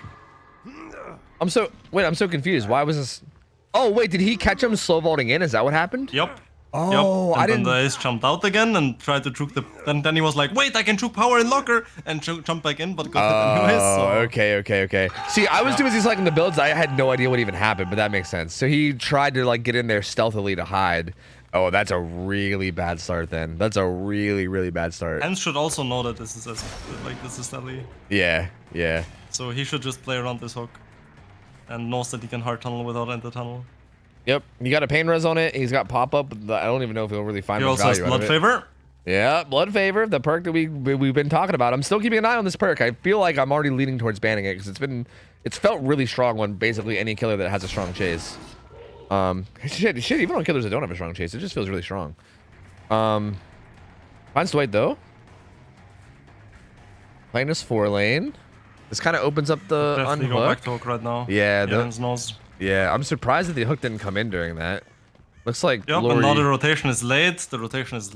Yeah. And now they're getting hard punished unless Hens actually leaves this, which I don't think he will. Yeah, he saw the survivor as well. Yeah. Okay. So. Did he? Oh, he's gonna get it. Okay. Okay. So I kind of want to ask I'm something. not sure if he saw the Lorry. She was on his screen though. Yeah. I don't know if he saw. So for the sake of learning, and that kind of situation, like the survivor, like the rotating survivor should just pre-rotate early, right? No matter what, because like there's two options. Okay, hit me with it. Either you say our Delhi got hooked, we are not going for unhook unless the perimeter is on the other side of the map, or you have FTP stealth early. Okay. Because I feel like in that situation... But if you're running Deliverance FTP, then you just let them die, because there's no way you can do anything for them. Yeah, that's pretty fair. Which I think they do have, right? Yeah, they do have that. Oh, Hens. Oh. The game sense, yes. Yep, finds it. Trying to play for unhook. Or what? Yes, this is the right decision. Yep. I like this. Gets a double hit. Blood favor. Well. Yeah, Blood favor is going to be massive here. They pop gen number There 2. should be a fast tunnel on the ace. Yeah. Should come in at 2 gens left. Yeah, Tyro's in trouble here. Just has this 4 land that's not very strong. Good shockwave attempt. I want to watch Probably this just from holding Tyro's. W edge map. He does it correctly, yep. Hey, he found Blood Favor. But yeah, I mean, he's... yep, this is a kick and this is a down, and then probably 1 gen pops and it's 2 gens left. Yep, 2 gens left, 3v1, which is going to be really difficult to come back from. He still has 3 stacks of pain res. Still has Popco's Weasel to work with. Still has Blood Favor up too, which could make these chases be really brutal for the survivors. There's the kill. Interesting. Oh, they might... They should be popped. Yeah, I think... Like, by pop goes the Weasel. If Hens goes here. Yeah, it's... He took a bit of a detour. Oh, they found that Oh, skill this is check! massive. Oh, yeah, this getting hit by Pop is huge. It's going to regress so much. Glory, actually, he's not... That's a BL. Okay. I don't know why Hens is creating the pop. Yeah, he's going really far away from this Pop. I think just wanted to try to get at least a hit. I think he's going to go back to Pop it, right? No? Yes? No? I mean, there's no way that Swingblade can finish it. There's no way. But Okay, I have no idea why he's not popping it. yeah, but he... I cannot explain it to you. Yeah, that's very strange. I wish I could. Pretty good shockwave hit there on the Swingblade, though. Yeah, but his Pop's gone now, so that's very strange. Yeah, That's actually putting him into a bad position now. Yeah, he was about to hit that with like 30% regression and just kind of left it. That's very and strange. have the gen regress while they do other things, and now he could actually extend and the gen would regress and he has a lot of pressure. Yeah. He's looking for the reset now, which is a good play, but... Oh. Finds Lori. Yeah, I don't know. Yeah, bit strange. That kind of makes it so the survivors are still decently in it though, which I think is interesting. Ooh. Nice. Unfortunate play there from Georgie. Doesn't quite get the pallet there. He's going to go down. That gen. Yeah, that's the gen that was potentially popped. Doesn't get popped. Now Georgie's going to get put on hook. Pain res won't be hitting that. Because again, even really here. If they take a hit, he's out. Yeah, it's actually really close. He's going to get it though. And again, this pain res could have been on that gen, right? Like, oh man, it hurts to think about because like all these pain reses that are coming in too could have also been hitting that gen. Like it could have just been getting hit over and over again with pain res pop, and it could have been such a pain spot for the survivors. Yunuk comes in very quick. Nancy avoiding that hit is gonna stay full. Ooh, very fast pre-drop. She's gonna go basement to avoid the shockwaves, but needs to be careful.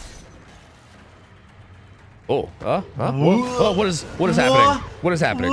Okay, there we go. What? Yeah, I don't. I was getting confused too. Off the record, I think on Georgie, I believe, is what made that happen. Does go down there though. Very good shockwave from Hens. Cage that for no OTR. Yep. No. Yep. So there you go. Yep. Going deep 3. That's gonna be an instant unhook, and now you tunnel this out, and then you kill one endgame, and you're chilling. Yeah. That They feels have like to instant save that, or the game's over. Yep, and especially considering that we set the win condition at 9 host stages, that basically means that Georgie dies and then you get a hook on anyone else and you just win because like the best because the best you can, the best you can do is hook trade. Like you can't do anything else. You can just stand in front of the hook and it's over. So yeah, basically Georgie needs to have like the craziest chase ever here and survive for like a gazillion years. So hey, we'll see. I mean, Georgie plays a lot of pyramid head himself, so I'm sure he knows what to do. Just a matter of whether he can do it or not. And well, not gonna get it done. Yeah, they are doubled up. I don't think they even get this done. Play, yeah, they don't get it. Yeah. I mean, they get it, but they're gonna die for it. Yep. Does the white have it run? Nope. They didn't really have much of anything. Yeah, he's gonna die right after getting this done. Yep. There you go. He goes down, and Hens is actually gonna slug him and is he gonna go after Nancy? I think so. I mean, yeah. What does he have to lose? I guess if you're worried about Unbreakable being on Dwight, I guess. But yeah, even then, like I guess as long as you wouldn't expect that though. Yeah, true. And as long as Nancy doesn't get out anyway, right? Even if Unbreakable is on Dwight, as long as you just down Nancy without her like looping you long enough to go to a gate or something, like you'd still win anyway. So yeah, it's true. True. Favorite value? Pellet does not exist. Oh, down comes in, and then there you go. Yep, there's the 4K. So all 5 gens done, but the 4K does come in. Hens, good play. Good play, man. Gets the better of him. I do think that the only really questionable play was the pop on that gen, which was a little I got so sad watching that. Like, yeah, Jesus. It was so strange because I feel like it was just like I don't like I'm curious to hear what he has to say about it. Like maybe he just like forgot about it or something. Like I don't know. It was a bit odd that he didn't pop it, but other than that, I mean that was really the only like major mistake that I can even point out. Other than that, he played it really clean. Just had a good solid game. Took advantage of that really big fuck up from Tyro early, getting in that locker in his face, and kind of just getting the deadly survivor out of the way, tunneling him out like very fast, and then just doing everything he needed to win. So there you go. At this point, I mean, dude, I don't know. If these guys want to like look around for slugs, feel free. But at this point, these guys can DC for all I care. Like this is, we're kind of just, well, wait, well, there we go. There we go. Nancy, do I have a dupe perk? Do they? Yep. Is it dead hard? They both have troubleshooter. They both have dead hard. And that hard. And DS. And DS. Oh my god. Oh, what are they doing? Oh my god. They have overcome the age and life the age. And the rest of the build is the same. Ban these gamers, dude. What the fuck? Disqualified. Oh my lord. It wouldn't even matter if they won anyway. That is a hard disqualification. My lord. I'm sorry, but they're going to have to catch like a fucking 3-week scrim ban for that one. They're out of here, dude. They're out of here. 3 perks duped. Tisk, tisk, tisk. Tisk, tisk, tisk. Hey, GG though. Hens played a good solid game. Good try from Power Struggle Rangers. I think that early game was just a little bit too much to come back from though. I think the Power Struggle Rangers actually unironically did a pretty good job themselves though, like trying to salvage it. I just think that the early game fuck up was a lot to come back from, and Hens just kind of kept the pressure on and made it very, very difficult. So, GG's.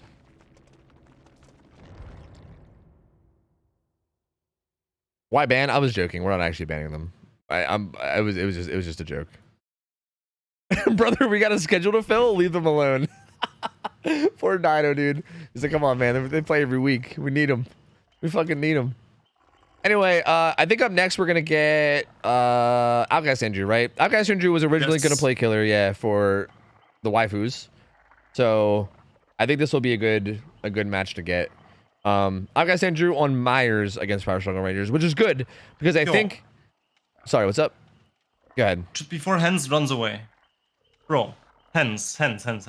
What went through your mind when you saw the 99 Chen on one? You had a pop, and then you were like, nah, let me try to bibliotecar power the BL guy, and then you went back to the gen and you're like, nah, let me chase the healthy Dwight, but actually not commit. Like, you gave me a heart attack, bro. What was going through your mind? Yo, can't you just blame it on it being like 4 a.m.? I feel like that's a free excuse, right? You could just say 4 a.m. See, he forgot. That's what I thought it was. I thought he forgot he had pop. That's what it seemed like to me, but I wasn't sure. It's 4 a.m., dude. Yeah, so here you go. It's 4 a.m. Yeah, I think that's the excuse. Easy peasy. You can do whatever you want and just be like, dude, it's 4 a.m. Like, fuck it. It's middle of the night, you know? Then he come up with excuses himself. Jesus Christ. Oh, shit. Yeah, yo, thanks for playing, Hands. It was good. It was a solid game. Let me get this set up. Let me get these guys in. Gamers, please.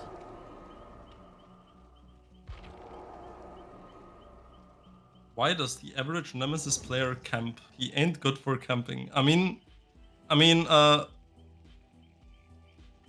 think if you phrase a question the way that why does the average blank in DBD do blank, there's no explanation for it. It just doesn't make any sense. Yeah, because the average DBD player has no idea what the fuck they're doing anyway. Exactly. So like there's any question that you say, why does the average anything do anything? You just can't answer it. Yeah, there's just no point to it. Yeah, there's not going to be like hard logic behind it. Absolutely. Although I actually do think there is some. You could logic this out a little, because I think the reason why anybody camps in public games is because you could literally just win. So you could win games for free. Like I feel like an average level player that doesn't really know what they're doing, if they play in a way that's like really campy versus not playing campy, camping will just get them wins so much more than not camping. Like it's because most Survivor players just have no idea what to do about it, and it seems like it's just so easy to like make the survivors fuck up when you camp. So I think that's probably why anybody would camp in pubs. Honestly, it's just because it's free wins. Like you basically just bait most teams into fucking up and then getting a bunch of free kills because people don't really know how to handle it. So yeah. Yeah, I mean, in pubs, camping is way too OP. Yep. Because people just don't know how to play the game properly. And it's in solo queue, sometimes they can't communicate properly to do the right thing. Yep. Exactly. It feels like I said this before, and this only like applies to like solo queue and public games, obviously. But I feel like the effort and like I guess whatever that it takes from the killer to like camp and tunnel a hook does not feel like it equals the effort from the survivors that you need in order to like counter it, right? Like I feel like the like how strong it is to camp and tunnel versus like how difficult it is for survivors to like play around it. Because again, if the survivors, especially if you're solo queue and you're not like, you know, if you're just 4 solo queue survivors, and even if on top of that, the solo queue survivors are also just not very good at the game, right? Like I think 4 good solo queue survivors can probably just figure it out, right? But like 4... yeah, because if you have 4 good solo queue survivors, for anyone who plays solo queue survivor, if everyone that plays solo queue survivor just has this mentality of, I am doing a gen, I am resetting, or I'm going for save, you have the icons to tell the rest of the team what you're doing. So if one person gets 3 people, it should be 1 guy in chase and 3 people on gens, right? They have gen icon on them. And then the moment 1 player gets off the gen, that's the information for the other 2 players. Yo, I am rotating for save. Yep. So these 2 players now don't need to rotate. Yep, exactly. But like I feel like again, if solo queue players run around doing fuck all and just looking for gens for 3 minutes and then all rotate at the same time and still not get the unhook, I mean, yeah, at that point it becomes problematic. But even for solo queue survivors at this point in the game, it's totally possible to play it properly. yeah, but again, that's why it's so hard, because so many people don't know what they're doing. Like even when I'm solo queuing, sometimes I'll be in that scenario, right, where like someone's on a hook and I'm working a gen, and I'll see like someone's in chase, and then someone like, so I'll be on gen, someone will be on hook, 3rd survivor is getting chased, and the 4th survivor is not doing anything, right? They're not on a gen or anything. So I'm like, okay, clearly they're saving, and I'll sit there and just work on the gen, and the guy goes struggle, and I'm like, what? Like what is happening? You know what I mean? Like it's hard to like it's hard to rely on like when you're solo queue, it's just one of those things where like it's hard to rely on people, and like I feel like it's just like, again, like camping and stuff can sometimes be hard to counter, and when the survivors don't know what they're doing, it just makes it like even harder, and it just kind of ends up with like free wins, you know. But at the same time, having these things in the game and working properly for high level play is super important. Yeah. So it's like, I have no idea how the fuck you're supposed to balance that out. Yeah, for sure. All right, so anyway, let's figure out the win condition for this, because we're doing Myers on Treatment Theater. This is actually cool, because I think Treatment Theater in general is like a map that, again, is played very interestingly, and it's very like unique, and I think it's one of these things that's probably going to be difficult for teams to learn, because it's like it relies very heavily on like what you explained earlier with like the Ghostface thing. I know Myers is a little different than Ghostface, but still like similar about like, you know, knowing, like having good comms and good call outs and good communication and good everything. So I'm kind of glad that we're getting this map, because I think it should be solid. But we got to figure out a win condition, because I don't like I don't know, like what do I guess I'm trying to think from my point of view, like what do I think I'll get, like in terms of like Myers against these survivors. I feel like I'm feeling around the same, honestly. Like I don't know how you feel. I would personally say 8. 8 hook stages over 9. I would say 8 4 fresh or 9 3 fresh. That would be my judgment. I feel like 8 4 fresh should be a win for killer. 8 3 fresh can be a win for survivor. But I don't know. Like if obviously I was talking seriously here, I would say like anything over 6 stages is a win for killer, because with all the perks these survivors have available, and just Myers being Myers, it's like anything over 6 stages is honestly a win for the killer. Yeah. But with considering the level of play that we're seeing, yeah, I feel like 8 stages would be a 8 stage 4 fresh would be a 8. Let's say 8 stage 4 fresh or better is a win for killer. Okay, I'm down with that. Okay, so win con is 8 stages with 4 fresh hooks. So 8 stages, 3 fresh is a loss. 9 stages, 3 fresh is win. You know. Yeah, no. Hopefully they're not confused. That sounds solid to me. Again, it'll be Myers, Treatment Theater. He has access to pretty much every add-on and everything. But the survivors have access to a lot too. So let me change up the map and everything, and let me get it set up. It's okay. I'm running double Eerie, so I'll just tombstone them all. Sounds good. I mean, if he's running double Eerie, then he's getting power while he's looking at the survivors running out of the exit gate. True. Easy peasy, dude. Easy peasy. Okay, I'm gonna switch over because I think we're just about ready. Yeah. All right, cool. Prion should be up after up next after Andrew. Wait, why Prion? Because DCR first down was like the fill team, right? Like this is because the waifus were supposed to play, but they didn't.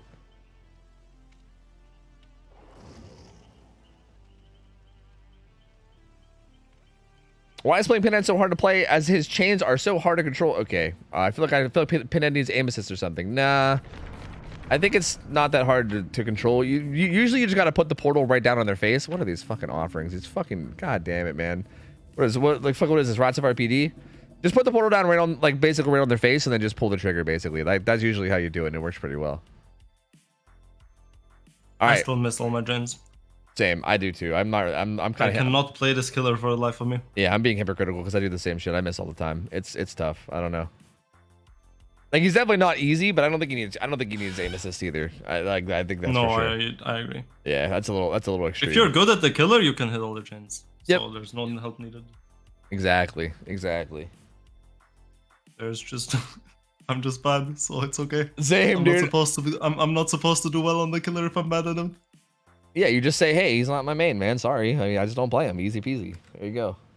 That's what I say. I say, hey, I don't ever play this guy, so don't worry. If I fuck up, it's because I don't play him. All right? Bam.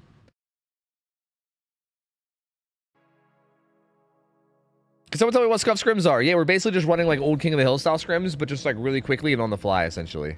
All right, so here we go. Outcast Andrew. Here he is. I'm gonna quickly go through the builds. Looks like Ace is rocking. They have open-handed. Yeah, they do. Open-handed. Or what aura perk? Why they have wiretap, right? Is but that doesn't work together. Oh yeah, true. You're not wrong. So they have one perk slot wasted. That's a great start. Yeah. Wait. What? Yeah. What is that for? What? I'm so confused. That's It does nothing. It actually, yeah, it does. Oh it does wait, Kindred? nothing. Did they have? Oh wait, they have Kindred? Do was they Deja have Vu. Kindred? If they have Kindred, they should be DQ'd in. Oh, they do. They do have Kindred. Paladin Inspector has Kindred. No. DQ this team.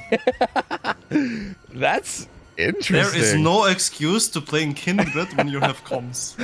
That's very interesting. There is no excuse. I'm sorry, guys. That is interesting. Maybe they're worried about... Huh. Okay, well, you know what? It's fine. We'll just ignore that for now. Outcast Andrew's rocking basically faster stock and Tombstone, so pretty much what you'd expect. Tombstone could either get massive value and swing this game, or it could end up being a detriment if you can't actually get the kill with it. He's got Modern Abuse, which is interesting. I don't like hate that, but I don't know if I love it either. So that'll make I definitely hate it, and I explained why I hate it earlier today, so I don't need to do it again. Yeah. I definitely feel like it's definitely not worth the perk slot. But anyway. Not with everything allowed. Yeah, for sure. That definitely makes sense too. Sloppy and Pop though, I definitely don't hate both of those. Those feel like okay. Those are good perks. Yeah, those feel like okay perks. He does get to tier 2. Speaking of, like perks and builds and Myers, Mm-hmm. what do you think of having a Myers Larry's round? Survivors are not allowed to run any perks whatsoever. The killer is allowed to run everything in the game, no bans perk-wise. But the killer is forced to play Scratch Mirror. Oh god. That's a very common comp round. Really? It's very fun. Yes. I mean, very common, not, but like it's a very OG, very like classic thematic comp round. Huh. Because if the survivors play well, it's 0 status. Yeah, I was gonna say he should get shit on, right? Like you should. But Xeno 4K Eternal on it, and teams Oh really? teams keep getting like rolled by the killer because if you make mistakes, you can actually get rolled. Huh. And it's hard to play perfectly. That's why survivors have no perks. Scratch Mirror Myers forced.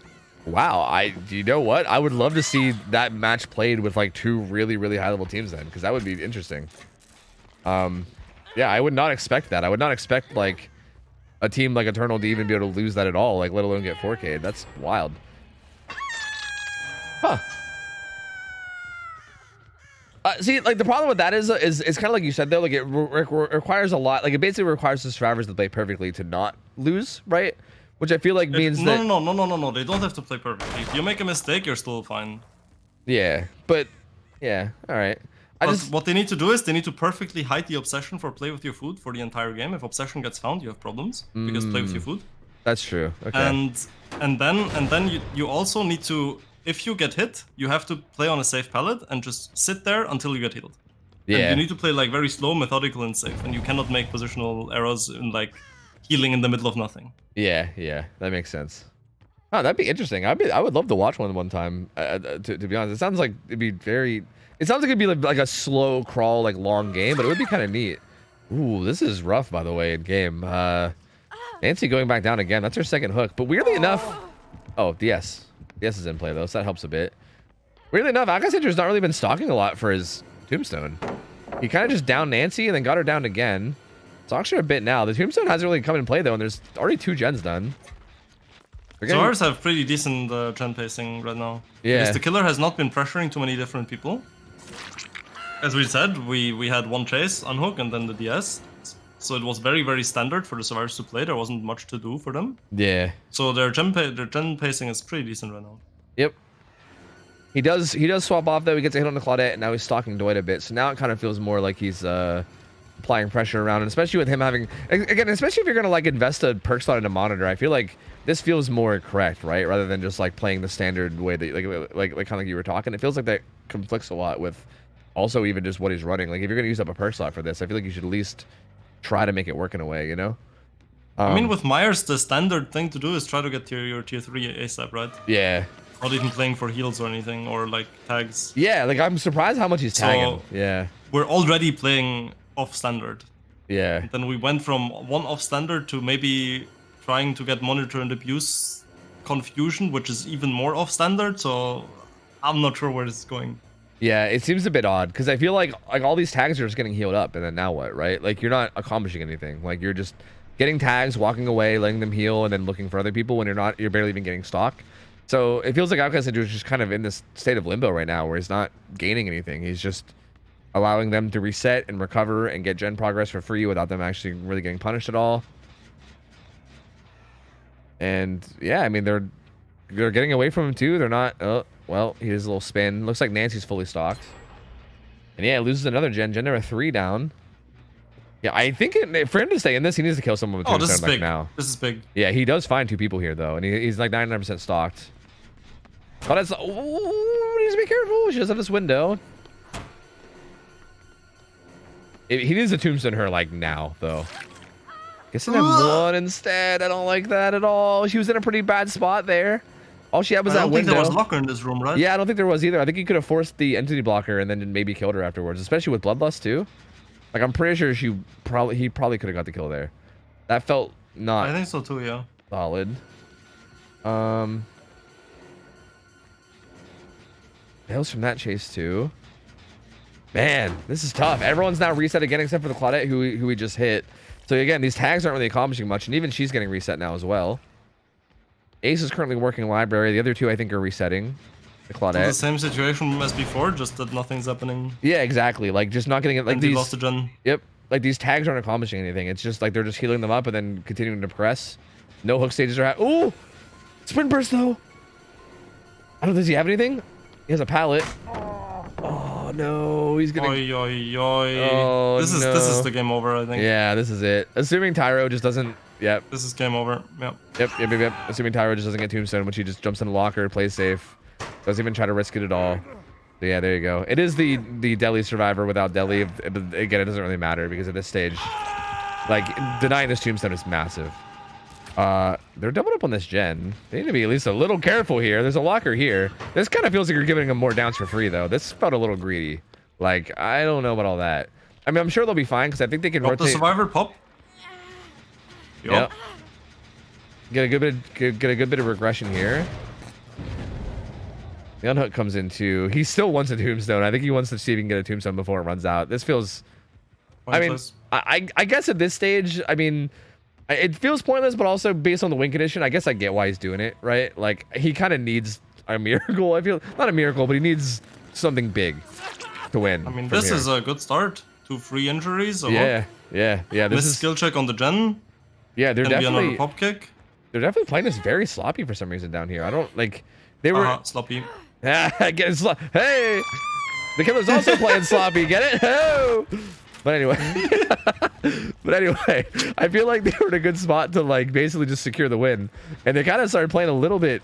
I don't know. They started playing a little bit weird, and now I feel like the killer can maybe still pull something off here. Did you just see the kindred value? The hooked survivor could have not called that the killer is going towards library. Oh really? Oh, did it I'm happen? just being sarcastic. Oh. I'm just being sarcastic. Oh, fuck, pain. I thought you were actually saying it had value at some point. I was like, wait, I want to see. But no, yeah, you're right. I mean, I guess you could just say where he's going. Yeah, that's kind of true. Myers does not commit to that chase on Claudette. You know, with actually Claudette being the only full health survivor, that makes his unhook a little bit awkward. If he just plays close to it, she can 1-for-1, but that's it. If she doesn't 1-for-1, no one else The can Claude really is save. also pretty fresh stock, right? Yeah. So yeah, if she does even go for the 1-for-1, she risks getting tombstone. So I think they're just gonna let him die. Yeah, Kindred getting mad value here because otherwise they wouldn't know this. They wouldn't know that the killer's in the same room with the hooked survivor. Yeah, they wouldn't know at all. So thank God the Kindred's in play. But they are currently on 2 different gens. Claudette's gonna get this done. No, she's gonna leave. It's gonna be a kick, but it's gonna be a dry kick. That's not gonna be anything major. Just gonna regress it a little bit. The other 2 are doubled up on a gen, and it's gonna pop. They're both injured, so they'll likely take time to reset here as well, I would assume. And again, Alcasandra just has 4 stages right now. He needs 8 with 4 freshes or 9 to win. So far, looking a little grim. He doesn't have any endgame perks either to fall back on. This gen is still regressing, though.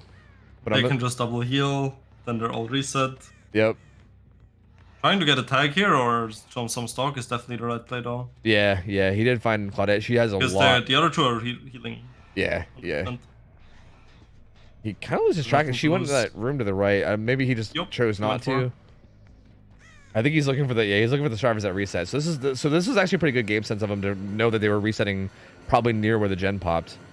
And Probably reset right on the gen. Yeah. So he catches them off rotating a little bit, but this let Claudette have a lot of room to pressure this gen on the bottom side. She's actually. I don't think she got back on it. Yeah, she's currently not. It was too far away. But he's gonna come back and check it, see it's not being progressed, and be like, okay. Curious to see if she hops on it now. Claudette's right behind him. Yep. So she'll hop on it immediately. Looks around here too. I think he has an idea that Claudette's down here somewhere, but he doesn't know where. He's not. I mean, someone tapped the gen there because he kicked it earlier. Yeah. Oh yeah. True. So yeah, actually somebody was there. Finds Claudette again here though. She gets a pretty decent head start. So she's gonna be pretty far away. Too much distance to do anything. Yeah. Guys get a little bit more stock, but while this is going on, I'm sure they're probably pressuring. Oh, they're actually pressuring library. That's not what I expected. I thought Tyro would be on the other side, Jen. And he gets hit there. That could have been a lot of stock. Yeah, that could have been. It's interesting. I feel like the stock there would have been a lot more valuable. Again, especially considering what you need right now, I feel like you could get that tombstone off. Like, you absolutely could. Like, you have a good bit of stock, and with these guys doing stuff like that, like, that's risky.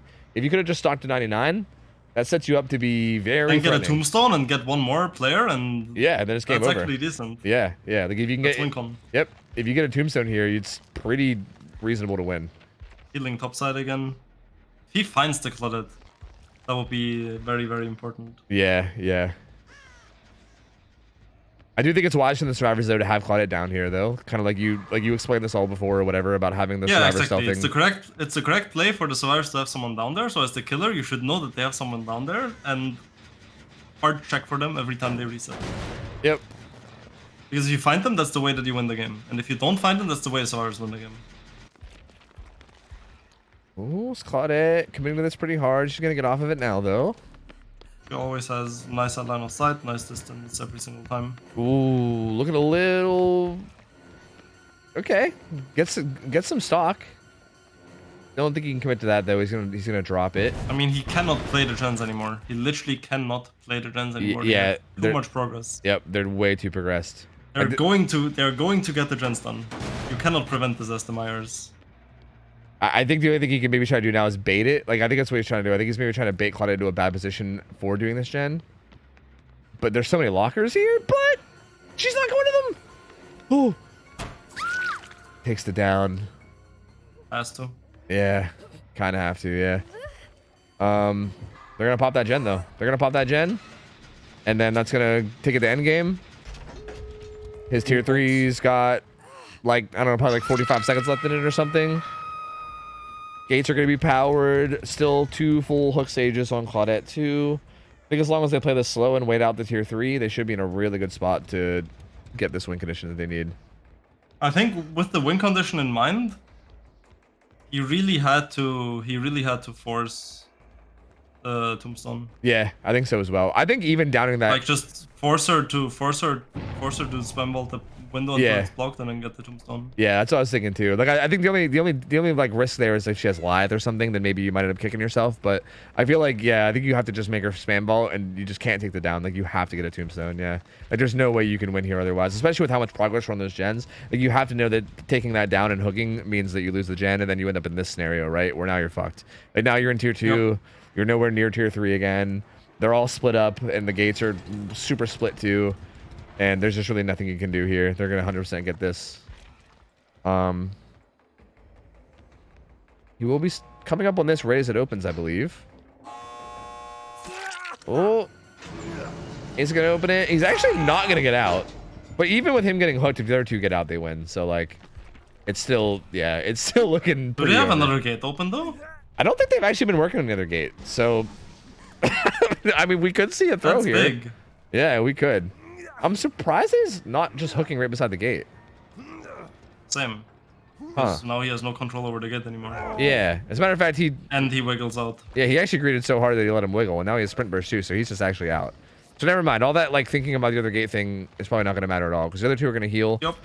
And even if like one of them gets tombstone, the other one could just leave, and it would still be fine. So as long as these two heal up, they could both just basically march at the gate, and just doesn't really matter what happens. They should be fine. Oh, what's going on here?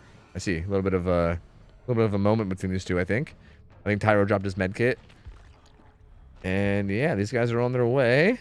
Is this the other gate? Yep. Oh, interesting. So I think Swing Blade's gonna head towards the gate that Tyro left, right? And then Cloud's gonna play the other gate. I guess that's how they're trying to like just make sure they both get it, or make sure at least one of them gets out no matter what that way. But I still think they both could have just charged at this gate. It would have been fine too. But this also works. There you go. Swing Blade's gonna get out. That secures the win condition, and Power Struggle Rangers are gonna take it. Outcast Andrew just couldn't quite get it going. I mean, so I guess a quick overview would be, first off, Modern Abuse feels questionable, like you've said before. I think playing for tags throughout the whole like early mid game felt also very questionable to me. Not going for stock, exactly, yeah. Yeah, like I feel like even if you don't have a tombstone, even if you're just a regular tier 3 Myers, I still think going for stock is really important, and just trying to play for tags and just trying to be like stealth M1 killer is just not gonna work against a team that is decent and like, you know, has like remotely good like game sense when it comes to like resetting and, you know, keeping an eye on where you are and everything. And you saw that here, right? Like the survivors just reset themselves every single time they got tagged, and they progressed gens while he got no hook stages or no stock or anything. Like he got no progress himself while they were just continuously getting progress because the tags weren't doing anything. So that seems to be the big mistake that Outcast Ninja was making.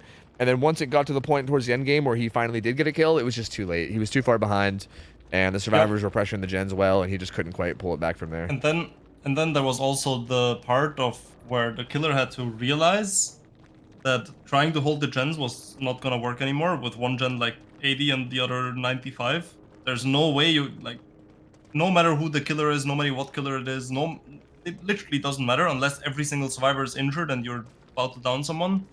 You can't play those gens anymore. Yeah. It's impossible. Yep, 100%.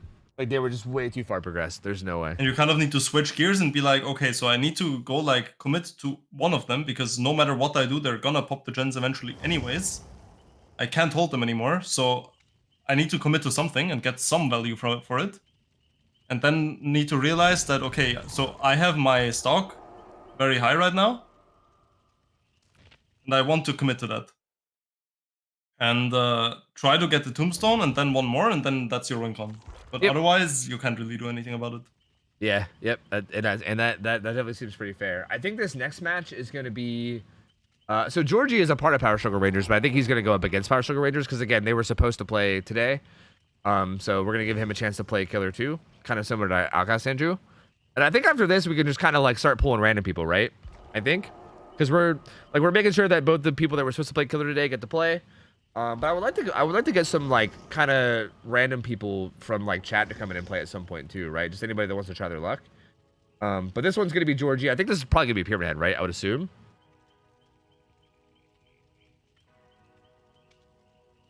Wait, but like, why is Prion in the rotation? Like, look, I love Prion. I'm not trying to like be weird or anything, but like DC on first down wasn't even scheduled to play today. Like they were gonna fill, but like they weren't scheduled. Like I want to make sure that the people that were scheduled get to play, but I still want to give a lot of people a chance to play that weren't scheduled. You know. Like I want to like the whole point of like okay, to me the whole point of like doing scrims was to like give people a chance to like participate even though they're not like on a team, because that's kind of like the big difference between King of the Hill and non-King of the Hill. He got knocked out of playing Friday. Oh wait, that's true. Wait, never mind. That's a good point. Oh yeah, that's right. His power got knocked out Friday. Okay, never mind. You're right. Never mind. Prion. Never mind. I'm down with Prion playing. Never mind. You're right. So okay, we'll do Georgie, then Prion, and then we'll do other people. Yeah, you're right. I forgot about that. So just to fill you in, Laser, if you're confused, on Friday, Prion was. No, I understood. Yeah. He was a killer that was supposed to play. He lost power. He couldn't play. So yeah, I'm gonna have him play too. Yeah. I kind of forgot about that. That's also true. All right, so is Georgie gonna play for the WinCon? I think he's gonna play Pyramid Head, right? So we same thing, yeah. So same thing, yeah. I think we did just 9 stages even, right? Is what we said before? Yeah. 9 so stage. yeah, 9 stages, Records Yard. Same rules as always. Yeah, they should know the drill. Mods, if you guys want to set up a prediction real quick, feel free. I'm actually gonna run to the bathroom real quick, so give me a second. And I might as well just get some ads out of the way too if I'm going to be stepping away. Like, I might as well just do it. So I'm going to do that. Again, feel free to talk to chat while I'm gone if you want. I'll just be back in like probably like a minute or two. So one sec, guys. BRB.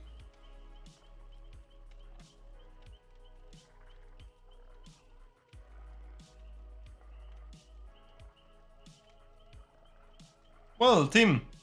Hello. Any questions? Any interesting questions to answer, guys?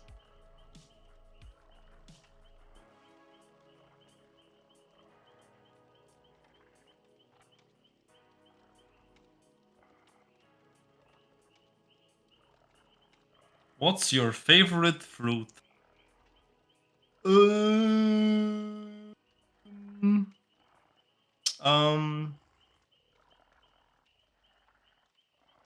Probably sugar melon.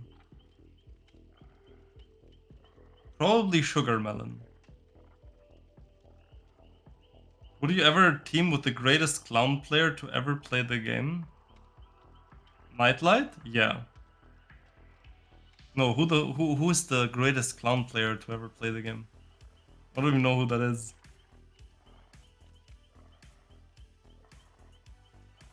If you could make a sports movie about a DBD team overcoming the odds for an emotional victory at the end of the film, who would you cast?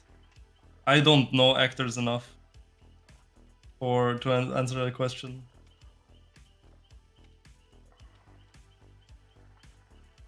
Nightlight? Yeah, I mean, I do play with Nightlight on Team Germany and on Team Turbo Turtles, which basically the same thing. So yeah, I would definitely team up with Nightlight. Who is your least favorite killer to play against? Chess Merchant.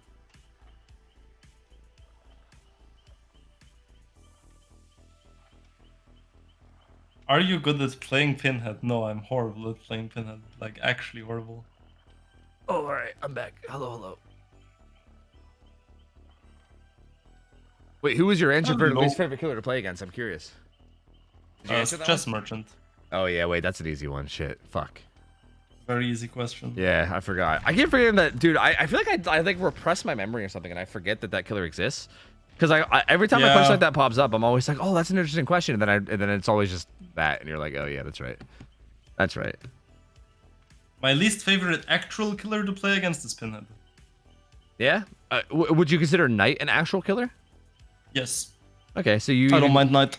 Really? Interesting. I like playing against Knight and Forion because I think it's interesting. Yeah, okay. And fun to play. And I don't mind doing Knight chases too much. Huh. See, I think boring as fuck, but like I don't mind that. Yeah, that's fair. I feel like it is a big difference too between someone that plays like strictly comp versus someone that plays pubs a lot as well, because I think those are very different dynamics. But yeah, that makes sense for sure. But like Pinhead, the reasoning for Pinhead, because I can see why people would be confused about that. So I play everything on toggle, right? My actions are on toggle. So to start breaking chains and to stop breaking chains, I need to press a button both times. I don't hold down M1. And also my actions are on V. So I need to press and unpress V to start breaking and stop breaking chains. Wait, so really? This is absolutely fucking horrendous to play on Pinhead chains. On Artist Birds, I'm used to it and it's fine. Because you don't need to like play pellet standoff while removing chains, right? So you can let go of M1 and then press spacebar on Pinhead to drop the pellet. But if I'm pressing V, I need to like press V and then spacebar, and that's like awkward as fuck. But on Artist, it's not an issue because like I know that I'm gonna vault something, so I can just preemptively press V and then vault, right? Okay, I have to ask, why is your action on V? That's like it's normally M1, right? So your M1 is like rebound to V. My M1 is skill checks. Oh. Because a mouse button has less input delay than a keyboard press. Oh, really? So I can hit all the grades. Oh, I see. My DH/FTP, etc. is on M4. I actually didn't know that about the mouse versus keyboard thing with input delay. I didn't know that. And I have like my crouch. I have my crouch on M4 and my skill button like DH or FTP or whatever. It is on M5. And then my DPI button when I play Blight or something is on M4, and my that's it. Interesting. So on my mouse there's no space, right? Because right click is item. Yeah. Huh. And V is just a very comfortable button to press when you have like default. Yeah, like with my like thumb is WSD just and everything. over top of V anyways, so like I can just press that easily. It's just Pinhead is the only killer that's like awkward as fuck against. So I hate playing that. Even worse when the Pinhead is NA-West and you have like input delay of like 200 ms on starting and stopping to remove chains anyways. So at that point it's just unplayable. Oh god, that sounds miserable, dude. If I play Pinhead against West thing, like just get me out. Like, that's the worst thing you can do to me in DVD comp. Playing Pinhead on ping. Well, that's by far the worst thing you can do to me. Hey, don't worry, they banned West Killers in DVD League, baby. Easy peasy. You don't gotta worry about it. No, well, it wasn't even my idea. Yeah, that's the funniest part. Yeah, that's actually kind of interesting that they did that. That's a whole other topic for another day, though. I don't want to get into that. That was a very like controversial thing that a lot of people got all up in arms about. It seemed like a good change to me from what I saw about it. Though. It made sense, yeah. Yeah, I agree.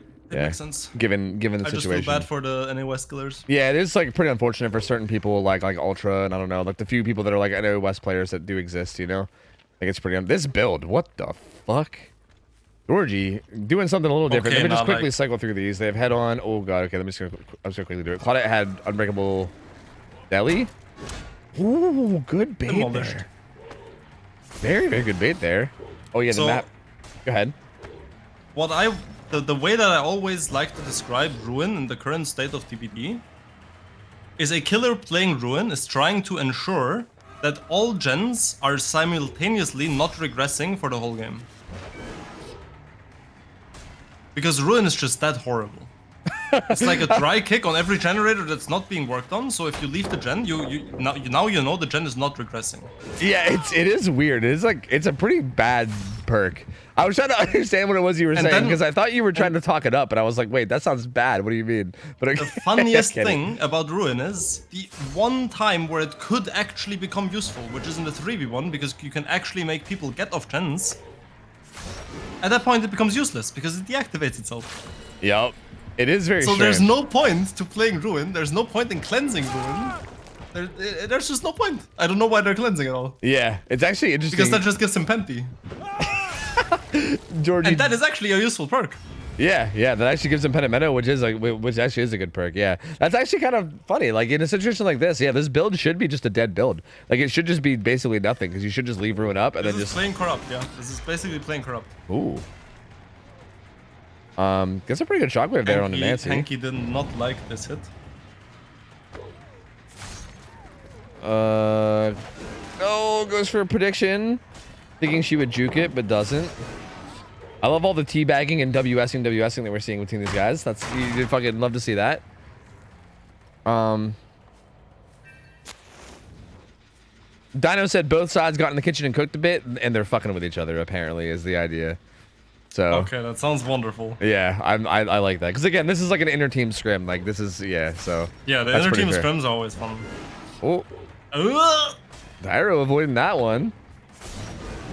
Oh. Georgie's definitely getting the worst of it though. Yeah, oh yeah, for sure. Georgie's just full sending these shockwaves, man, and it's just not working. It's not working for him thus far. Pyro doesn't have anything here though. He's gonna eat a hit here for sure. That Penamento is brutal though, man. I mean, any gen progress coming in, that 30% reduction, dude. Shit is wild. Yeah, it's it's such a actual useful perk. yeah, actually massive amount of reduction to speed there. So they're gonna have to get that cleansed at some point. And Ruin's still up because of Undying, so like, yeah, them cleansing that totem just was, whoa! I did not like the camera movement. I was getting really scared most of the time. Yeah, for sure. Oh! Right though from Dwight. Keeps him up. Keeps him up. Penamento's also I'm gone too. really not a fan of the ace camera movement there. Yeah. Whoa. I'm getting really scared because I have no idea where the killer is for like 90% of the chase. Yeah. Oh, like, oh man, gets a good Like this shockwave one, he could have there. seen that. He could have Yeah. seen that if he looked behind. Yep. Yeah, being able to like run tiles while completely like turned around is a pretty good skill to have. Like just looking at the tile, being able to analyze what it is, and be like, okay, I know what this tile is. Don't have to look at it anymore, and then just run it. They do pop their first gen though. That was actually their first gen popping. This one's close as well. Wait, were they finishing it? Sorry for so much camera movement. I'm just trying to see what the fuck they're doing. They're actually not gonna finish it. Wait, Ruin's gone. Did they cleanse Ruin again at some point? Yep, they did cleanse Ruin. Oh. And they cleansed Undying as well. Oh, so there's another potential Penamento out there though. Yes, That's interesting. It's on 7 or 8. Okay. Down comes in onto Claudette, so this will be. Oh wait, her... no, it's on. Yeah, it's a different clock here. It's like. It's like 4 or 5. Yeah. Ay, that clock. I'm never gonna get over that. It's fine. I mean, we can generally see where it's at anyway. There's Swing Blade getting hit by a shockwave. That was a pretty solid hit. I mean, pretty risky from Georgie to go for these. Like, realistically, you should probably just run him down in an open field like this, but I can't argue when he's actually getting the hits, so fuck it. Again, also, I think these guys are also the fact that they're like, it's an inter-team scrim. I think he's just kind of full setting them. Oh, man. Ooh. That one was close. Swing Blade still, though, avoiding it. Runs out of charges there. Has to full send that one. Doesn't get it either. Ooh! Oh, demolished. Good juke from Swing Blade. Oh, no, not a good juke from Swing Blade there, though. All that good stuff that we saw just from the WS, of course, naturally. But I'll be Swing Blade's second hook. He was doing such a good job against the shockwaves, but then he just accidentally vaulted right into him. So all that good juke ended up not paying off in the end because he just kind of vaulted into him. So unfortunate. Get number 3 gets done. Penamento is going to be coming in soon. Although they do know where Penamento will be, so they should be able to cleanse it pretty easily. It is on top of a gen, which is interesting. For the Peepo coming in. Gonna get Swing Blade back to full, help him stay alive a little bit longer. Head on? Okay. The stretch mark's giving it away. Yep, that was a pretty dead giveaway. The scratch marks leaving the whole way up to the locker. So no head on coming in from Nancy. Georgie being able to sniff that one out pretty easily. And she's in trouble now. Nothing really here. Ooh, unless he goes for a shockwaves and lets her get Power. distance. Yeah. He's got Pyramid Head Brain, dude. Pyramid Head Brain does get that one. But down she goes. That'll be another fresh hook. So she'll get thrown up one hook. Penamento's still in play. They're cleansing it right now. Tyra's doing the gen right. This is right beside it, right? Yeah, the right beside where it's getting cleansed. How are there 5 stages in the game with 2 gens left with this build? I don't know. That's kind of confusing. How did that happen? Yeah, I'm not. I watched the whole game, but I missed how that happened. Yeah, I'm not really sure either. I think it's literally because of them cleansing Ruin and Undying, and then all like I think them taking the time to cleanse it, and then him Penamentoing it, then them all of a sudden double back and deal with Penamento. I agree. Yeah, like the Has to be. It's like the build actually ended up getting value the way it was supposed to, I guess. Which, I mean, you're not wrong. If they would have just ignored the totems, they probably would have just been dominating this game. This probably would have been over by now. Yeah, because there's no build. Yeah. There's just nothing happening. Yep. Okay, the unhook comes in. Good shockwave. Gets Swing Blade on the other side of that pallet. He's still here. Georgie, you gonna go for some psycho shit? Does that even go through? I don't know, the elevation Yes, and everything? because it goes down. Oh, okay, I see, I see. Down is yes, up is no. Yeah, yeah, yeah. Swing Blade just tried to go around to not get into Torment and then ran into the Torment anyways. Yeah, that's so unfortunate. He's gotta watch out here. Oh, again. I'm again not a big the I'm camera. really not a big fan of the camera movement. Agreed. Like, I think there could be better eyes on... Oh, he brought a Mori. I didn't even realize. I don't think we allow Moris. I think this has got to be a DQ, right? Did you just see the head? No, I didn't. Wait, what happened to the head? That did not look okay. What? I must have missed it, but something must have happened. Like his head was just like floating on his shoulder, and then there was an empty stump of... Oh. I don't even know what to call it. Oh, like he was like Headless Horseman, kind of? Yeah, and the head was like on his shoulder or something. Oh God, I'm kind of glad I missed it. That sounds horrifying. That's gonna be a kill though. 7 stages. This actually, like, I know they're kind of like goofing off a bit, somewhat, but like this still could go either way. I actually don't know how this is gonna go. There's a decent bit of progression here. Georgie only needs 2 more stages. Oh, okay.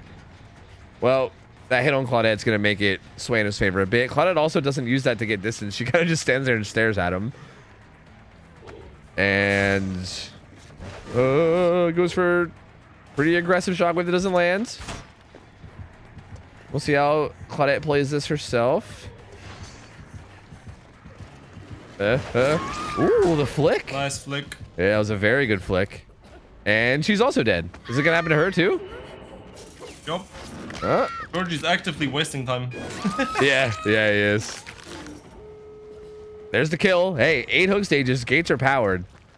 If he gets 1 more hook, it's going to be over. But the gates are powered. There is a chance for the survivors. But they're going to definitely rely on some good stealth play here.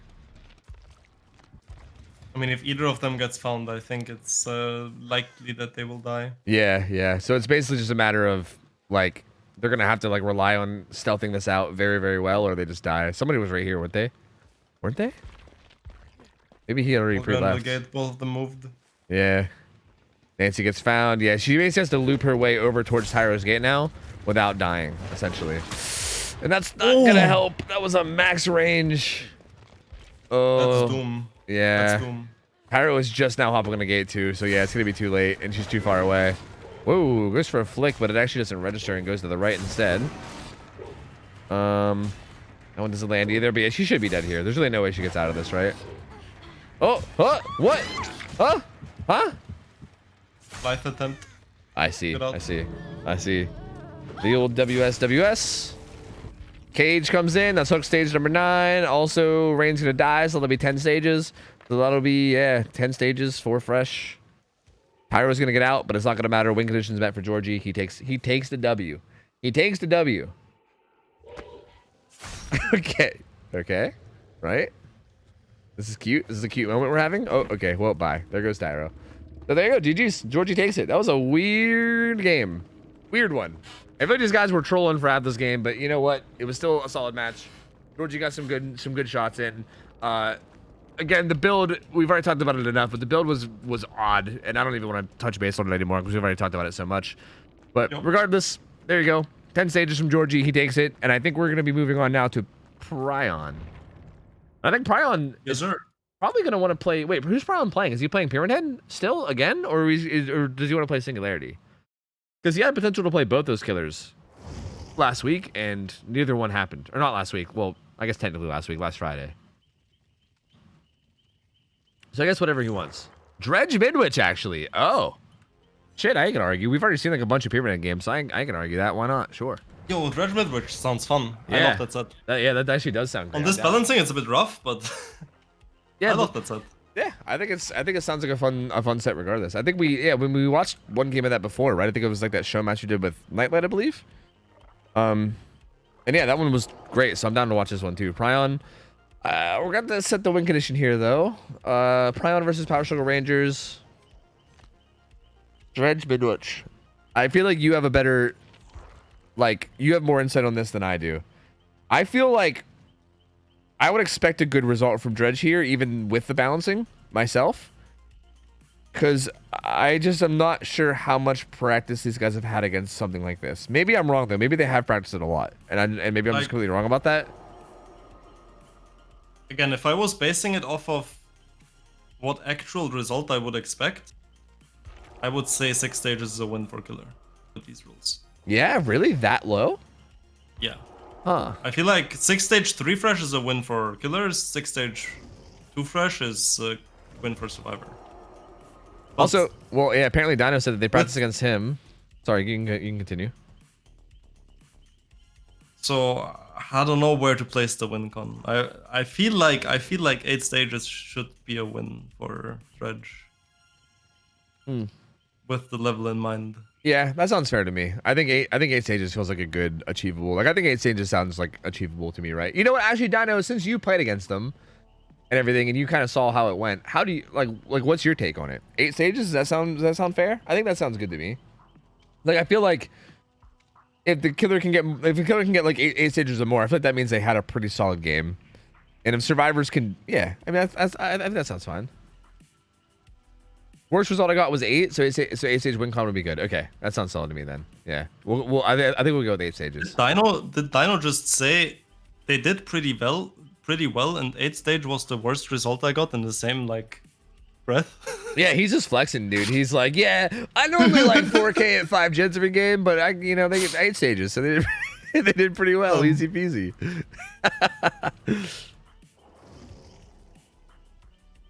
All right. 8 stages will be win con. If that was happening on DVDL rules, I would be like, I guess, fair enough. If it wasn't like 10 games, then sure.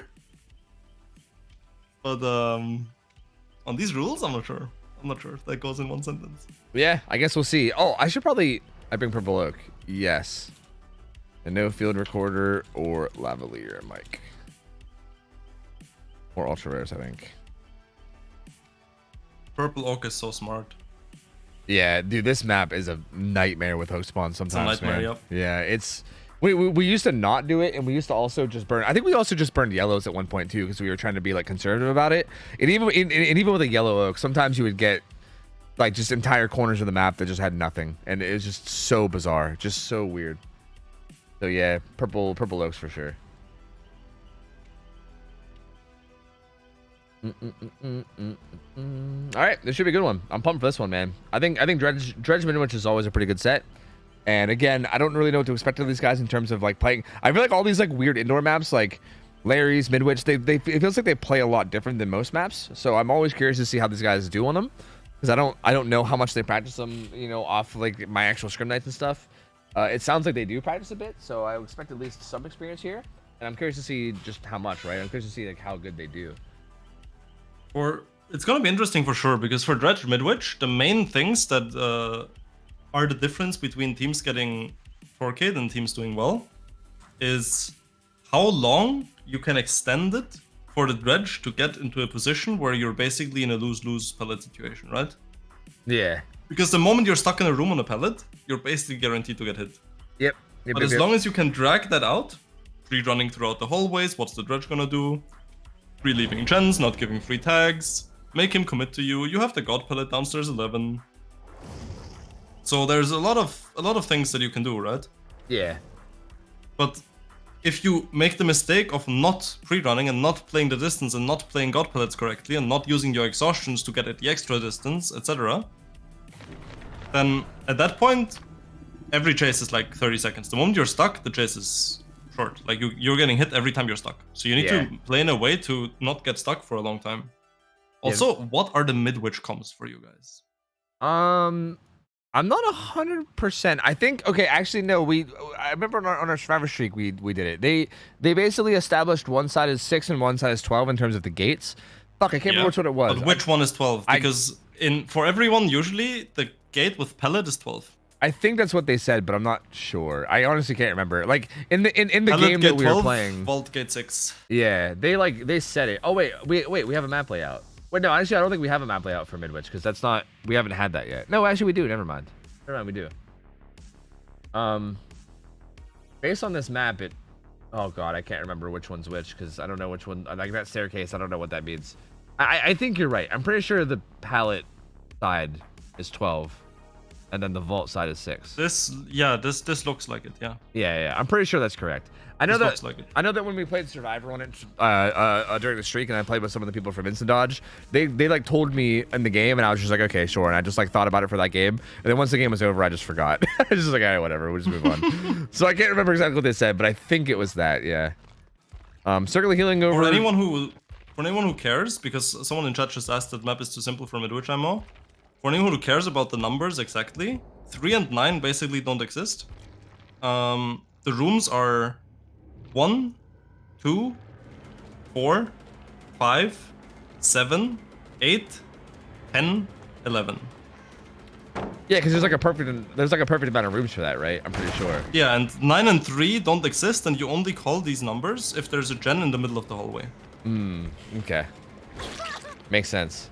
Blood favor. Or you call them, like, instead of saying right side or left side, you can say 9 or 3. Like, you can say, like, I'm going 3 up. Or, like, 9 up or whatever. How do you feel about blood favor in value. this build? It's insanely broken. Huh. See, Blood favor is just broken. Yeah, I mean, I'm coming around on how strong it is, but I'm wondering how strong it is on this exact setup, because I feel like you're already at such a big advantage on most of these pallets anyway. But I guess I was just unsure how I felt about it. It did get cleansed just now. Actually, I think I got booned. They just spent like 30 years doing that, I think. But they do have... The thing is, it's really strong. Blood favor is really strong. But, there's a big but. Haha.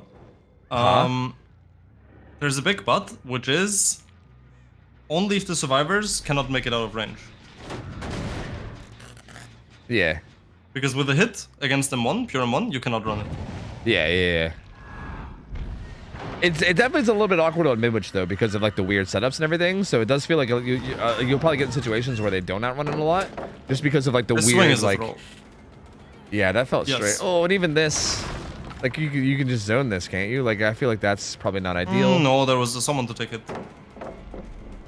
Yeah, I guess that's fair. But the hit is the hit said no. I don't want to take a hit anymore. Yeah, he said no, thank you, and he's just gonna leave. Oh, that's the wrong way to go around. We need to place it for the window. Yeah. Now you gave window. Now you give window. Yeah, that's a bad mistake. That felt like a pretty big misplay too. Yeah. So this chase is gonna be going a lot longer than it should from Rain here. This feels fine. Dead Hard comes in though.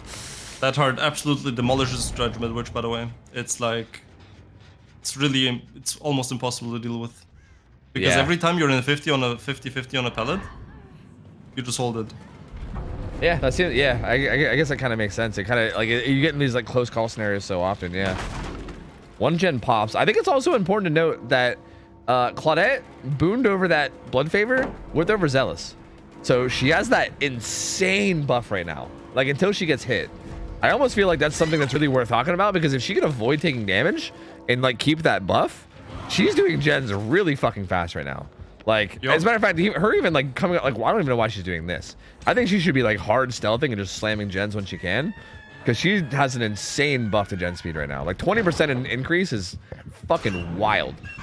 But like she probably will get hit when she gets found, because again, it's Midwich. Ooh. Okay, though it comes in. One thing about the down on the Nancy, by the way, there was a misplay from both sides.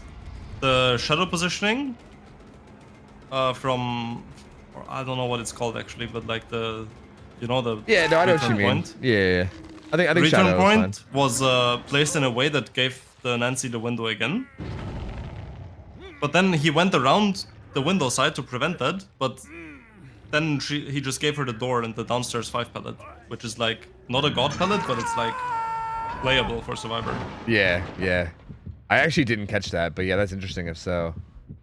They're kind of like sub-ups on both sides, and then it kind of evens out, but still important to point out for sure for the sake of learning. Ooh, Donut comes in. Tyro gets smacked. Nightfall's ending just now. There goes Nightfall. Nancy's death hook. Yes. Oh, the swing down. Nancy's death hook, but she has the SDH. Not dropping the pellet is a massive mistake. Yeah. That's a god pellet when you come like this. Yeah, that feels strange not dropping it. Ooh. Gets this window again. Actually, I was gonna say she'd be able to zone this out, but actually powers on a pretty massive cooldown. Yeah, power out of Nightfall is a massive CD. Yeah, it seems. Then pretty again, brutal. that does not zone the window with the remnant. Yep. Which again is a pretty big mistake. Like you can't let him have that window. They actually reboon somewhere. Highest calendar getting some value here, breaking out of that faster. Nancy had...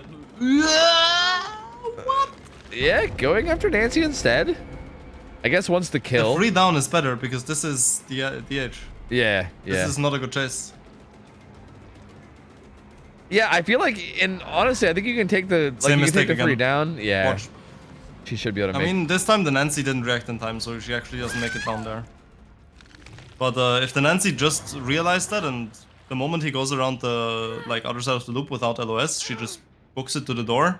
She makes the downstairs pellet every time with distance. Huh. Interesting. Yeah, it definitely feels like there's there's some timing there where she has to like kind of do it at the perfect moment. But yeah, I definitely see the opening there for sure. But she's gonna die, so this actually does put Brown in a pretty good spot.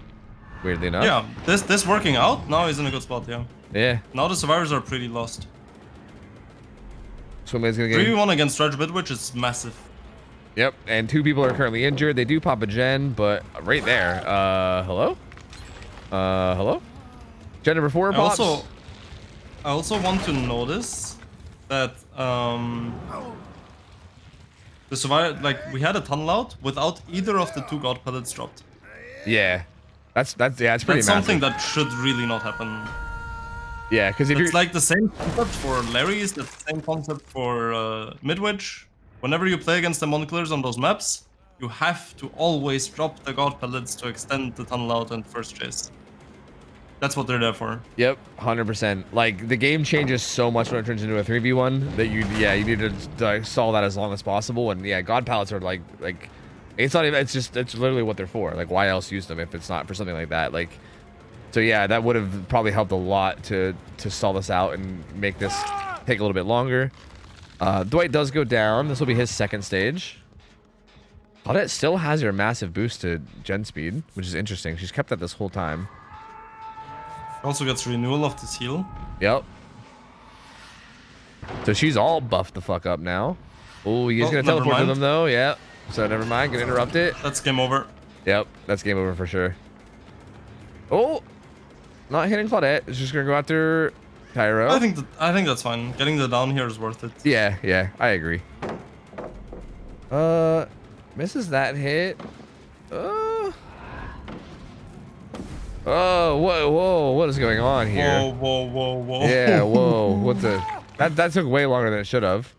So long, actually, that the unhook and heal comes in. Yeah, I still think he's still in a very good spot to win this for sure. Yeah, they have no jump progress. 3-1. Yep, it does allow the unhook and the reset at least. Nightfall will be starting soon. Well, it stopped for now. Until somebody gets hit or something or some more teleports happen. Pop comes in. On somebody's trail. Finds Claudette. Doesn't make the pellet. No com that this pellet was dropped and broken. Yep. So she's gonna get hit there for sure. That's gonna make Nightfall happen very, very soon. She's also gonna lose that. Teleport up next to the hook. Ooh. Getting as close as he can. Oh, and he's right there too. Catches off Dwight on the rotation. He's actually not gonna take the unhook. That's the right decision, I think. You think? Yeah, because otherwise it's a hook trade and insta tunnel. Now someone dies, but at least this person is healthy and can hold the chase. Or at least try to do so. That's fair. It kind of just feels like no matter what, someone dies, because here he dies too, right? Ooh. Yeah, but it takes longer, and the Dwight can try to hold the chase long enough for them to pop the dren. Oh yeah. And then maybe there's a dren, or maybe there's something to play for, right? That's true. Yeah, that's true. These 2 pellets in conjunction are also pretty good. Yeah, Swimblade. If the Dwight didn't make the mistake of trying to vault that instead of running around. And yeah. Yeah, I mean the win condition was met with Tyro dying though. The win condition. So yeah, like based on win condition, I guess the game's already over. Swingblade dies too. Claudette is. Does she want to get grabbed out of a locker? Is that what's happening? Is she waiting for Dredge to come to that locker in particular? I don't know. Either way, playing for RNG hatch, I think. Yeah, maybe. Oh, Brian finds it though. So rip. Well. Yeah. that moment of stopping, that moment of defeat. Oh well, shit. So there you go. Brian's gonna take this. Interesting game. Very, very interesting game. I feel like, yeah, there's definitely a bit to work on both sides in terms of how they played the palettes. Like, Prion had like the right idea, I feel like, but some of the placements of the shadows, like kind of like you pointed out, were a little bit off and definitely could have been taken advantage of. It's important to like note that too, because they weren't taken advantage of this game. So like that's one of those things where like unless you point it out, I guess there's no way to know, right? Because like it's important to know that it wasn't right even though it worked out, you know? That's such a cool little animation, by the way. I fucking love that. I love the like dredge teleporting to a locker that someone's in. It's so neat. It's so cool. Yeah. Such a niche thing as well. Yeah, yeah. It like barely happens, but when it does, it's so cool. The worst thing that ever happened to me in a dredge scrim was I was locking a locker, and when I locked the locker, the dredge TP'd there, so I got grabbed. Oh, dude, I hate that, man. God, that's the worst. That felt so bad. Yeah, yeah. That's a brutal thing to have happen. I'm kind of surprised it works that way. Like I thought, like I feel like locking a locker that he's in the middle of teleporting to doesn't feel like it should result in you being literally like on the killer's shoulder. Like it feels like it was healthy locking a locker, bro just grabs me. Yeah, then instantly you're just grabbed and then getting hooked. Like fucking wild, dude. Wild shit. Anyway, there you go. GG's. Good play from Prion. I think we're at the stage now where we can kind of just take whoever. I think, right? Yep. So chat, who's feeling it? Who wants to try out a scrim? Preferably somebody that like hasn't played in like, you know, like isn't on like a team and it doesn't already play regularly all the time. Because I feel like I wouldn't mind seeing some stuff. My twins. Yeah, I know you've been talking about twins, TM2.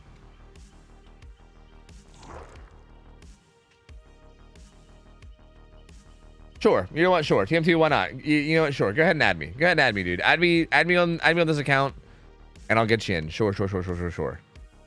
Twins is always interesting too. I think twins can make some pretty good sets. So there you go. Bam.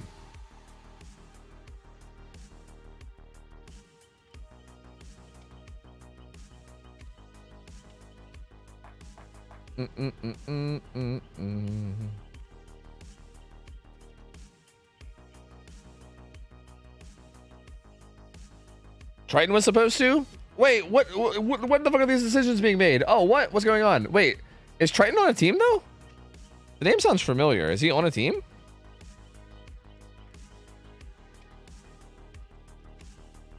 Triton and Osaka? No, guys, no. Oh man, I feel like we have the wrong idea here. I think we're on different pages. You you guys and I. Like, look, I love Osaka. Okay, like I'm not trying to like. I love Osaka, but the whole point of doing this isn't the whole point of doing this to make it more accessible for people that don't already play comp. Like, I feel like we're kind of getting away from the purpose of doing these, right? Like, if we just have a bunch of people that already play scrims doing scrims, then we're not really like at that point, we probably should have just did the best of 3 with these on first down then, you know what I mean?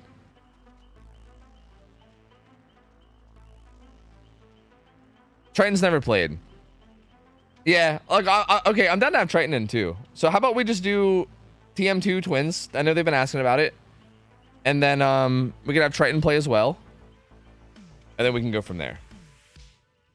Cause yeah, I like just FYI, like that's like the whole like to me the entire purpose of Scuff Scrims is like, cause again like the whole thing that people were missing about King of the Hill was that like it kind of gave people a chance to participate that don't normally participate because they don't have like a team or they don't know people to even form a team, or like even if they think they're like a solid killer, maybe they just like don't get noticed because they just don't know anybody or whatever. Like it kind of like gives people a chance to like play. Wait, who's this? Is this you? Wait, what's your name on Steam?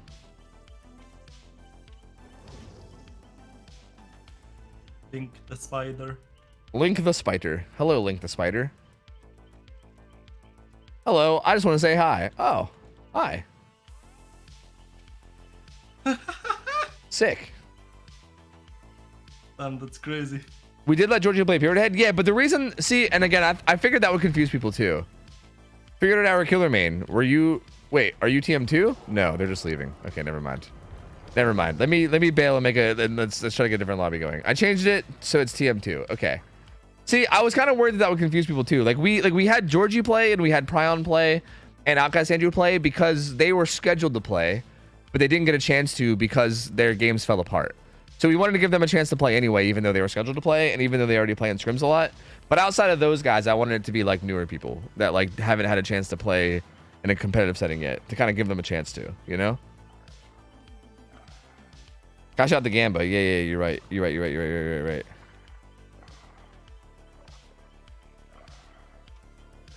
And I also think that like the new Gambas are going to be interesting too if we don't know anything about the people going into it, right? Like it's going to be a bold thing to gamble on these people when we have never seen them play before. All right, there we go. I paid out the last one.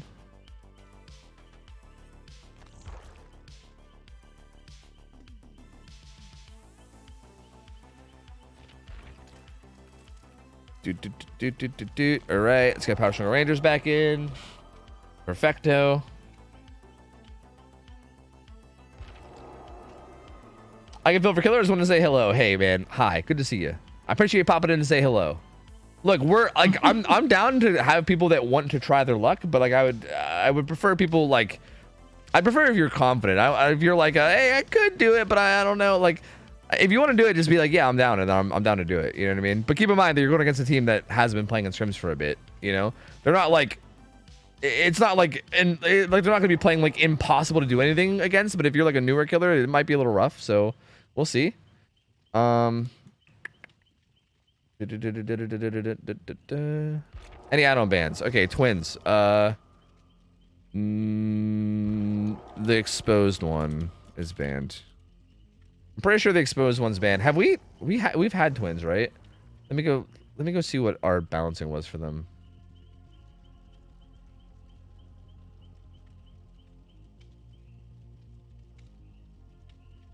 Oh wait, the survivors have a ton of okay, so rules. Map is Azarov's resting place. Killer bans are lethal, darkness revealed, deadlock. What am I missing? Haunted ground. And no ed plus no way out combo. No eerie add-on that exposes.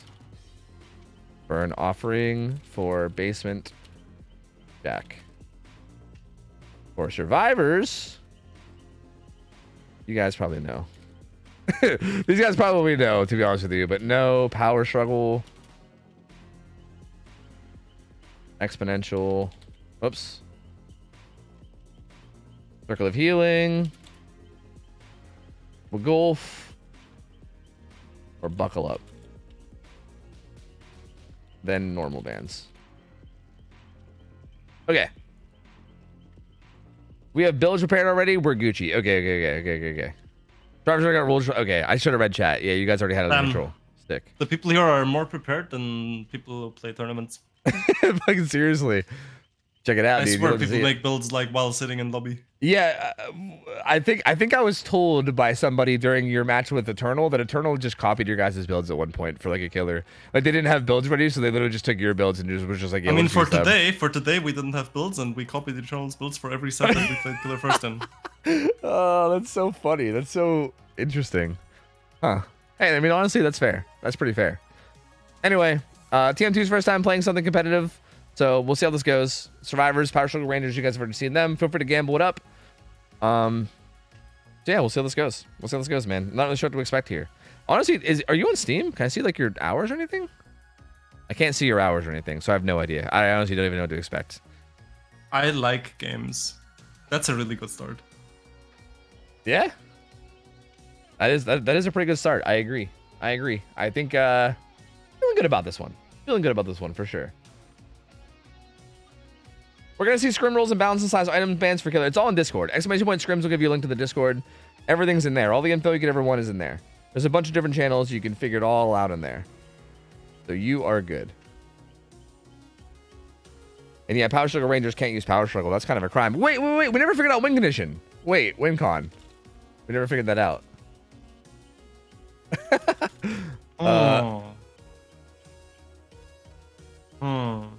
Okay, twins, ARP. Okay, so let's not think about the killer's skill at all because we don't know anything about the killer. Let's just think about these survivors and how they play, right? Again, it's a weird one And because the twins. rules. Yeah, and the rules too. Yeah, we do. There's a lot of self-healing, a lot of healing. There's a medkit. There's OTR. There's DH. Yeah, they have a lot to help. Like, I'm feeling it's like so impossible to say because even for normal twins games with like strict balancing and everything, it can be a 5-stage game if survivors play it perfectly and 0 mistakes happen. Or it's a 4K2. yeah. And both of those are like possible results with with just some mistakes happening here or there, which snowballs out of control. Yeah, so I think we could just make it like 8 or 9 host stages because I feel like you're probably right that it's probably going to be one or the other. Like, it'll probably be one of the extremes anyway. So like Most likely it's either side stomping. yeah. So I think we could just say like yeah, Make I it mean 9 stages, yeah. yeah, he said Just 9 make stages. it the default 9 Yeah. stages. It's I don't even know. There's just no good thing to Yeah, say. yeah, I think that sounds fine to me. That's yeah, we'll go ahead and make There's the just win no con good 9 thing to stages. say. Yeah, because it does seem like it's either gonna snowball really hard or it's just not, and that's gonna be it, right? You win hard or you don't. Like, so I don't know. Yeah, if Sars with these rules play perfect, it's like 4 or 5 stages. Yeah. But it's really hard to play perfect. So can easily go out of control if the killer makes no mistake. But then it's also really small chances the killer makes no mistakes, right? Yeah. So the chances are survivors can make mistakes and they're gonna go unpunished, and it's just impossible to predict at that point. Like, there's just nothing I can say. Yeah, for sure. Oh yeah, the It's map gonna be layout. interesting to spectate though. Yeah, this should be interesting. Again, especially considering we have no idea what to expect of this killer, right? Like, he can come in here and be full potato, or he can come in here and be a beast, and I have no idea. Like, I just don't know. So we'll see. The thing is, Twins is a very game sense heavy killer, so it's always kinda interesting to see how players play Twins. Yeah, yeah. Because I feel like the way, like, yeah, and I also feel like the way like, a lot of things you can get away with in, like, public matches, you probably won't be able to here. So I'm curious if that's gonna play a role as well. Like, dude, like you play Twins in pubs, and you can fucking down someone right in front of another player, and they won't even kick Victor. Like, I won't like, even kick Victor, yeah, yeah. like, people have no fucking, like, Or you can M1 chase the survivor that Victor is on, and they get mind gamed without terror radius. yeah, exactly, yeah. And give you an instant down. But if you chase the person with Victor on, you're throwing the game. Yep. Or even just in general, just like I know a lot of people that will just not even send Victor out until they get an M1 hit. Whereas, like, against a good team that knows how to loop, like, you can't just be like, yeah, I'm gonna force an M1 hit as just a 4.6 killer and then send out Victor. Like, you just can't do that because you won't get the hit, right? So I don't know. Like, there's a lot of things. There's a lot of, like, ideas and strategies that might be in your head from how games typically go in public games that could end up affecting this. So we'll see. That being said, that being said, I'm assuming TM2's been watching scrims a bit, so hopefully they at least understand that. Yes. So I think there should be at least a little bit of an thing- advantage there. It should be, yeah. And also they play Twins, so they're obviously kind of used to thinking about it Yeah. that way. One thing to note about the comms that you have posted. Usually 8 is the tile in the edge of the map on bottom left side, and 9 is the filler spawn that's close to mid. And 3 is the tile that's on top side. You have 1, the filler spawn, 2, the tile edge map, 3, the next tile that's closer to mid. That's usually how the comms work out on this map. Okay, interesting. Yeah, we might have to adjust that a little bit then. I still think this map gives a pretty good idea, but yeah, that would definitely be a lot more accurate. I was staring at the map on my overlay now. Okay, Victor is on bottom side now with all the unblocked gens. I don't quite like that. Yeah, these guys are. I don't quite like it. I think they're all on the opposite side at the moment. And I also don't like this from the survivors. Yeah, At all. they all stayed down on the side with the blocked gens, it seems like. This is basically a free hit. I think there was someone around bus though. But this is truck. Oh, that's really bad. Like, this is basically a free health state. Yeah. And this is a free M1. Oh, yep. Free M1 on to Nancy here too. I don't know if anybody has crossed. I don't think That's any. already 2 things that should never happen. Those are already 2 things that happen that should never happen. Now we're also giving the killer instinct for information, which also shouldn't happen. Yeah. We also already have like 2 big and 1. Okay, we have 3 massive. We have 3 big mistakes and 1 medium mistake by the survivors already. Oh yeah, this is not going well already. This is man. massive as well. There's 3 heartbeats. He knows that all of them are topside, so he can Yeah. just chase this M1 and there's 0 gem progress. Yeah, he knows where everyone on the map is right now. Yeah, like, Survivor's already basically lost the game. Yeah, like if he plays this correctly, this is looking really, really bad. Sending Victor out here. He has good add-ons with what he's got. I like this. Also I like bot this. side, and yep, it's over. Yeah, I like this play from Tyro though. I think given the situation, this is the correct thing to do. It's the correct thing to do for sure. Yeah. But it's still not looking ideal. good. Yeah, it's still not looking good overall based on the situation they were in. For everyone in chat who's confused, when I say it's over if the killer doesn't throw the game. But yeah, this game is basically over unless the killer decides to throw now. Yeah, but I also feel like it seems pretty reasonable for that to happen, given that we don't know how much they know about what's going on here. But they also do have a 4-gen that side too, by the way. Like, yep, they have a 4-gen. There's 0 gem progress. The killer did, however, miss someone going bottom side. There were crows landing. ooh, that's a pretty good little sneak by. Should be able to get this pounce on the Nia. Nice. Okay, we'll probably Now come back let's and check see- on hook. Let's see where the survivor bottom side is. They were chilling by the It's truck. this one, okay. Yeah, they're gonna get It's this one. found. They're not gonna get the unhook. They're just gonna bail and go back topside, which I think means that Tyro's gonna go struggle because I don't think anyone else is in a spot to get him. Nice. Oh, I'm kind of surprised. No, I guess I'm not. Yeah, I was gonna say I kind of thought she might even just go 1 for 1, but that would be pretty reckless against the twins, to be honest. This has to be a 1-for-1. Yep. Yeah, Swing Blade's going for it. Who had Deli? Was it Tyro? Swing Blade goes down. Recalling Victor. It was Tyro that had Deli. Oh, that's so unfortunate. So yeah, they couldn't even send like the Deli Unbreakable Survivor after him. Oh, this is safe though. This is safe. Yeah, this is a decent. Yeah, this is a decent tile. And I think TM2 is gonna go back for Swing Blade. Okay. Victor should be kicked for this. Yeah, but he's not. I think Tyro maybe instead just decided to get away. Or no, he's healing up top. Oh, medkit heal. That Huh. works. Is he even gonna be able to get that though? Just Should. I don't think it's all gonna be time wasted. He's gonna go down. He's not gonna get it. If the skill checks were great skill checks instead of good skill checks, I think he would have gotten it. So what you're saying is that he should have bound his spacebar to his mouse, is what you're saying? Exactly. Yeah, Skill checks on yeah. mouse button. Yep. Man should be doing gens with the V key, dude. He's missing out. Especially on heals, the great skill checks matter a lot. Yeah, that unironically, I imagine it probably would a lot. Yeah. But this is unbreakable, so that's actually pretty decent. Yeah, not a terrible spot to be in. He's just gonna unbreakable himself. Victor's also on the other side of the map. Unhook comes in, so this was honestly a pretty big throw from the twins. Oh, finds multiple survivors here. Nancy's the only full health survivor. He's gonna go for her and get her injured. Going for the tag is the right play, I think, though. Yeah. Not going for the down kick and to pick up. Yeah, this does give them somewhat of a chance to reset though. TM2 wants to find somebody back here. Is there even somebody back there? There's not. They're all topside. Yeah. So he's not gonna find him. He's gonna send Victor now to see if he can find them resetting.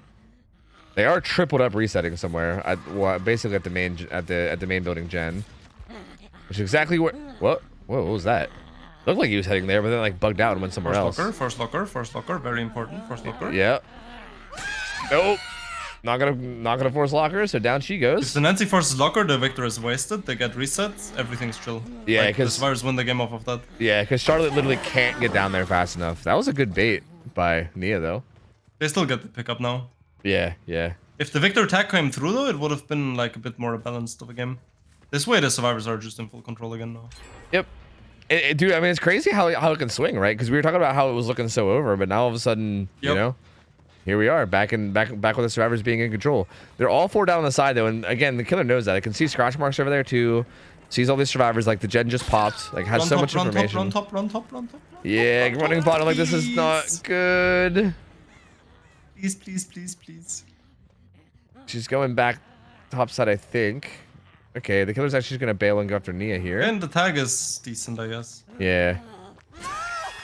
Charlotte's actually there, and she's running bottom too. I think he should have Also chased running that. bottom. I think, Oi, oi, oi. I think he should have chased that and just kept her zone bottom with Charlotte even. I agree, yeah. I agree. Yeah, and then just try to like get the down, even if you have to wait for the Victor recall and then get the down bottom side. I feel like that's so good with that 4-gen down there.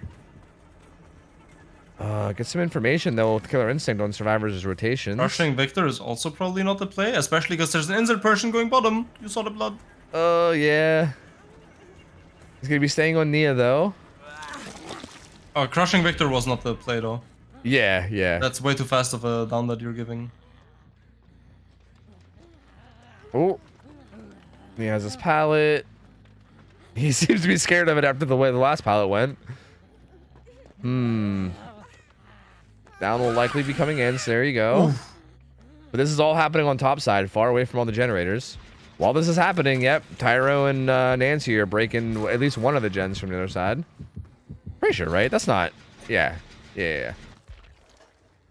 So they'll be getting one of the gens done down there. Still a 3-gen down there, but not quite the powerful 4-gen that he had. And yeah, this will be a fresh... Which was like the last good thing the Twins had going for them. Yeah, exactly, yeah. So that'll be a pain res, but again... The 3-gen is still really good down there, though. It is, yeah, it is a strong 3-gen. Like, it's kind of interesting that they did that gen as opposed to, like, maybe doing, like, Shack gen or something, which probably would have been a better split up of the gens down there. Absolutely. But, I mean, it is what it is. They at least got one of the gens done, which is better than nothing, so I can't argue too much.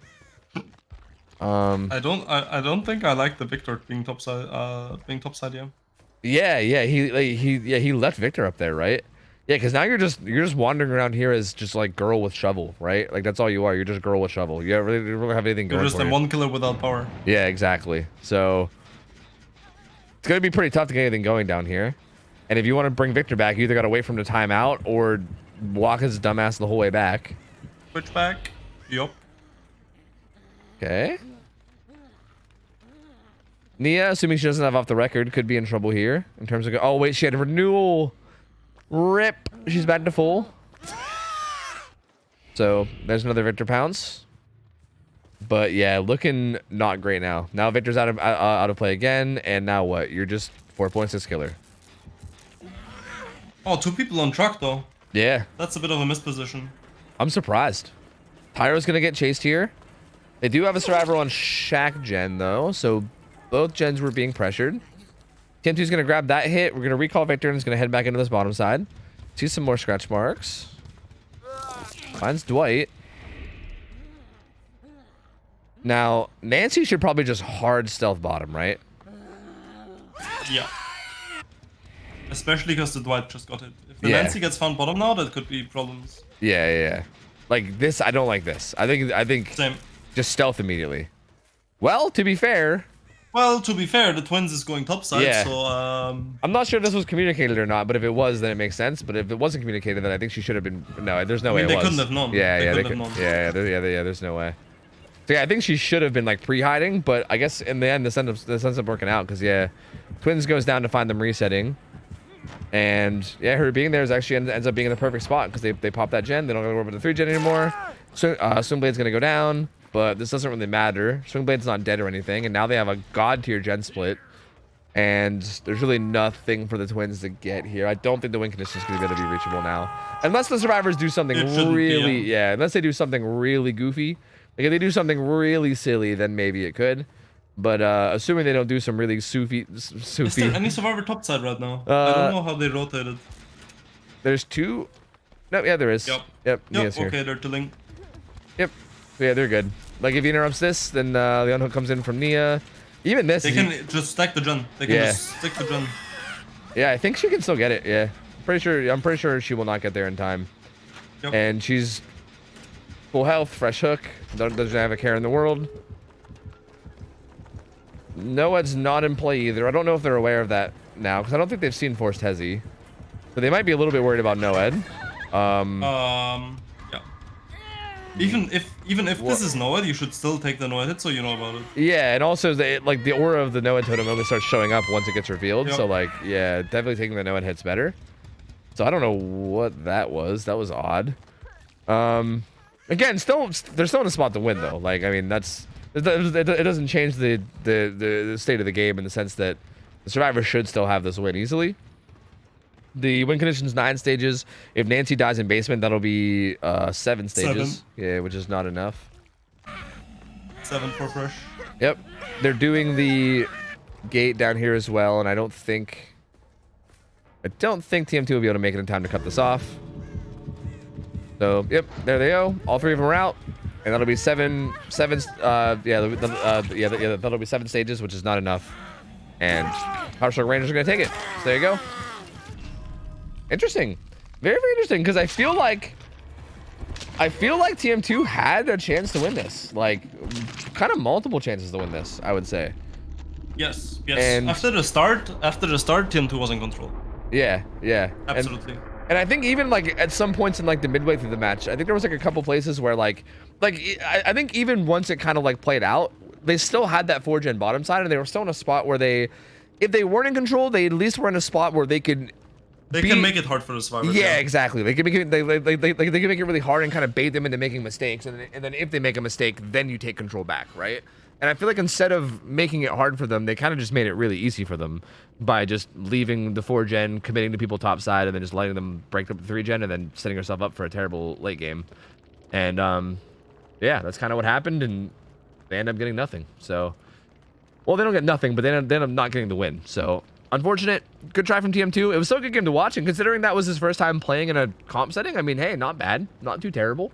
It was a good attempt, yeah. Yeah, yeah. Again, we could see some sparks of game sense coming in, like trying to interrupt the resets, everyone realizing everyone's top, and then committing to the M1 down. Yeah. And then Victor on the locker. Like there were some good moments in there.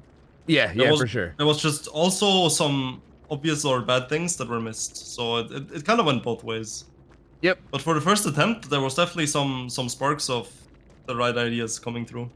Yeah, exactly. Which I think is still cool to see for sure. Like again, even though there were still some mistakes, there's obviously going to be mistakes if you don't have a bunch of experience.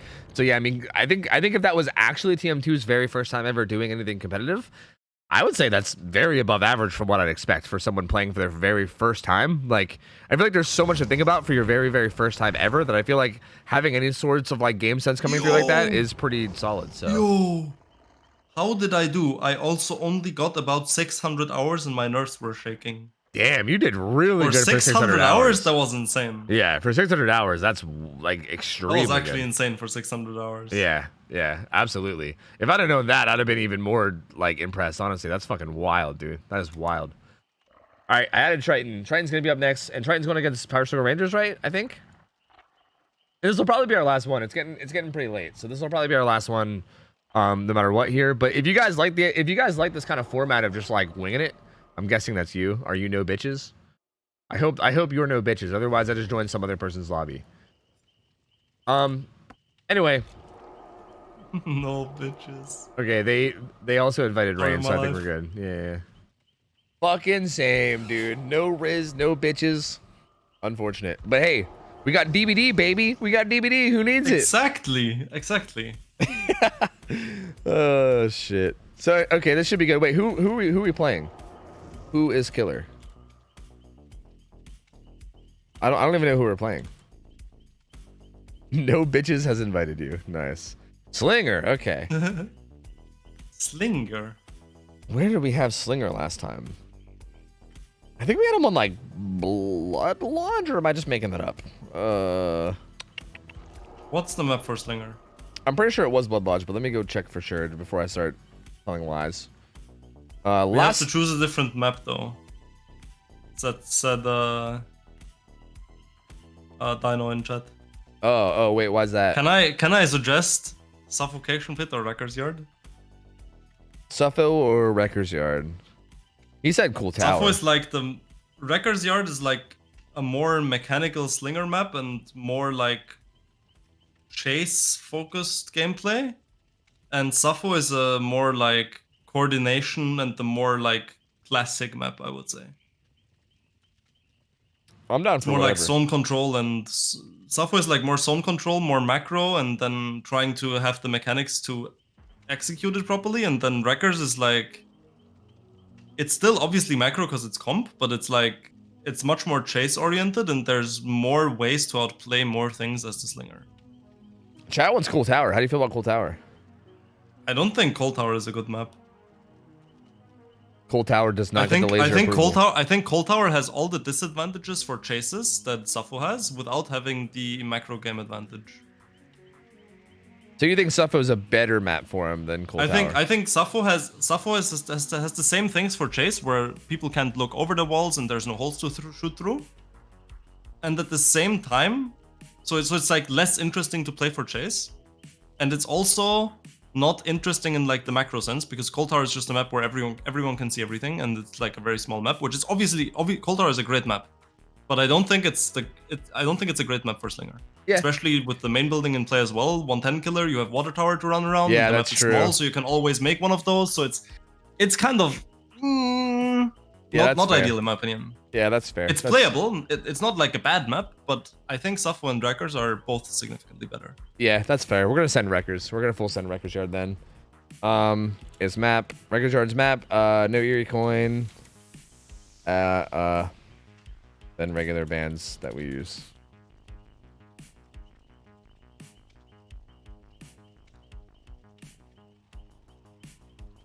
So WinCon, Slinger on Wreckers Yard.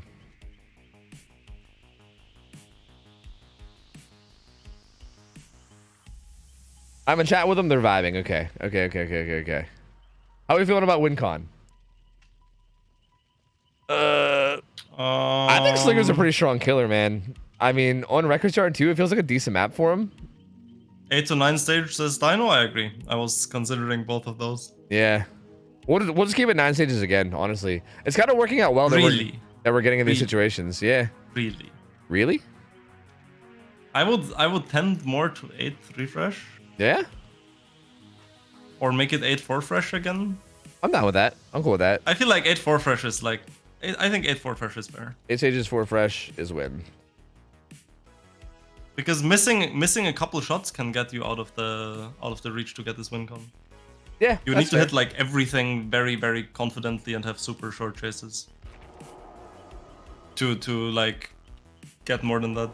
Especially with these rules again, like the balancing that's allowed makes like all the win cons super hard to calculate for me.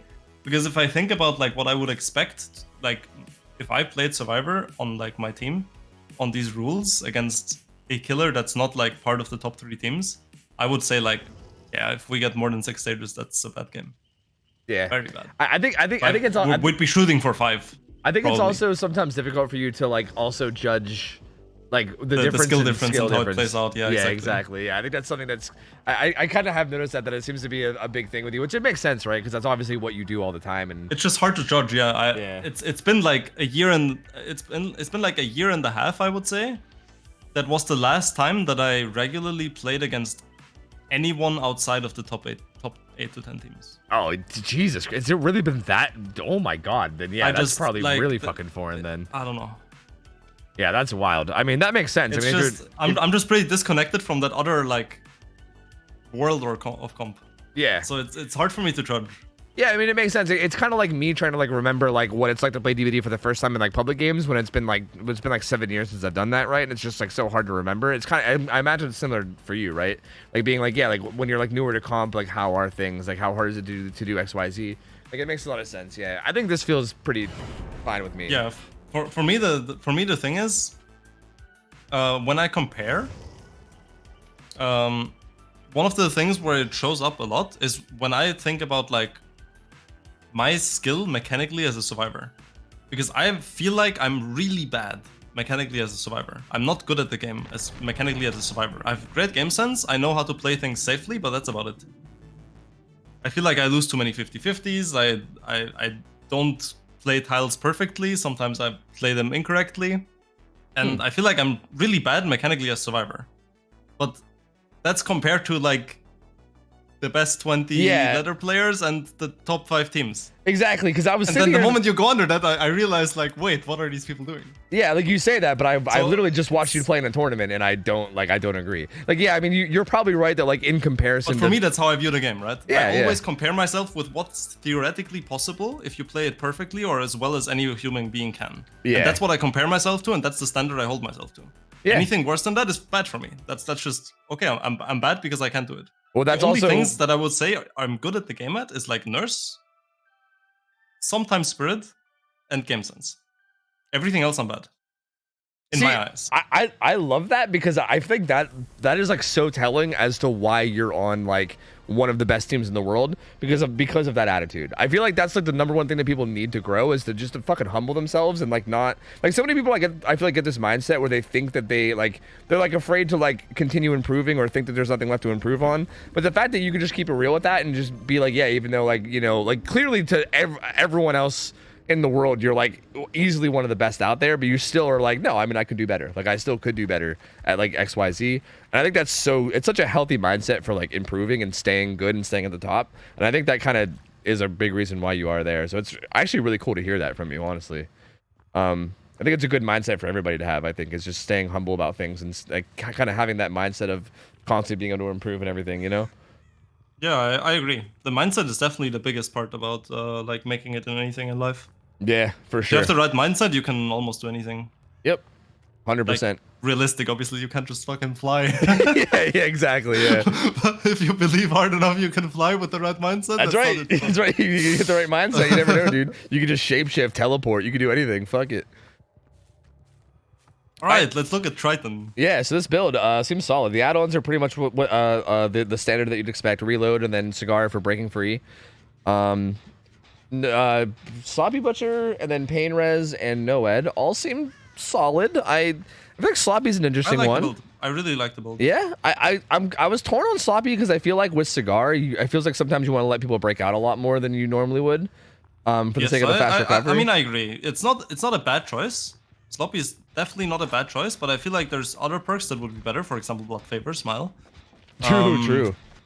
Blood Favor would be massive. I think. What's the other thing called? Pop? Yeah. Pop would be massive. Eruption can be good. Yeah, that's what I was thinking too. I was thinking about. There's just a couple things that are to be considered. Yeah, but it's not like he's running some fucking wacky wild shit, right? He's not running fucking Whispers or something weird where we're just like, whoa, what's going on, you know? So. Or Ruin. Yeah, Ruin Georgie. We're looking at you, Georgie. Yeah, true. So yeah, I mean it's still a solid build. I agree. So far he hasn't been able to get anything going. He hasn't been able to find anybody. He sees Nia now, but she has a ton of distance. I don't think he's even going to want to commit to that. Corrupt's gone. The Chen Deep 9 has to be pretty progressed by now. Yeah, I think so. They should definitely have a lot of Chen progress. Yeah, and I believe they do. I'm going to cycle it real quick, but I just don't want to miss at least the shot he takes if he does take a shot. Oh, okay, he's not going to get an injure there. Yeah, Ace is almost done with the gen. Oh, yeah, they have a ton. Yeah, they're split on 3, and they have a ton of progress right now. Oh, I said deep 9, but it's deep 6. Yeah, I was going to correct you, but I figured people were probably used to it by now. They probably knew what you meant. That gen does pop. So there's one gen popping, and he's got to end this chase fast. That was a really risky shot to go for. Going deep 12 for the Nia is good. Yeah. Ooh, playing that, I don't like that. Oh. Yeah. I think pre-dropping that would have been better. Yeah, for sure. That seemed kind of risky when you didn't really need to. But Nia does go down, and this will be the first stage, and maybe a Pain Res. Taking a while, though. The Pain Res should interrupt this, I think, if that's a Pain Res hook. Maybe? Nope, they get it. Wow, interesting. That's massive. The Pain Res is wasted. Yeah, Pain Res hit nothing. So, yeah, that's actually crazy. One Pain Res stack that's basically just non-existent, and 3 gens done by the time the first hook comes in is pretty huge. So, definitely not the ideal start for Triton. We'll see if he can pull it together, though. So far, let's just take a look at what the survivors are up to. Could be two split gens. Yep. Looks like 2 of them seem to be... 2 people are not doing anything, okay. Yeah. That's nicer. I think Swingblade was wanting to pressure this gen at Shack is what it was. Does he still have toolbox? I think he did, yeah. Looked like it. Yeah, he does. He's actually not even using it right now either. He's just using Deja Vu. Yellow toolbox is massive. Oh my god. Disgusting. Oh. Doesn't quite get a shot there. Tyro's still progressing.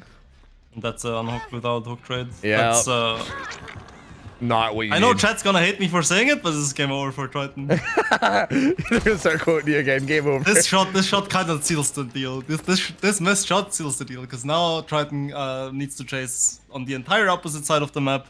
Basically, this like entirely give up the tunnel out because there's no way he gets that in time. Yeah, there's no way. This gen pops. Shaq is like 50. They're stacking it. He knows he has to leave now. Yep. He's actually not leaving, so yeah, he's actually not leaving. I mean, this is gonna be 2 stages for endgame. Yeah. Like Painres is also not in play anymore. It's. Yeah, I think this is fair to say it's over. Yeah, I think this is actually. It's actually over. Like here, we'll go and check on Shaq Gen. Actually, not on. They're not slamming Shaq Gen. They're actually split on 2 different gens. Interesting. That aren't Shaq. Okay, never mind. The game's not over yet, guys. Yeah, it's not over, guys. It's actually not, he was just messing with you the whole time. So I mean, it's still pretty over. Let's be real. I mean, if we're just gonna be honest, it's still pretty over. It's still pretty over, yeah. Yeah, because at this point, you have one stage. These 3 gens are not tight enough to really like have any kind of a hold down or anything. And even if they were, you're still Slinger, right? You're not like a.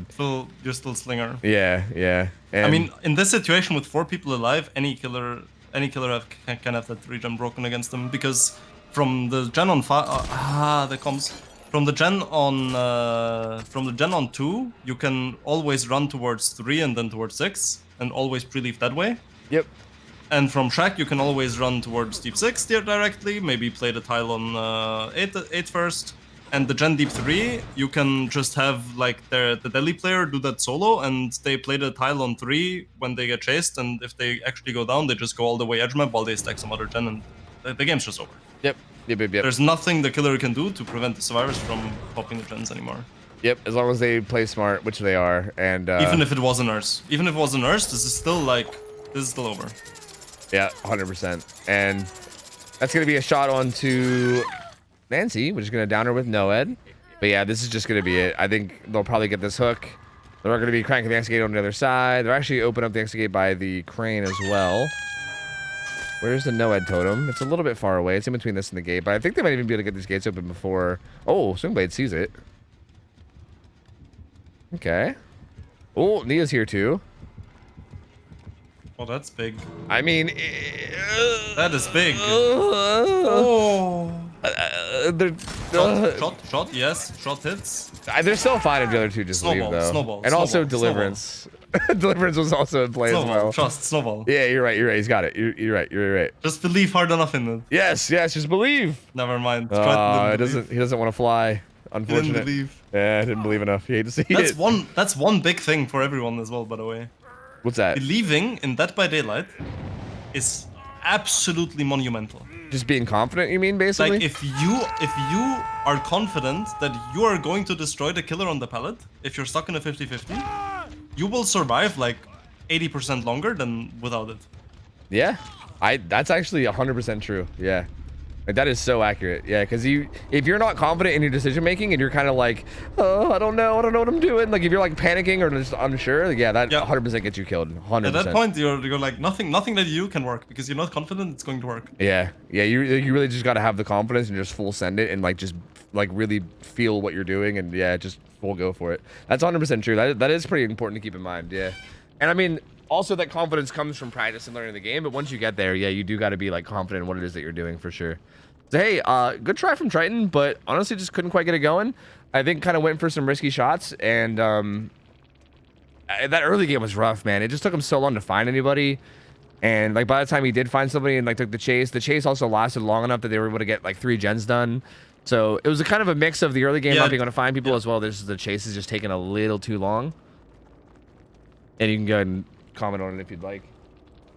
I think the early game was what set the tone for the rest of the game. The chase was not even like that long. I think the chase was pretty average in length if it's well played by the survivors and they have some decent tiles.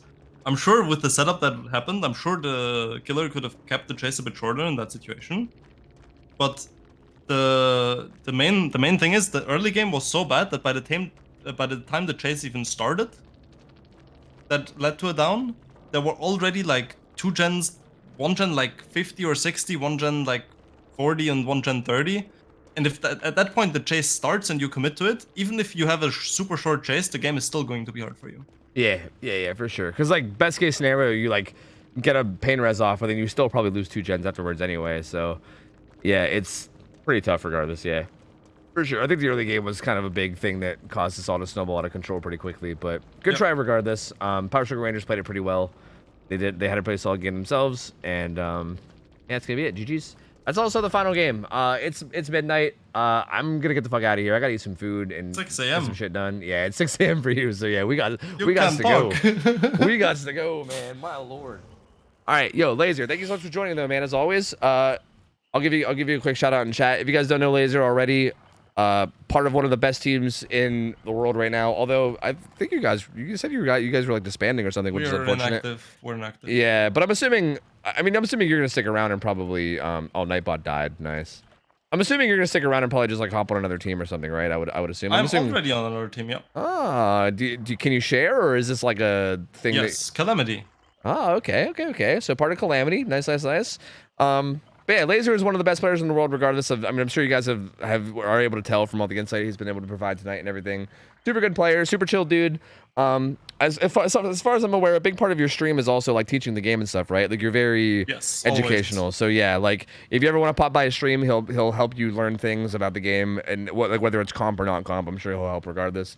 Super chill dude, shares his information well. Could not recommend enough. Go give him a follow. Go hang out with him. Laser, thank you for joining me, dude. It was a pleasure having you. It was fun. Thank you for having me. Yep. I always enjoy casting with you here. It's always fun. Yeah, it's always a good time, man. I appreciate you popping in, and I'm glad we could take advantage of your schedule being all fucked up during the holidays as much as we can. Yep, last week. Is this the last week, or is there like next weekend too? I mean, next weekend is still there, but I heard you're casting with Hens. Oh yeah, Hens might come. Yeah, he might be coming to join. We'll see. I mean, we'll see how things go. We haven't confirmed anything yet. He did mention coming to cast, and he did mention at some point casting like only like the early sets and then going to bed or something as well because of how late it is. So I'm not exactly sure what his plans are. So I don't know yet, but yeah, he might be joining. Yeah, but next weekend I'll still be on Degen's schedule, and then I will swap. From Sunday to Monday. Yeah, and then we'll probably be seeing you much less. Yeah, because I will have uni and I will be going to sleep when you start stream. Yeah, which is totally fair because it'll be the middle of the fucking night. But anyway, thanks for hopping in, dude. I'm gonna hop out of the call now. But I appreciate you coming by to the cast as always, and hope you have an awesome rest of your, well, I guess morning, night. I don't even know what I don't know what to call it. Have a good night, Tofu. Have a good night, chat. Yep. Bye. Take care, man. See you. All right, chat. That's it for scrims. Thank you guys so much for hanging out. Hope you guys enjoyed the scuff scrims at the end of the stream, by the way. Again, still considering doing that format for like a whole day. I think it could be interesting to do if we did it for like a whole day at some point. I don't know when or like if/when that's going to happen, but it's still something I've been kind of juggling the idea of. Hope you guys enjoyed the co-casting with Laser and everything. The scrims were super fun today. Again, major shout out to the Scrim staff for helping all this run. I know today was like a kind of especially hectic day because of everything as well. We had a team bail. I was trying to like organize these like last minute King of the Hill stuff is also, you know, obviously a bit odd to deal with too. But Dino, Rabid, Panda, Kurt, everybody that came through and helped out. I'm probably forgetting a lot of names. Who else helped today? Was Swish there keeping score maybe? I think I'm probably forgetting some people that were around. But a lot of the staff today that were helping out, you guys were doing work. I appreciate you guys. Thank you so much. Let me find who I'm raiding. Yeah, Scooty. Let's raid. Yeah, Scooty. Let's raid Scooty. Scooty Booty's playing Wesker. Is Scooty still doing her win streak?